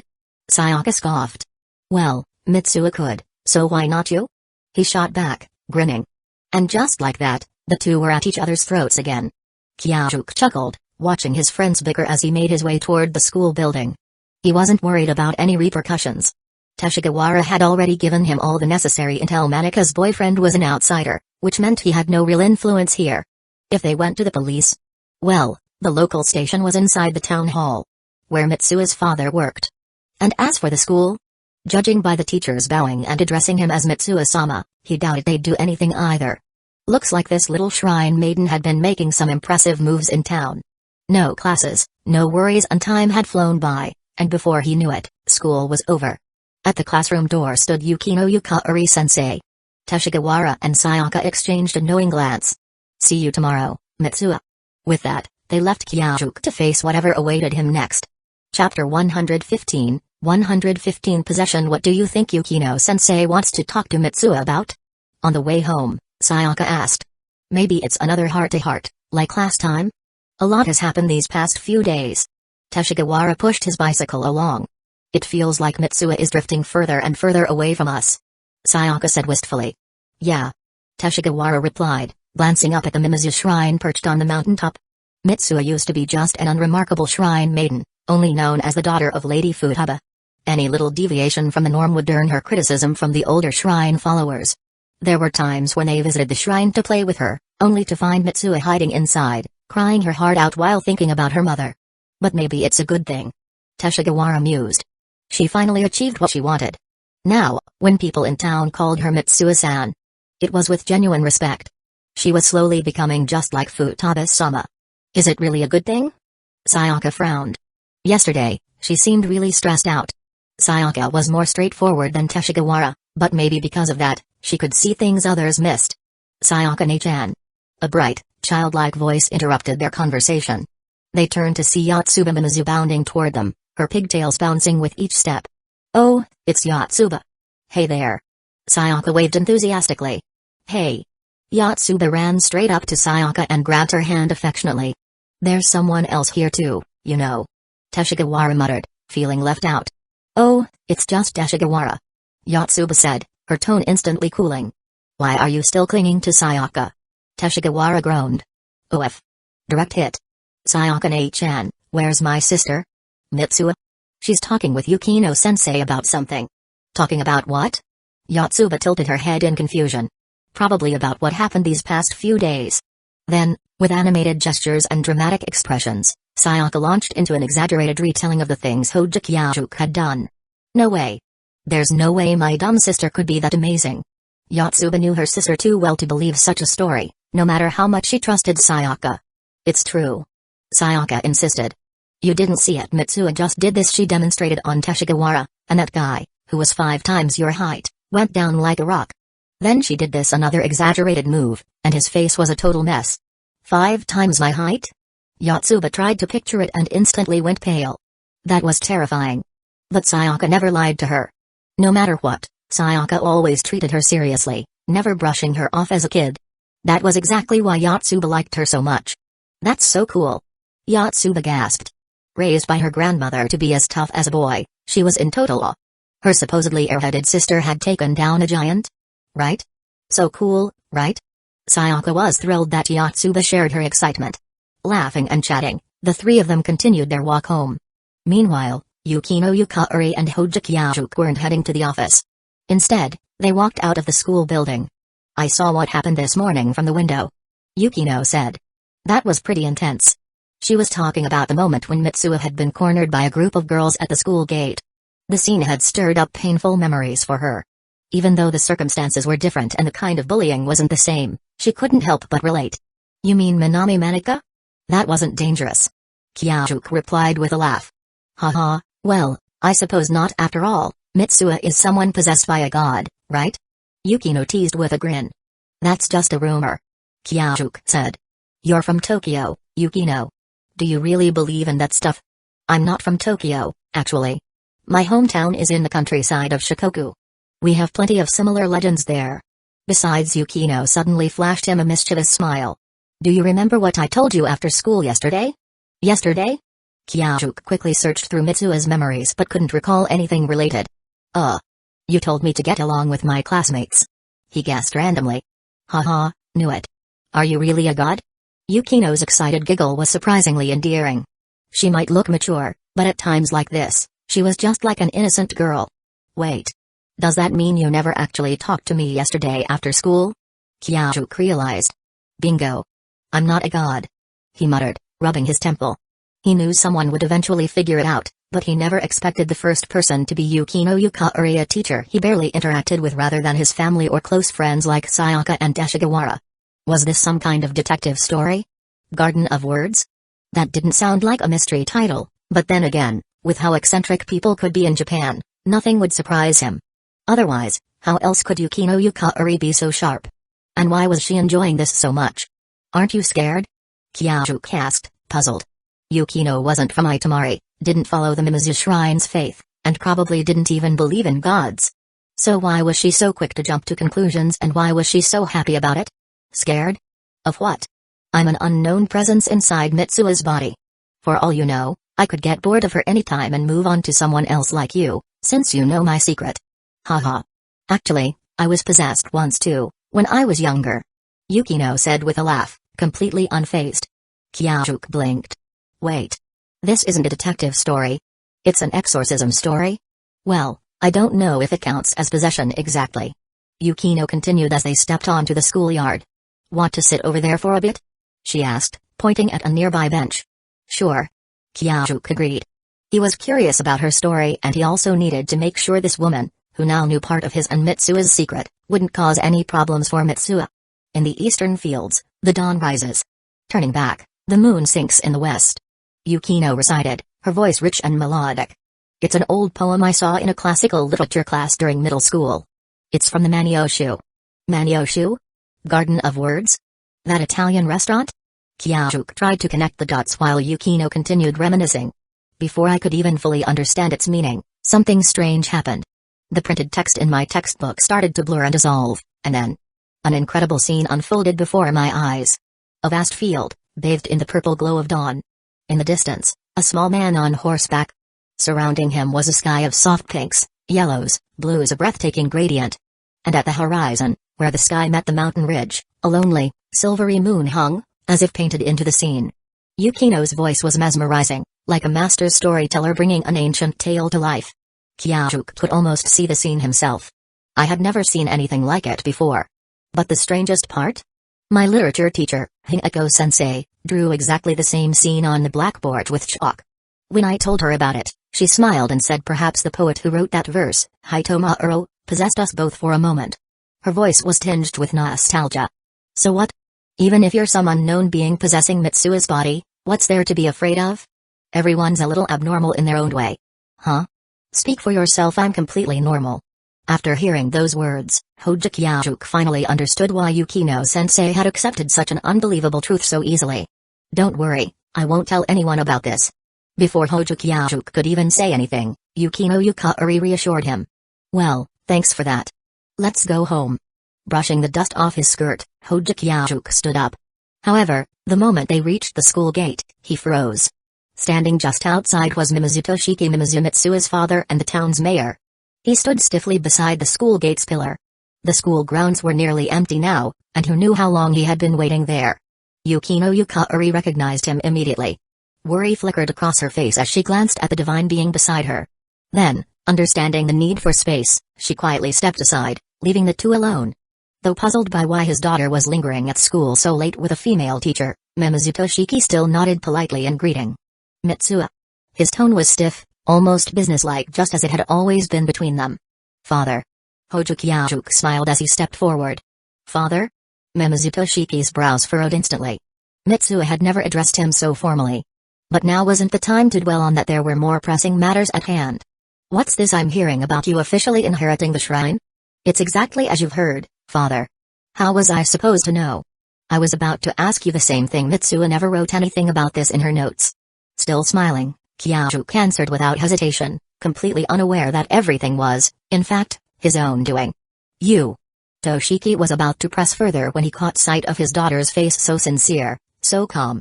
In that instant, the blood drained from his face. Who are you? It felt as if all the strength had been sucked from his body. He stumbled back a few steps, his voice shaking with fear. The girl standing before him, identical to his daughter, was not his daughter. No, this was something else entirely. Something wearing Mitsua's skin. At that moment, Toshiki felt as though he had finally glimpsed the true nature of Itamori. The so-called deity that the Mimizu family had worshipped for generations. The being that had taken Futaba's life. It was standing right in front of him. Memories came rushing back. Futaba, lying pale and lifeless in a hospital bed. The town's indifference to her passing. His wife mother, Hitoa, accepting their daughter's death as divine will. The pain was suffocating. By the time he came back to his senses, the creature that had taken Mitsua's body was gone. Toshiki returned home in a daze, his mind in turmoil. Well, if you're okay, I'll be going now. Kyajuk cast a puzzled glance at his father, who had suddenly gone pale. He had no intention of lingering, best not to say too much and risk making things harder for Mitsua. After waiting a few seconds and seeing that Mimizu Toshiki wasn't responding, he signaled to Yukino-sensei and swiftly made his exit. Are you sure about leaving like that? After walking a short distance, Yukino glanced back at the mayor, still standing there in shock. What else was I supposed to do? It's not like they were close. Now that they'd shared such a bizarre secret, Kyajuk felt comfortable speaking more casually with her. Fair point. Yukino Yukari chuckled. Kyajuk gave the beautiful teacher a curious look. For some reason, she seemed younger, more carefree. Before, she had always worn a gentle smile, but there had been something weighed down in her eyes. And truthfully, he wasn't wrong. Now that Yukino Yukari knew there was a deity inside this girl's body, she felt like she could fly with happiness. If it was truly a divine being, then surely it was free from all the filth of the human world. Even the mountain winds of Itamori, even the air itself, nothing could compare to the sacred purity of an actual god. She had fled from Tokyo to her hometown in Shikoku because of malicious rumors, only to be chased out again. She had came to this small, isolated town hoping to escape it all. Over time, countless worries had piled up in her heart. She had forced herself to grow up, to abandon the childishness she once had in Tokyo. When she first arrived in Itamari, she had heard about the mystical legends surrounding the Mimizu shrine and the miraculous stories of Futaba. Desperate, she had climbed the shrine's mountain, cleansed her hands, made offerings, and prayed with all her heart, hoping that the gods would take away her pain. That was why so many turned to faith, wasn't it? When life became unbearable, people sought comfort in the divine. They put their hopes in something unseen, longing to forget the pain of the past. But in the end, all she found was a hollow shrine. Futaba was long gone. The only ones left were an aging priestess, Hitoa, and a serious-looking shrine maiden, Mitsua. Her hopes had been shattered. But at least the rumors from Tokyo hadn't followed her here. At the time, Yukino Yukari had thought perhaps ignorance really is bliss. But now, she owed the gods an apology. Because it wasn't ignorance. There really was a deity watching over Itamari. The people of this town were truly blessed. And so was she. She laughed softly at herself, remembering how she had once planned to be Mitsuo's mentor to guide her through life. Back when I was a student, Hueco-sensei saved me. Now that I'm a teacher, I get to meet a real god? This is too much happiness for one lifetime. Walking beside the divine being, she wanted to pour out all her worries, to share everything in her heart. But she held back. Have some restraint, Yukari. You can't just bombard a god with prayers the moment you enter the shrine. You haven't even offered any tribute yet. That wouldn't be proper. And yet, even just walking side by side like this, she felt her long-stifled heart grow lighter. Mitsuo, isn't your house in the other direction? After some hesitation, Yukino Yukari decided to stick with that name. Yeah, but I feel like taking a little detour today. I'll walk you home first. Kyajuk had been to Itamori many times now, but he realized that he had never gone anywhere besides school and home. Even Mitsuo had used his body to explore. It felt unfair. Oh, sure, Yukino Yukari replied cheerfully. Any excuse to spend more time with the divine was a gift. She automatically translated his words in her mind. He wants to see more of the land he watches over. But as they kept walking, Kyajuk started to notice something off. Wait. Isn't this the edge of town? The house I live in belonged to an elderly couple with no children.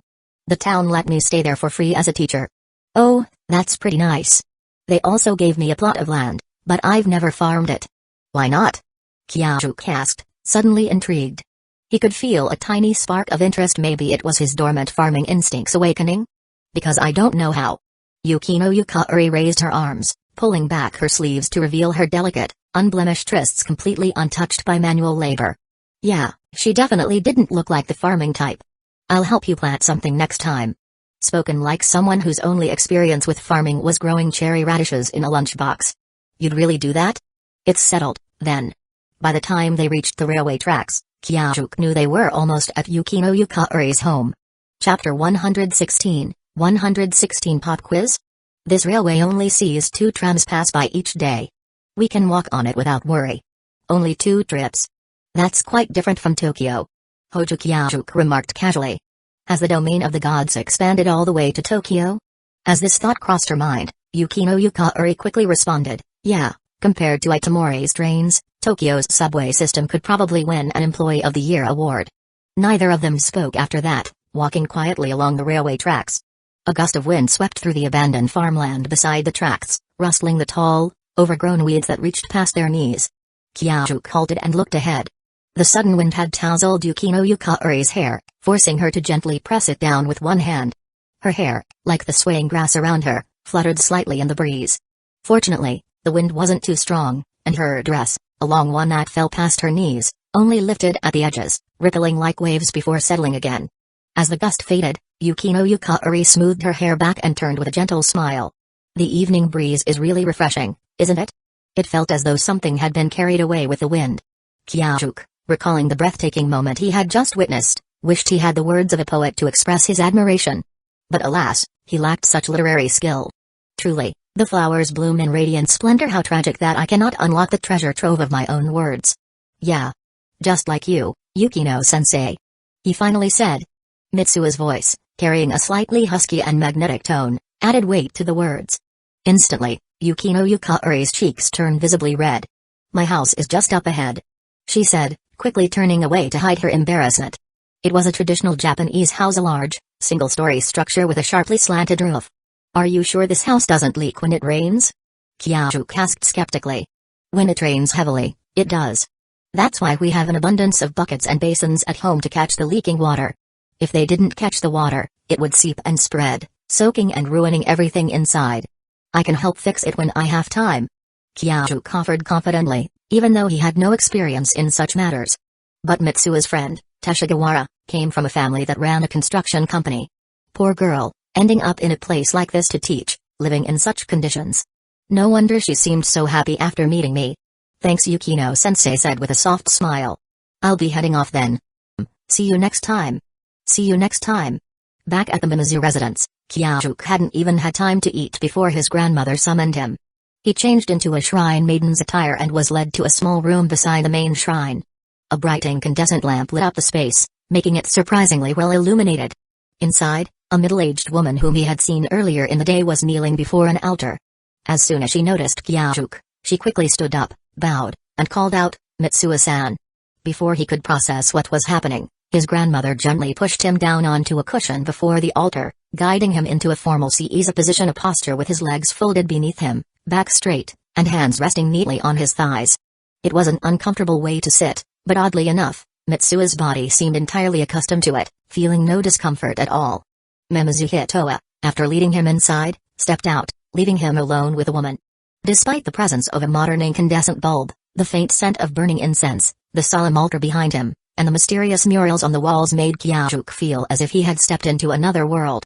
"Mitsuo-san, my son is about to graduate from high school. I was wondering, would it be better for him to move to the big city, or stay here in Itamari?" "Huh? So I, Hojo Kyajuk, am not only a love guru but now also a life coach. Why didn't this happen the last few times I was here? Has Mitsuo expanded her services? She's more capable than I thought, this little shrine maiden." Realizing this was a serious matter, Kyajuk quickly engaged his brain. He couldn't afford to mess up Mitsuo's business expansion. What could he even do in Itamari? Farming? Recalling the abandoned fields lining the railway, Kyajuk immediately dismissed the idea. Of course, moving to the city is the better choice. Your son probably feels the same way, doesn't he? I see. Yes, Suke does seem to dream of the city. The woman, whose family grew premium watermelons that were shipped to Tokyo, nodded in agreement. She made up her mind to set aside a tenth of their annual watermelon earnings to fund her son's move to the city. Even if he failed, it would be just a small loss to them. But since Mitsuo-san had given her blessing, failure wasn't an option. After expressing her gratitude multiple times, she left the room.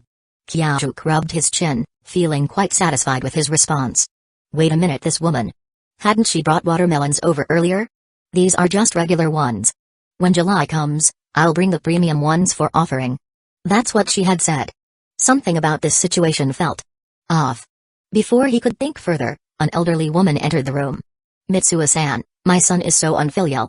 Although it felt somewhat inappropriate, Kyajuk couldn't help but think, oh, here comes another story. What happened, Granny Kobayashi? He asked. It was none other than Granny Kobayashi, the town's shopkeeper, known for zipping around on her electric tricycle. That unfilial son of mine limited my tricycle's speed to just 10 kilometers per hour. Good job. Kyajuk had always thought it was dangerous for an elderly lady to speed around town.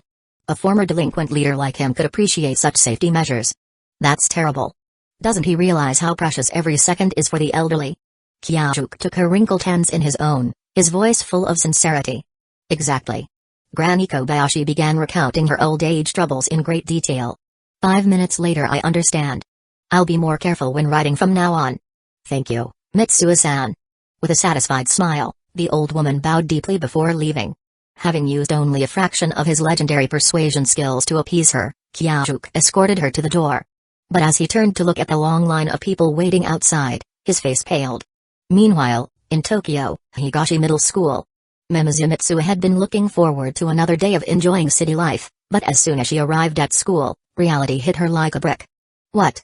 A pop quiz? Hadn't Kyajuk already taken care of this mess? He was a top student, why hadn't he just aced it himself? Yeah, didn't they announce it ages ago? Besides, with your skills, you should be able to breeze through it, right? Kisaki Teta said, confused by her reaction. Slumping into her seat, Mitsuo gripped her pen like a condemned prisoner awaiting judgment. The first subject was Japanese, her strongest suit. As she scanned the test paper, she let out a huge sigh of relief. Despite the curriculum differences, her father's background as a former folklorist had given her a deep love for literature, making this test manageable. The Japanese exam had somewhat soothed Mimizu Mitsuo's anxious heart. She began to wonder maybe Kisaki's thick book of practice problems was just something he used to challenge himself. Perhaps Higashi Middle School's overall academic level wasn't as high as she had feared. Clinging to that faint hope, Mitsuo braced herself for her most dreaded subject, math. The moment she laid eyes on the test paper, she wanted to knock herself unconscious and see if she could somehow switch back to her own body, summoning Kyajuk to deal with this nightmare instead. The questions weren't quite as monstrous as the ones Kisaki had once asked her for help with, but they were still far beyond the capabilities of someone as hopeless at math as she was. By the time the exam ended, Mitsuo hadn't even managed to flip the paper over to see the scenery on the back. No, more accurately, she hadn't even finished a quarter of it. Lunchtime. Mitsuo turned her frustration into appetite, devouring 2 large bowls of beef udon and 3 peaches. Hojo, why didn't you finish your math test? Kisaki Teta had tried to hold back, but in the end, he couldn't help asking the question that had been bothering him all morning. Mitsuo, who had been lying back in her chair, hoping to sleep away the trauma of the exam, froze. Oh no, he found out I'm bad at math. Maybe she should just silence him. Not like Kisaki could win against Kyajuke's body in a fight anyway. While absurd thoughts raced through her mind, Mitsuo squeezed her eyes shut, pretending to be dead. That afternoon was the English exam. The difference between the English education in a rural town's middle school and a top Tokyo private school. Mitsuo was about to experience it firsthand. In a hazy daze, she drifted off into a dream, or perhaps it was more than that. She felt herself rising, floating above Tokyo's towering buildings, soaring over forests and rivers, beyond time and space itself. She saw herself with a warm smile, patiently answering the endless questions of devoted believers.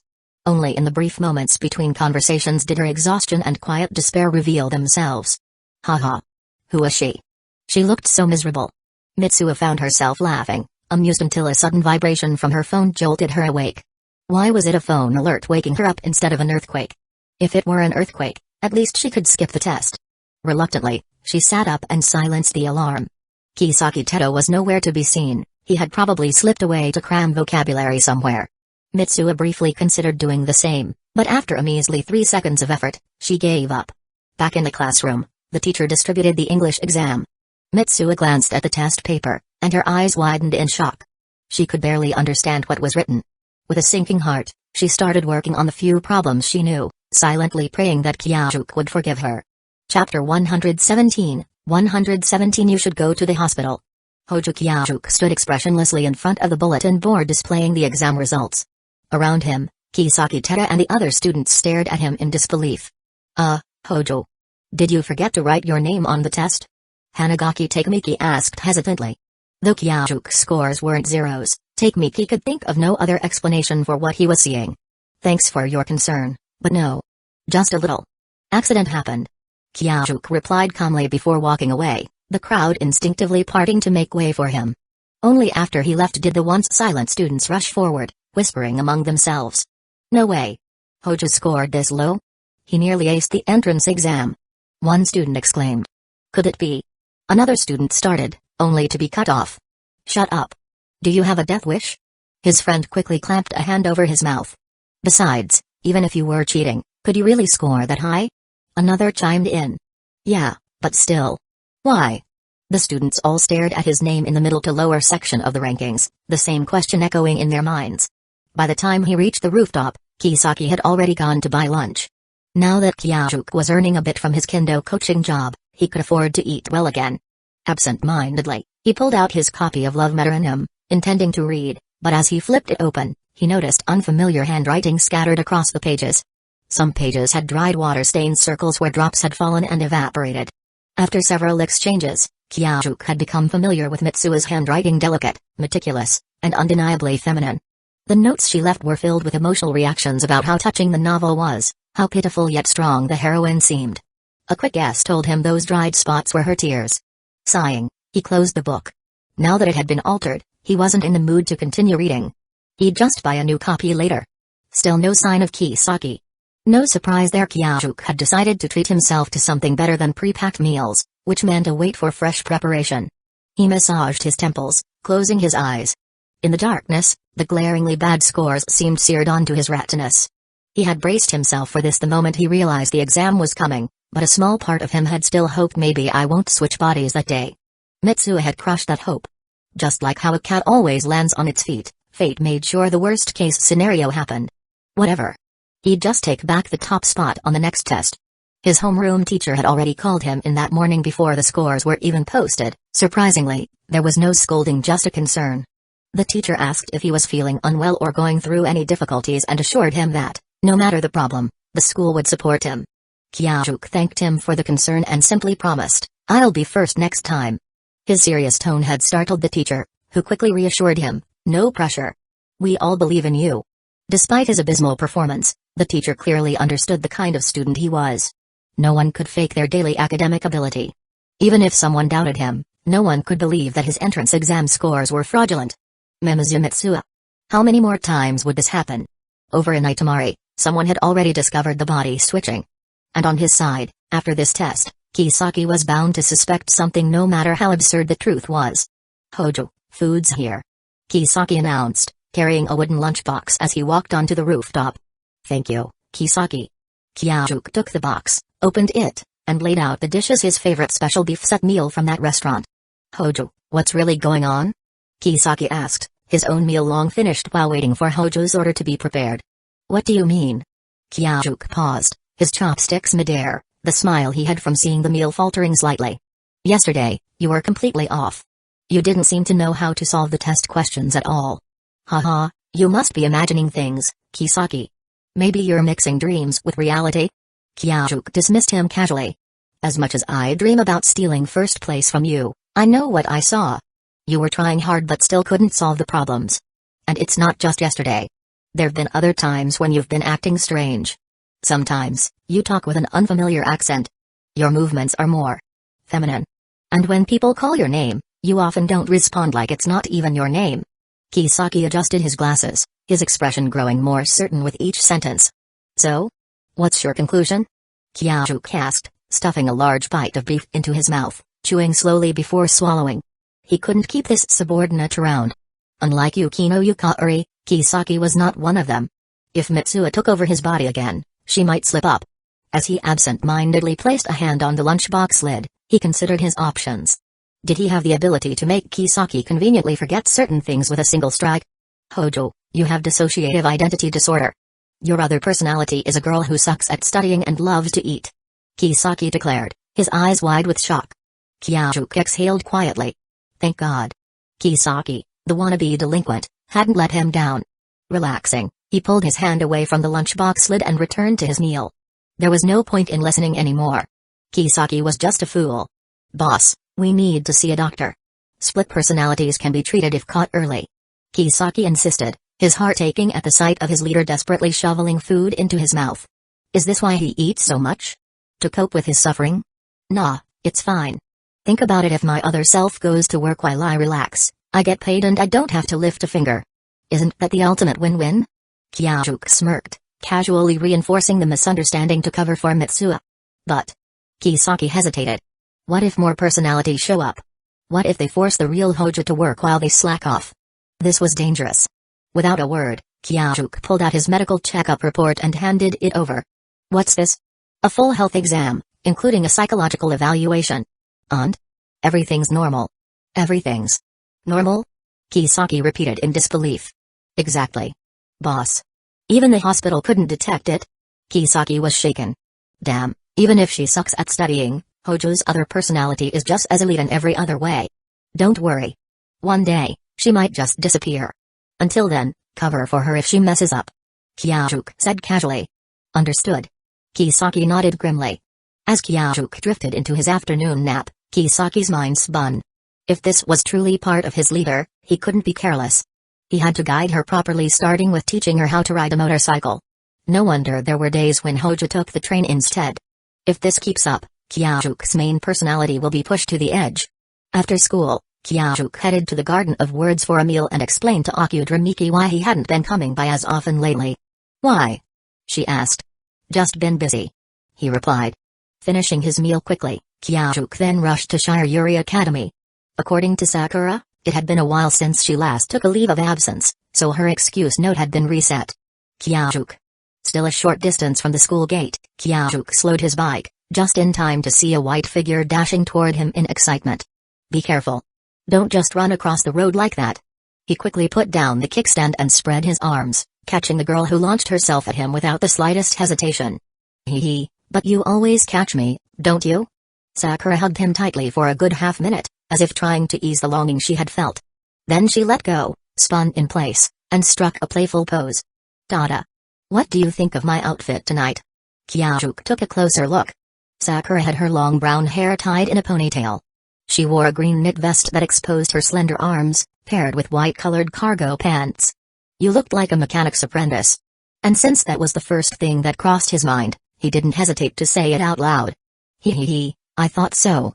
Sakura giggled. I saw this look online.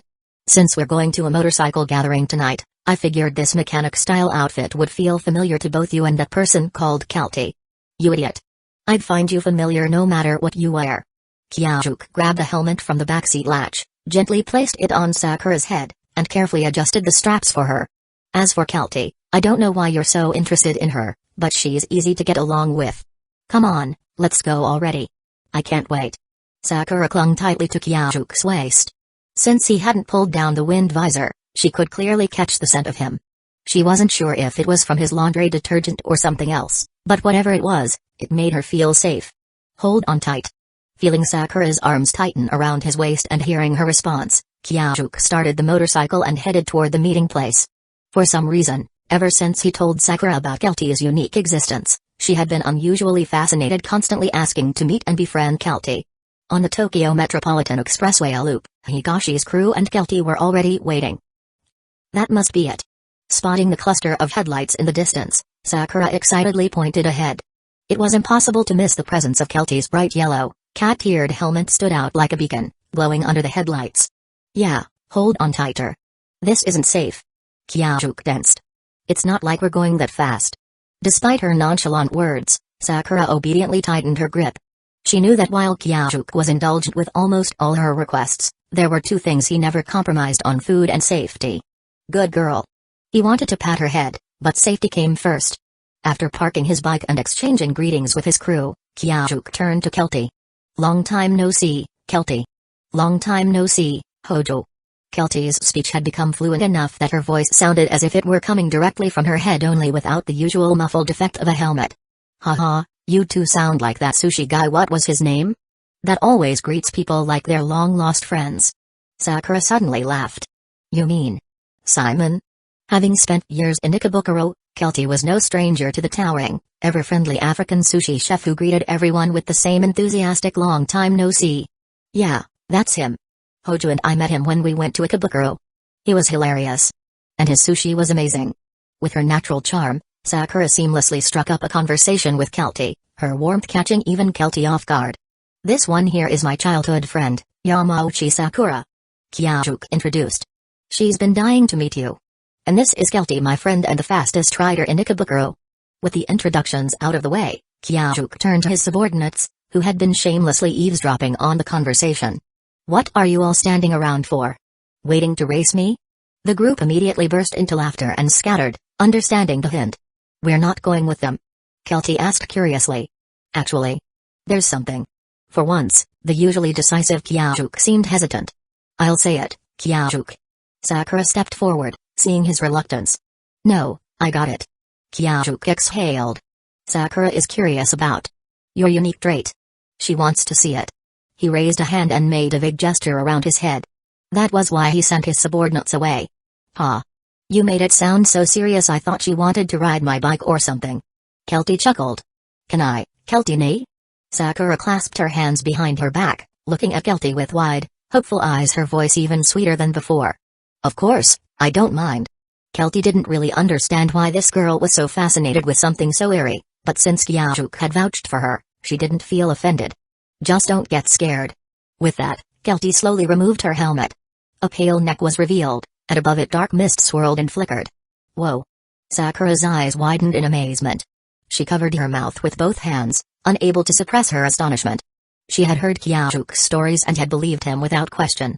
But seeing Kelty in person, it was something else entirely. At that moment, a small but fundamental shift occurred in the way Sakura understood the world. That's enough, right? Kelty asked, feeling a bit self-conscious under Sakura's intense gaze.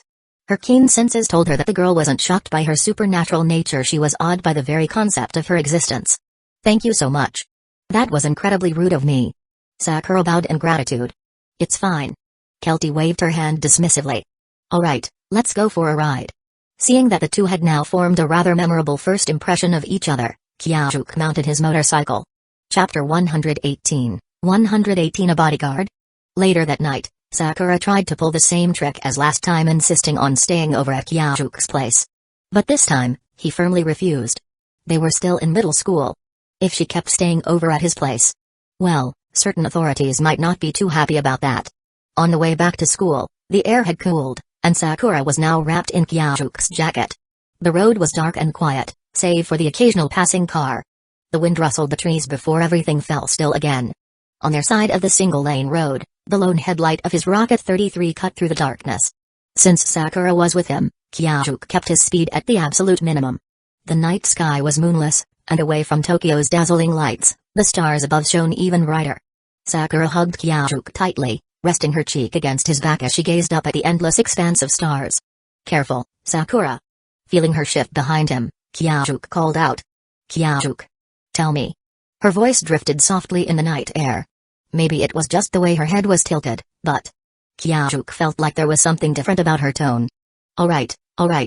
I'll talk, just sit still first." "Haha, Kyajuke, you're such an idiot. I haven't even asked anything yet. What are you planning to say?" Sakura's crisp laughter rang out, echoing along the empty highway. It was as if the cold of the late night had been driven away. "Tell me, do you think someone like Kelty is one of a kind in this world?" Her laughter faded, and her voice became distant, almost ethereal. "What, meeting Kelty wasn't enough for you? Now you're looking for more of her kind?" Kyajuke asked, puzzled. Sakura shook her head, letting out a small hum through her nose before falling silent. Kyajuke didn't answer, but she didn't really expect one either. Lowering her head, she leaned her helmet against his back and drifted into thought.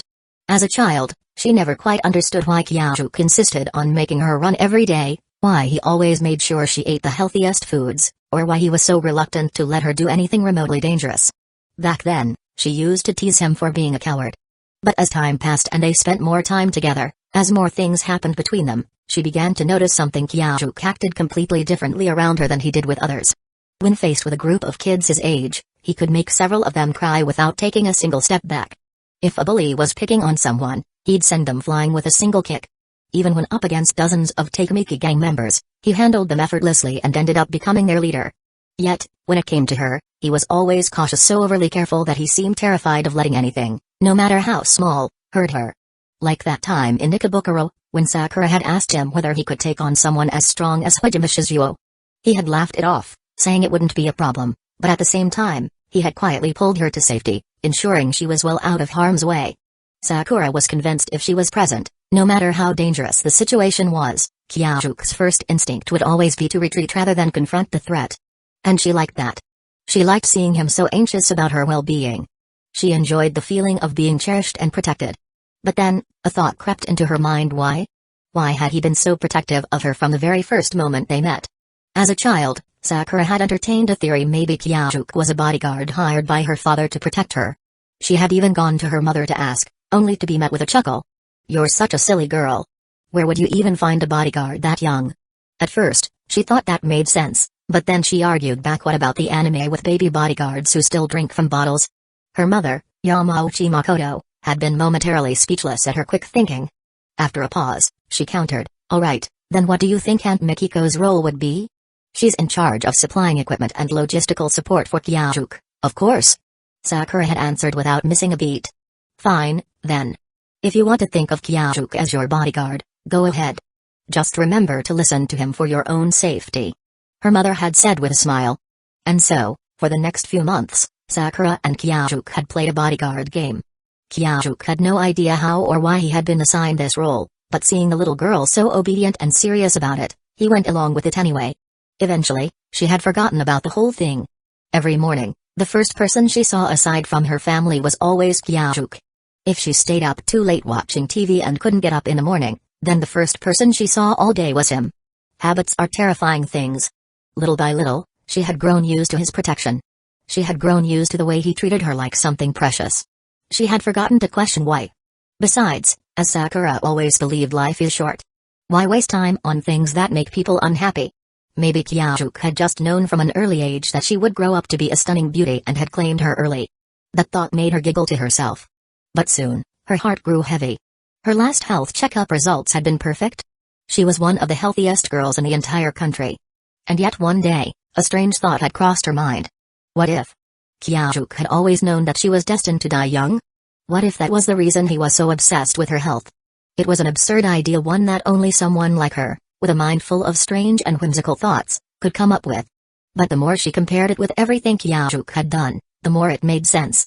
Even the things he always made her eat, papaya, yam, All those supposedly healthy foods, if she thought about it, they might hint at what kind of illness she was meant to have. Haha. That sounded ridiculous. Knowing what disease you'll get in the future? How bizarre. Still, she didn't feel the need to confirm it with Kyajuk. If it was him, then nothing was too strange to believe. So what next? She'd keep studying, keep sharing school stories with Kyajuk and her parents, keep practicing the etiquette she learned. She'd go shopping with friends, buy cute little accessories, sneak in some forbidden junk food that would definitely make Kyajuk freak out. What else could she do? Cry and scream, raging against fate? That sounded exhausting. She'd rather save her energy and go on more dates with Kyajuk. Or maybe spend more time with her parents. With Aunt Mikiko. They would be devastated if she were gone. Aunt Mikiko would probably cry for an entire month. The mental image made her chuckle. She couldn't hold it in, soft giggles spilled out before she could stop them. Sakura, what are you laughing about? Kyajuk asked, feeling the movement against his back. Hee, that's a secret, she said playfully. Her laughter grew even brighter. The warmth of her breath seeped through his shirt, making his back feel oddly hot. Kyajuk didn't think much of it and kept his focus on the road. Sakura always found a way to amuse herself. She had accepted the idea of her unknown fate in silence until she heard about Kelty. A person who continued to exist after death, wandering the world in search of her missing head. When Sakura first heard the story, she was stunned. Wasn't this perfect for her? If she became like Kelty, then even after death, she could still eat all the food she wanted without restrictions. And if Kyajuk dared to stop her, she'd just use Kelty's black mist to tie him up and force-feed him too. Too bad. Dullahens weren't something just anyone could become. She had asked Kelty herself. Even pretended she just wanted to try out Kelty's motorcycle so she could ride with her. And then, she had asked, was she really the only Dullahan? Was there any way for a human to become one? Could she be a headless rider with a detachable head, so she could still eat? Kelty had been visibly shaken by her questions. But, just as Kyajuk had said, she was a very kind person. She had answered her seriously, yes, she was the only Dullahan. No, humans didn't turn into them after death. And even she herself hadn't figured out how to get her head back. Then, in a gentle voice, Kelty had told her, you shouldn't be so curious about the world after death. The world you have now is a beautiful one. Yes. The world was beautiful. There was Kyajuk. There was Kyaju's cooking. There were her parents. Aunt Mikiko. But still Sakura had smiled, bright and cheerful, and promised Kelty that she would never do anything reckless. And Kelty had promised not to tell Kyajuk. Chapter 119, 119. Testing the water. The next day, Hida City, Itamori Town. As Kyajuk walked to school, he politely responded to the greetings of the townspeople. If possible, he would have preferred to ignore them, just like he did at school. However, most of those greeting him were elderly women and men, people who were significantly older than him. Besides, a large portion of his breakfast this morning came from their offerings. With that in mind, Kyajuk decided to endure it and help boost Mitsua's reputation in the process. During math class, the teacher suddenly called on Mitsua to solve a problem on the blackboard. Lost in thought, Kyajuk snapped back to reality, walked up to the board, and solved it in 2 seconds. Before he could return to his seat, the math teacher wrote another problem and gestured for him to solve it. Kyajuk had no objections and finished it just as quickly. Then came a third problem. This time, the difficulty had already exceeded what a first-year middle school student should be capable of handling. Kyajuk had no idea what the teacher was up to, but he solved it anyway. Then, he watched as the teacher pulled out a white notebook from his pocket, copied another problem from it, and put it on the board. Looking at the new problem, which was clearly a calculus equation way beyond the level of a middle schooler, Kyajuk furrowed his brows. This was nothing to him, but he was currently inside Mitsua's body. From what he knew, Mitsua's math skills barely reached the level of the second problem. If he solved this one, it might make things difficult for her in the future. After 3 seconds of deliberation, he decided to go for it anyway. I'm such a great person. Even though Mitsua made me lost my title as top student, here I am, returning the favor by building up her image as an honor student.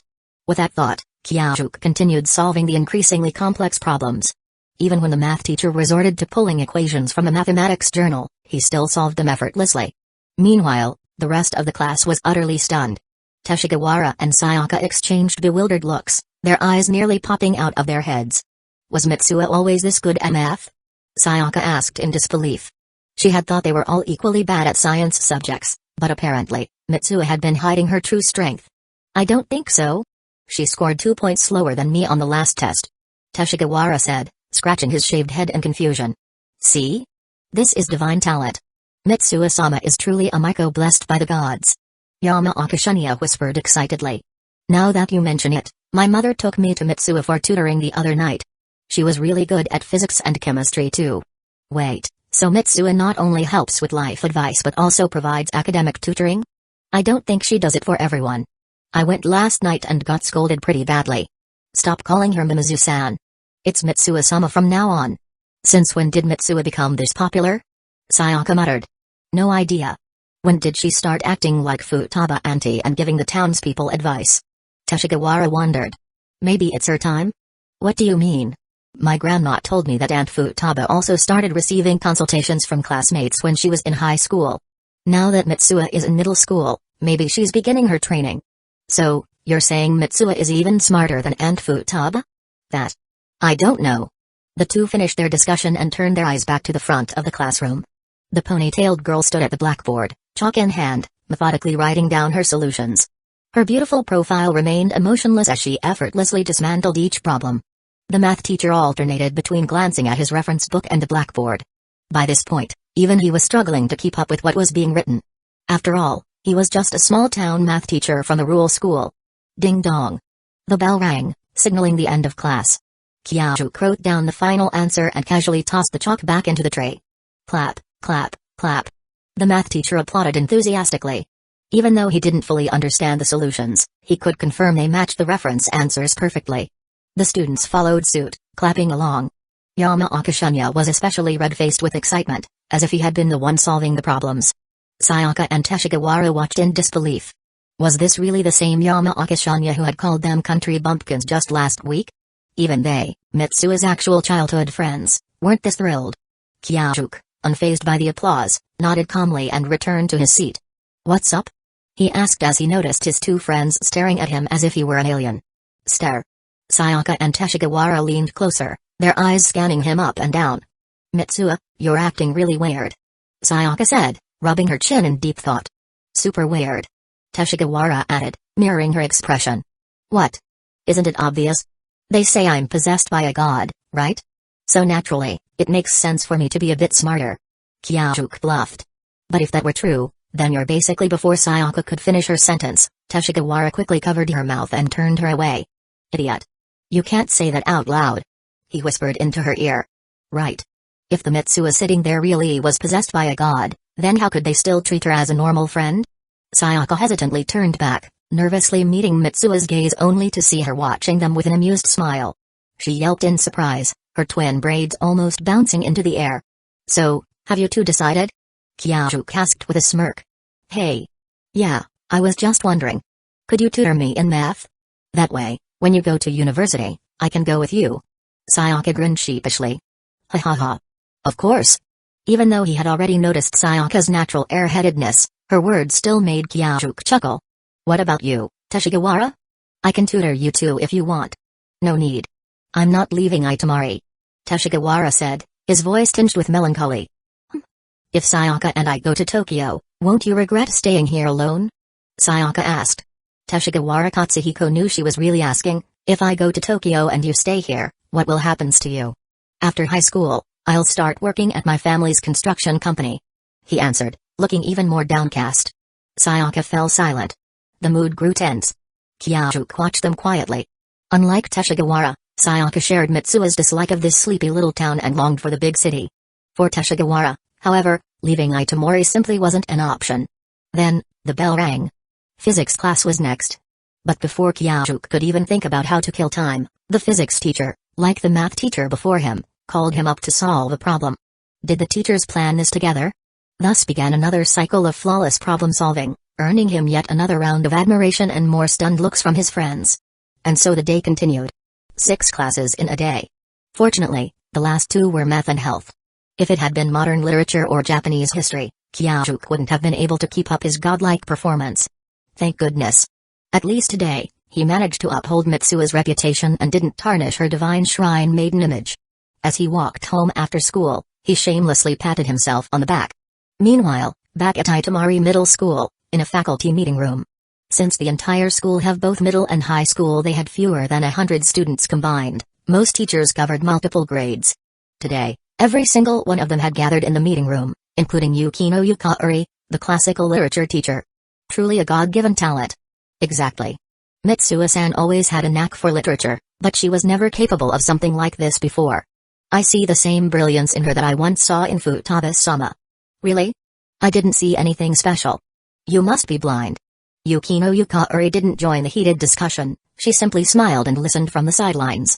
Most of these teachers were born and raised in Itamori. Some had even taught Lady Futaba in the past, while others had been her classmates. They had all, in one way or another, witnessed her incredible abilities. Lately, the older generation in town had been saying that Mitsuo was following in Lady Futaba's footsteps, that she had inherited the role of the Maiko of Mimizu's shrine and been chosen by the gods. The teachers, however, knew firsthand what Mitsuo's school performance had been like up until now. They had been skeptical. So, they devised a little test. If Mitsuo truly possessed the same wisdom as Lady Futaba, then these academic questions should be no challenge for her.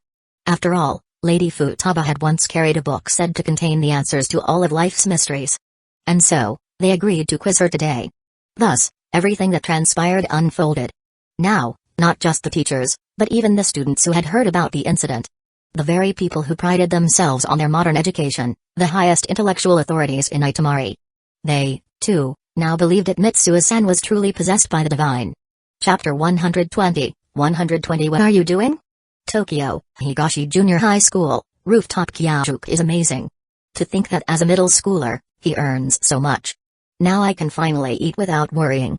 With that thought, Mitsuo blissfully enjoyed the assortment of desserts and milk tea that Kisaki had brought her. Kisaki sat to the side, not doing his usual routine of studying or solving problems, but instead looked at his older brother with a pained expression. He remembered his older brother once saying that, for certain reasons, he usually avoided eating sweets. But now, his boss was eating them with such joy.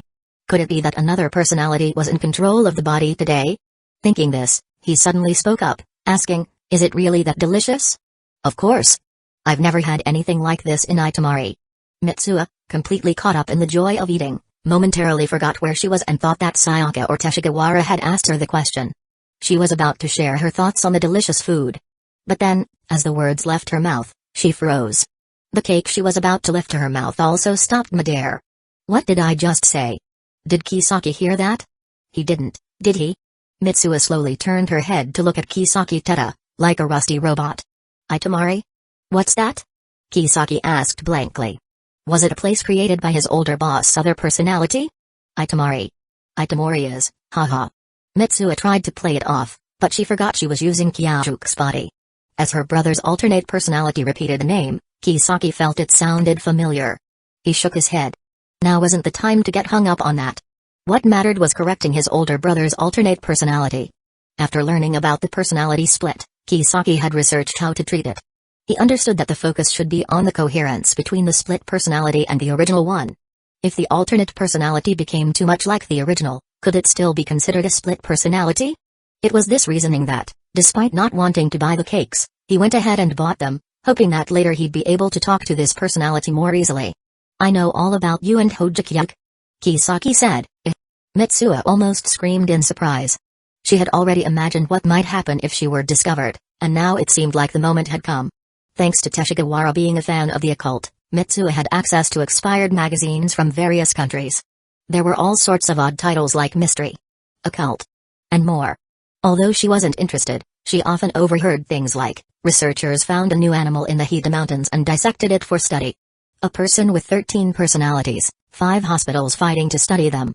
Though she wasn't sure of the truth, just thinking about it sent shivers down her spine. Every time this happened, Mitsuo would comfort her frightened friends and scold the troublemakers. But now, the focus was on her. What should she do? What should she do? Think, Mitsuo, think. Use Kyojuku's smart brain. Mitsuo clenched her fist, the strength in her hand giving her a bit of confidence. Right. All I have to do is make Kisaki forget about it. With Kyojuku's strength, maybe one punch would do the trick, just like in that mangan on his phone. She looked at Kisaki's serious face, and her right hand tightened and relaxed a few times, trying to gauge her options. No, Kisaki invited me to a delicious cafe. Hitting him would be too cruel. Could I control my strength and just erase this memory of his? Yotsuba's TV dramas have something like that, right? Mitsuo clenched her fist again, feeling the varying sensations of pressure. Her eyes remained fixed on Kisaki's head as she considered her next move. Split personalities aren't that scary, Kisaki Teta said, after thinking for a moment. If you study Kyajuke's way of doing things, you can become just as capable as him. You can become a personality that's useful to society. Wait. Did Kisaki just say split personalities? What's he talking about? Mitsuo relaxed her hand, realizing the situation might not be as bad as she thought. I talked to Hojo about this yesterday. He doesn't mind your split personality and is willing to get along with you. Kisaki added. What? Kyajuke told Kisaki about this. Mitsuo immediately thought that the reason he hadn't written it in the memo was to scare her. Just as she was about to get angry, she remembered all the people who had came to her last night to unload their troubles. Her grandmother had said that there had been 3 times as many visitors as usual. She also remembered the scene from the last time they swapped, half asleep and half awake. She felt a bit embarrassed. She had been enjoying herself in Tokyo, giving Kyajuke terrible grades, while he had been doing his job as a priest. Sigh. He had it rough too. While Mitsuo was lost in thought, Kisaki spoke again. Let's start with math. Hojo is really good at it. You only got those low scores because you didn't appear for long enough. But if you use the same brain, you'll catch up to me in no time. He then pulled out a workbook from beside him. Mitsuo glanced at the remaining sweets and then at the ominous-looking workbook. She sighed in resignation, wiped her hands, and prepared to endure Kisaki's tutoring. One problem after another, from simple to complex, filled page after page. Though it was painful, she kept going, remembering how badly she had performed in the past. After school, Mitsuo found herself practicing swordsmanship under Kisaki's watchful eye. Why does a priest have to practice swordsmanship? She silently moaned, but her movements remained precise. She knew that she couldn't keep using my older brother's face to get away with things forever. So, even though she was reluctant, she practiced diligently to avoid embarrassing Hojo Kyajuke. After a while, she said, Kisaki, can we go eat now? I'm starving. Usually, Mitsuo would slack off at school, but after all the mental exertion today, she was famished. Sure. After we eat, we'll start learning to ride motorcycles. Motorcycles? Sure. Mitsuo liked this idea. She had been eyeing Kyajuke's motorcycle for a while. We'll go to an Italian restaurant. Hojo used to go there often for dinner. Ah. Is it Garden of Words? But. Don't worry. It's not the one Hojo used to visit. It's the one run by his subordinate's family. Phew, that's a relief. Mitsuo let out a breath of relief, but a small sense of disappointment crept in. While Kisaki and the others were great friends, she still wanted to meet Kyajuke's female friends. She was curious about the latest fashion trends in Tokyo, the popular styles. Of course, she didn't dare write this in the memo. Kyajuke had explicitly told her not to reply to messages in the memo, clearly indicating that he didn't want her meddling with his relationships. But now, as she thought about a completely changed Itamori, Mitsuo felt a little eager to help Kyajuke out. Chapter 121, 121 Don't come in. Welcome. Pushing aside the Norin curtain that displayed the shop's name, Mimizu Mitsuo was the first to step into the small izakaya called Nishiru. As their group entered, the already cramped space became even more crowded. The hostess quickly greeted them and led them to their seats. They gathered around the cooking counter, where they had 2 options, order from the menu or choose one of the day's special dishes written on small paper squares behind the chef. Mitsuo held the menu in her hands, but her eyes were darting around the walls, scanning the specials. Just as Maki Hojo had said, this place was famous for its mangekyō. They had all sorts: classic octopus mangekyō, mentaiko, spicy cod roe, mangekyō, and even some stranger combinations. Basically, like tempura, it seemed like anything could be turned into mangekyō. If you're not sure what to get, I recommend the creamy sauce mangekyō. It's the chef's specialty. Maki suggested. Creamy sauce? Mitsuo's heart practically leaped with joy. She immediately placed an order not just for 1, but for 4 servings. Octopus, scallops, mentaiko, she wanted them all. Since this izakaya specialized in mangekyō, the counter had a built-in iron griddle. The chef would cook the dish before transferring it to the cooler side of the griddle in front of the customers, letting them control the level of crispiness to their liking. Despite its odd name, mangekyō was actually pretty simple: shredded cabbage mixed with octopus pieces, scallops, or other ingredients, stir-fried in butter, then combined with a thin batter. It was chopped and mixed together like stir-fried ice cream. Then came the crucial step: letting it firm up and develop a golden, crispy crust. That was what made it truly delicious. Compared to Osaka-style okonomiyaki, which was thick and solid, mangekyō in its early stages looked, well, kind of questionable. Before long, Mitsuo's extra-large Mangekyō was ready. The iron griddle at the counter wasn't completely heated, so the area closest to the customers was cooler, making it safer to handle. Because her batter had a creamy sauce mixed in, her Mangekyō had a rich, milky white appearance. As it cooked, small bubbles began to rise, and the edges turned golden brown, forming little craters. Mitsuo quickly grabbed a small spatula and carefully lifted the crispy edge, folding it over itself. Now that both sides were golden brown, it suddenly looked way more appetizing. She swallowed hard. As much as she wanted to take a bite right away, she knew that anything hot enough to cook the batter would be far too hot for Kyajuke's lips to handle. She didn't want to make things difficult for him, so she blew on it as hard as she could. Fortunately, Kyajuke had great lung capacity, and with one strong breath, she cooled it down to a temperature she could handle. Delicious. The rich, creamy flavor blended perfectly with the sweetness of the cabbage, and the thick chunks of octopus tentacle made every bite incredibly satisfying. Mitsuo's eyes lit up as she eagerly scooped up a few more pieces, setting them aside to cool. Saturday Tokyo, Sendagi, bachelor apartment. Kyajuke woke up and shook his head. It still felt like the nightmare hadn't faded away. At first, he'd complained about the system blocking his memories during body swaps.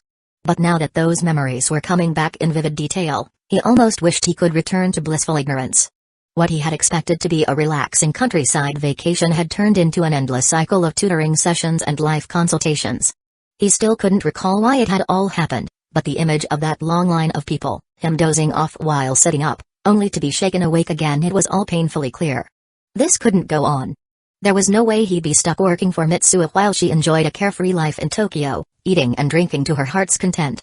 His finances were stable for now, but he still needed to stick to his part-time job plan. Something with flexible hours where he could come and go as he pleased would be ideal. Every night before bed, he wrote a reminder in his memo. Work tomorrow. Make your own pocket money. After all, she was the one spending all the money in the end. With that thought, Kyajuke opened his memo app. And then, a notification popped up. Tomorrow, Nezu Shrine, Azalea Festival. The moment he saw those words, his groggy brain snapped into full alert mode. He suddenly had the overwhelming urge to swap back and take Mitsuo's place at work.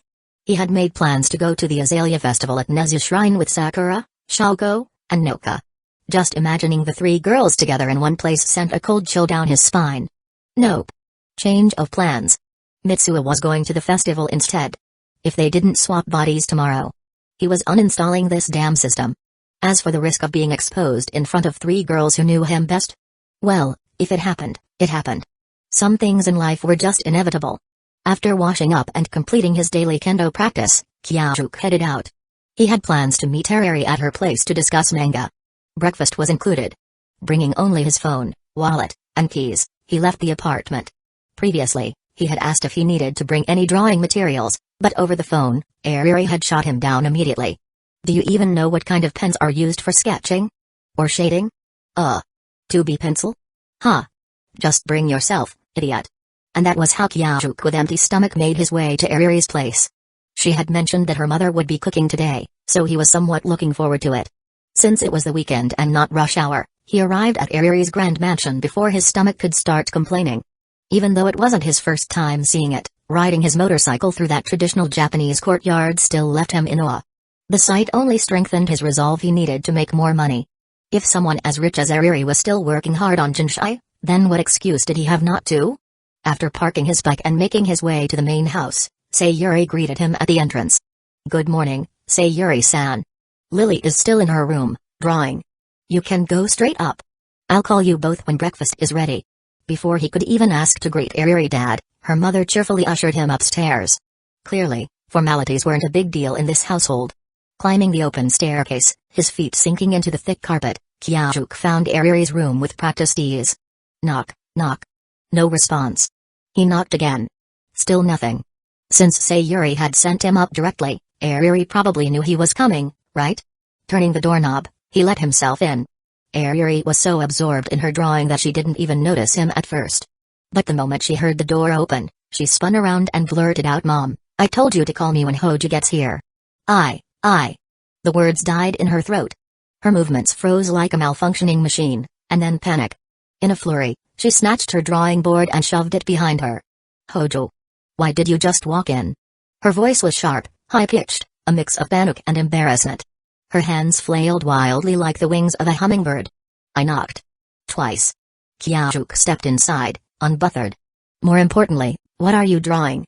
Even with just a fleeting glance, he had caught sight of something: exposed muscles, broad and defined. Yeah, that definitely didn't look like a normal sketch. It's just a regular draft. Ariri's eyes darted around, desperate for an excuse. Don't come any closer. As Kyajuk advanced toward her, eyes locked on the drawing board behind her back, Ariri panicked. She stood up, but realizing that moving would expose the drawing, she made a last-ditch effort. Ow! My foot. I think my old injury's acting up again. Hojo, can you get me some ice?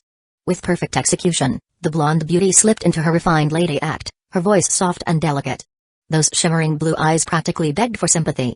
Unfortunately for her, Kyajuk knew her too well. Unfazed, he kept walking. If this room weren't so big, he would have reached her already. Realizing her usual tricks wouldn't work, Ariri's face twisted in desperation. No choice. She grabbed the entire drawing board, yanked it off the stand, and bolted. Her plan? A full retreat to the far side of the room. Her mistake? She pushed off too hard. As her left foot took off, her right foot slipped on the plush carpet beneath her. First came the forehead impact. Then darkness. The next thing she knew, she was falling into the one domain she feared most. Kyajuk would first be stunned, then overjoyed. Next, he would glance toward the door to check if my mother was there. If not, he'd shut it quickly and turn to me with a predatory grin. Then, he'd reach for me, his long fingers brushing my golden hair aside, trailing over my cheek. Slowly unzipping my tracksuit. Wait. His strength was way too high. How was I supposed to handle that? No. But I was unconscious right now. If he tried anything, I wouldn't be able to stop him. Ariri? Kyaju's voice called out softly. She felt weightless. He was holding her in his arms. The position was questionable. Because she had fallen face first, he had caught her in a rather awkward way. Not that he particularly felt anything. Actually, the fact that he didn't feel anything was what made it worse. Still no response from Ariri. Yeah. She definitely just panicked herself unconscious. Kyajuk sighed. For someone so fierce, Ariri really had no idea how to handle things when she was backed into a corner. Chapter 122 Shut up. To be honest, not only was she simple and easily flustered, but she was also incredibly timid. The phrase clumsy yet overly ambitious fit her perfectly. Ariri. Kyajuk raised his voice slightly. He took hold of her arm and gave it a gentle shake. Still lost in the world of her Jin story, Ariri suddenly snapped back to reality as she felt a ticklish sensation against her chest. She was currently in a classic Michael Jackson-style 45-degree lean. With just a slight tilt of her head, she could see her own chest. And there was a hand. She stared down, blinking several times, repeatedly confirming the situation. The sensation, the weight, the undeniable visual evidence all pointed to one fact. There was really a hand. On her chest. Completely disregarding the fact that she was still in someone else's grasp, Ariri started thrashing wildly, attempting to use her blonde hair as a weapon. Unfortunately, she forgot that she was at home and hadn't tied her hair into her usual twin tails. Without them, her silky golden locks had little offensive power. As she suddenly started struggling in his arms, Kyajuk nearly lost his grip. Instinctively, he held on tighter, and the previously unremarkable surface now had an unexpected softness. Pervert. What do you think you're doing? A sharp jolt ran through her, the firm pressure on her chest sending a shock akin to static electricity down her spine. It left her momentarily frozen like a kitten scrubbed by the neck. Her face, however, turned a deep shade of red, so intense it seemed like she might overheat and faint on the spot. What a mess this turned into. With a sigh, Kyajuk carefully lifted Ariri and placed her back on solid ground. Sorry. That was inappropriate of me. Once he made sure she was steady, he let go. The supposedly tough and prideful girl was now too embarrassed to even look at him. Instead, she turned her gaze toward the sketchpad she had managed to keep a firm grip on, even while being jostled around. Ah! My drawing! Ariri exclaimed in distress. Kyajuk followed her gaze, confirming what he had already suspected: it was definitely not a modest piece of art. The sketch depicted a shirtless young man embracing a girl in a princess dress, her twin tails cascading down her back. Though it was still just a draft without any color, the sheer intensity of the scene was undeniable. The male figure's chiseled muscles glistened with sweat, warm breath escaping his lips as he held the girl close. His hand sank slightly into her ample softness, while her face, partially hidden in shadow, was tinged with an unmistakable blush. She clung tightly to his neck, her own breath visible in the cool air. Even a blind person could tell what was about to happen next. The only downside. The young man's face had been torn away from the page. It might still be possible to piece it back together. Kyajuk mused, reaching out for the torn fragment. No way. Eri, who had just been mourning the loss of her painstakingly revised masterpiece, suddenly snapped back to reality. With a startled yelp, she yanked the sketch behind her back, hugging it protectively. Crap. He saw it. He saw everything. What if he recognizes that it's me and him in the drawing? Panicked, she took 2 cautious steps backward. Now I'm really suspicious. Kyajuk narrowed his eyes and reached behind her, testing her reaction. What are you doing? Eri stumbled back further, her face still burning red. Whether it was lingering embarrassment from earlier or something else entirely, even she wasn't sure anymore. I just want to take another look at that drawing. Something about it feels familiar. Shut up. Like you'd even have the artistic sense to recognize anything. It's just a trick of the mind. With all her might, she clutched the sketchpad behind her. Honestly, considering how petite she was, the oversized sketchpad looked comically large in her grasp. Watching her exaggerated stance, Kyajuk secretly breathed a sigh of relief. At least things had settled down for now. Lily, Hojo-kun, dinner is ready. Sayuri's gentle voice called from the doorway. Coming. Eri responded immediately before turning back to Kyajuk. You better not tell anyone about what just happened. Or else. Or else what? She opened and closed her mouth several times but couldn't come up with a proper threat. Instead, her face grew even redder, her small fangs peeking out as she grumbled and stormed off, blonde hair swishing behind her. Kyajuk watched as she stomped toward the door, still lugging the enormous sketchpad. He considered saying something but ultimately decided against it. Just as she reached the doorway, she realized she was still holding on to something extra. Hojo, go ahead. I have something to take care of first. Her proud tone made it sound like she was giving orders to a knight, but her scarlet face utterly ruined the effect. Sure. I'll wait outside. Hurry up and take care of whatever it is. No need to ask, he knew she was just trying to hide the drawing. Honestly, it wasn't even worth hiding. Compared to the sketchy drafts of hers he had seen before, this one was practically tame. Shrugging, Kyajuk stepped past Eri and exited the room. As he walked out, her flustered voice trailed behind him. I'm not hiding anything. I just need to change into socks suitable for dinner. Moments later, the sound of frantic rummaging echoed from her room. About a minute later, the door finally opened. Ahem. Let's go. Eri brushed her bangs aside as she stepped out. Kyajuk glanced down at her feet. She was still wearing the same fluffy yellow slippers, her ankles completely bare. He wasn't staring intentionally, it was just impossible not to notice. She hadn't changed her socks because she wasn't wearing any to begin with. You pervert. Why are you staring at my feet? Eri took a step back, arms crossed over her chest in mock horror. No, I was just shut up. Who even changes socks just to eat dinner? But. You just said shut up, shut up, shut up. Before he could finish, she launched her signature twin tail attack. Now properly tied up, her long hair spun like 2 miniature whirlwinds. Caught off guard, Kyajuk barely managed to shield his face, coughing as stray strands found their way into his mouth. Lily, hurry up and bring Hojo-kun down here. Sayuri's voice called again from downstairs, forcing Eri to halt her attack.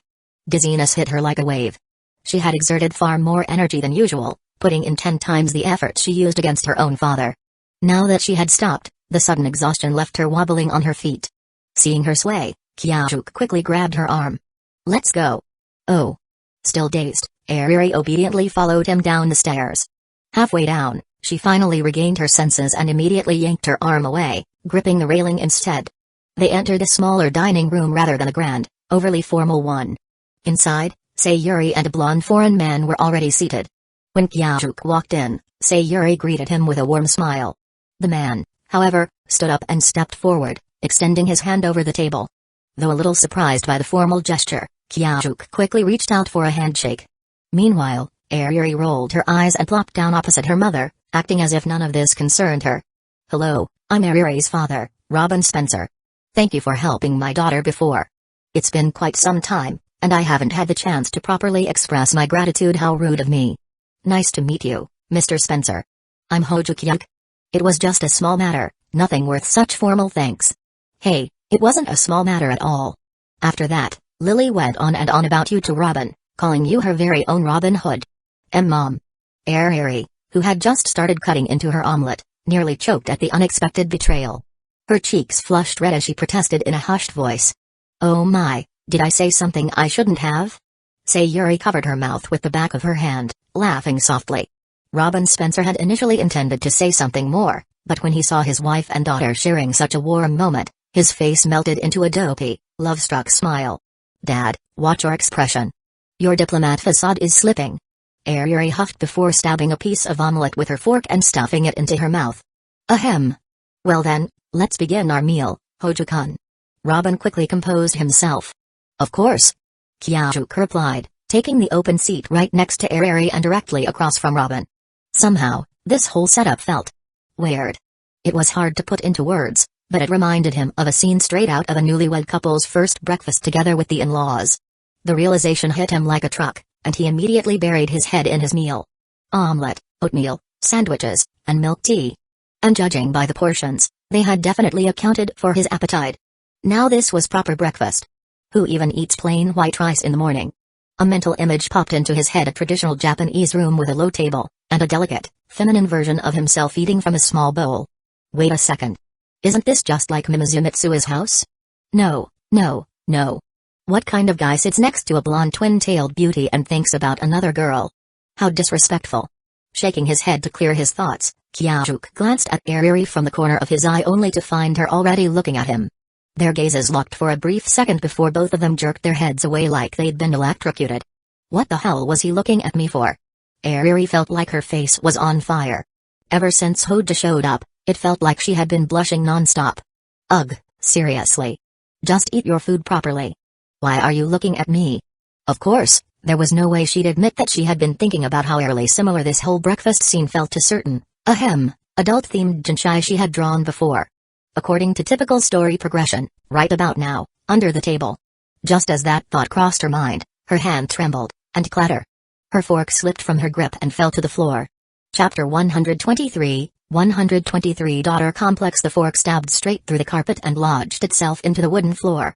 Kyajuk stared at the utensil, which had landed just half a centimeter away from his foot, a cold sweat breaking out on his back. All I did was glance at you.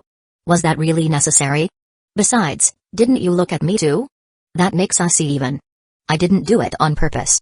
Sayuri had initially wanted to check if Kyajuk was hurt, but when she saw the speechless expression on his face, her words of concern immediately transformed into a defensive retort.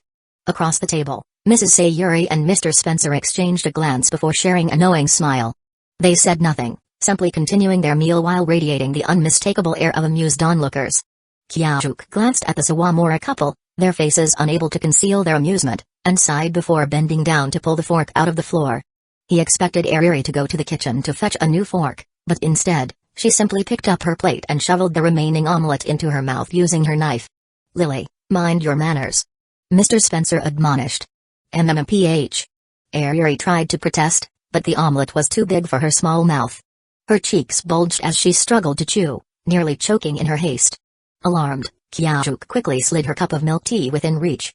With a few frantic chews, she forced the omelette down with a gulp of tea only for it to momentarily get stuck in her throat, prompting Kyajuk to pat her back in concern. Having barely survived a second near-death experience within a few seconds, Sayuri had initially planned to retaliate by exposing her father's true nature. However, after some thought, she decided against it, choosing instead to huff in frustration and plop back into her seat. The Spencer family finished eating soon after, but instead of leaving the table, they sat back and watched as Kyajuk continued his meal with a fascinated intensity.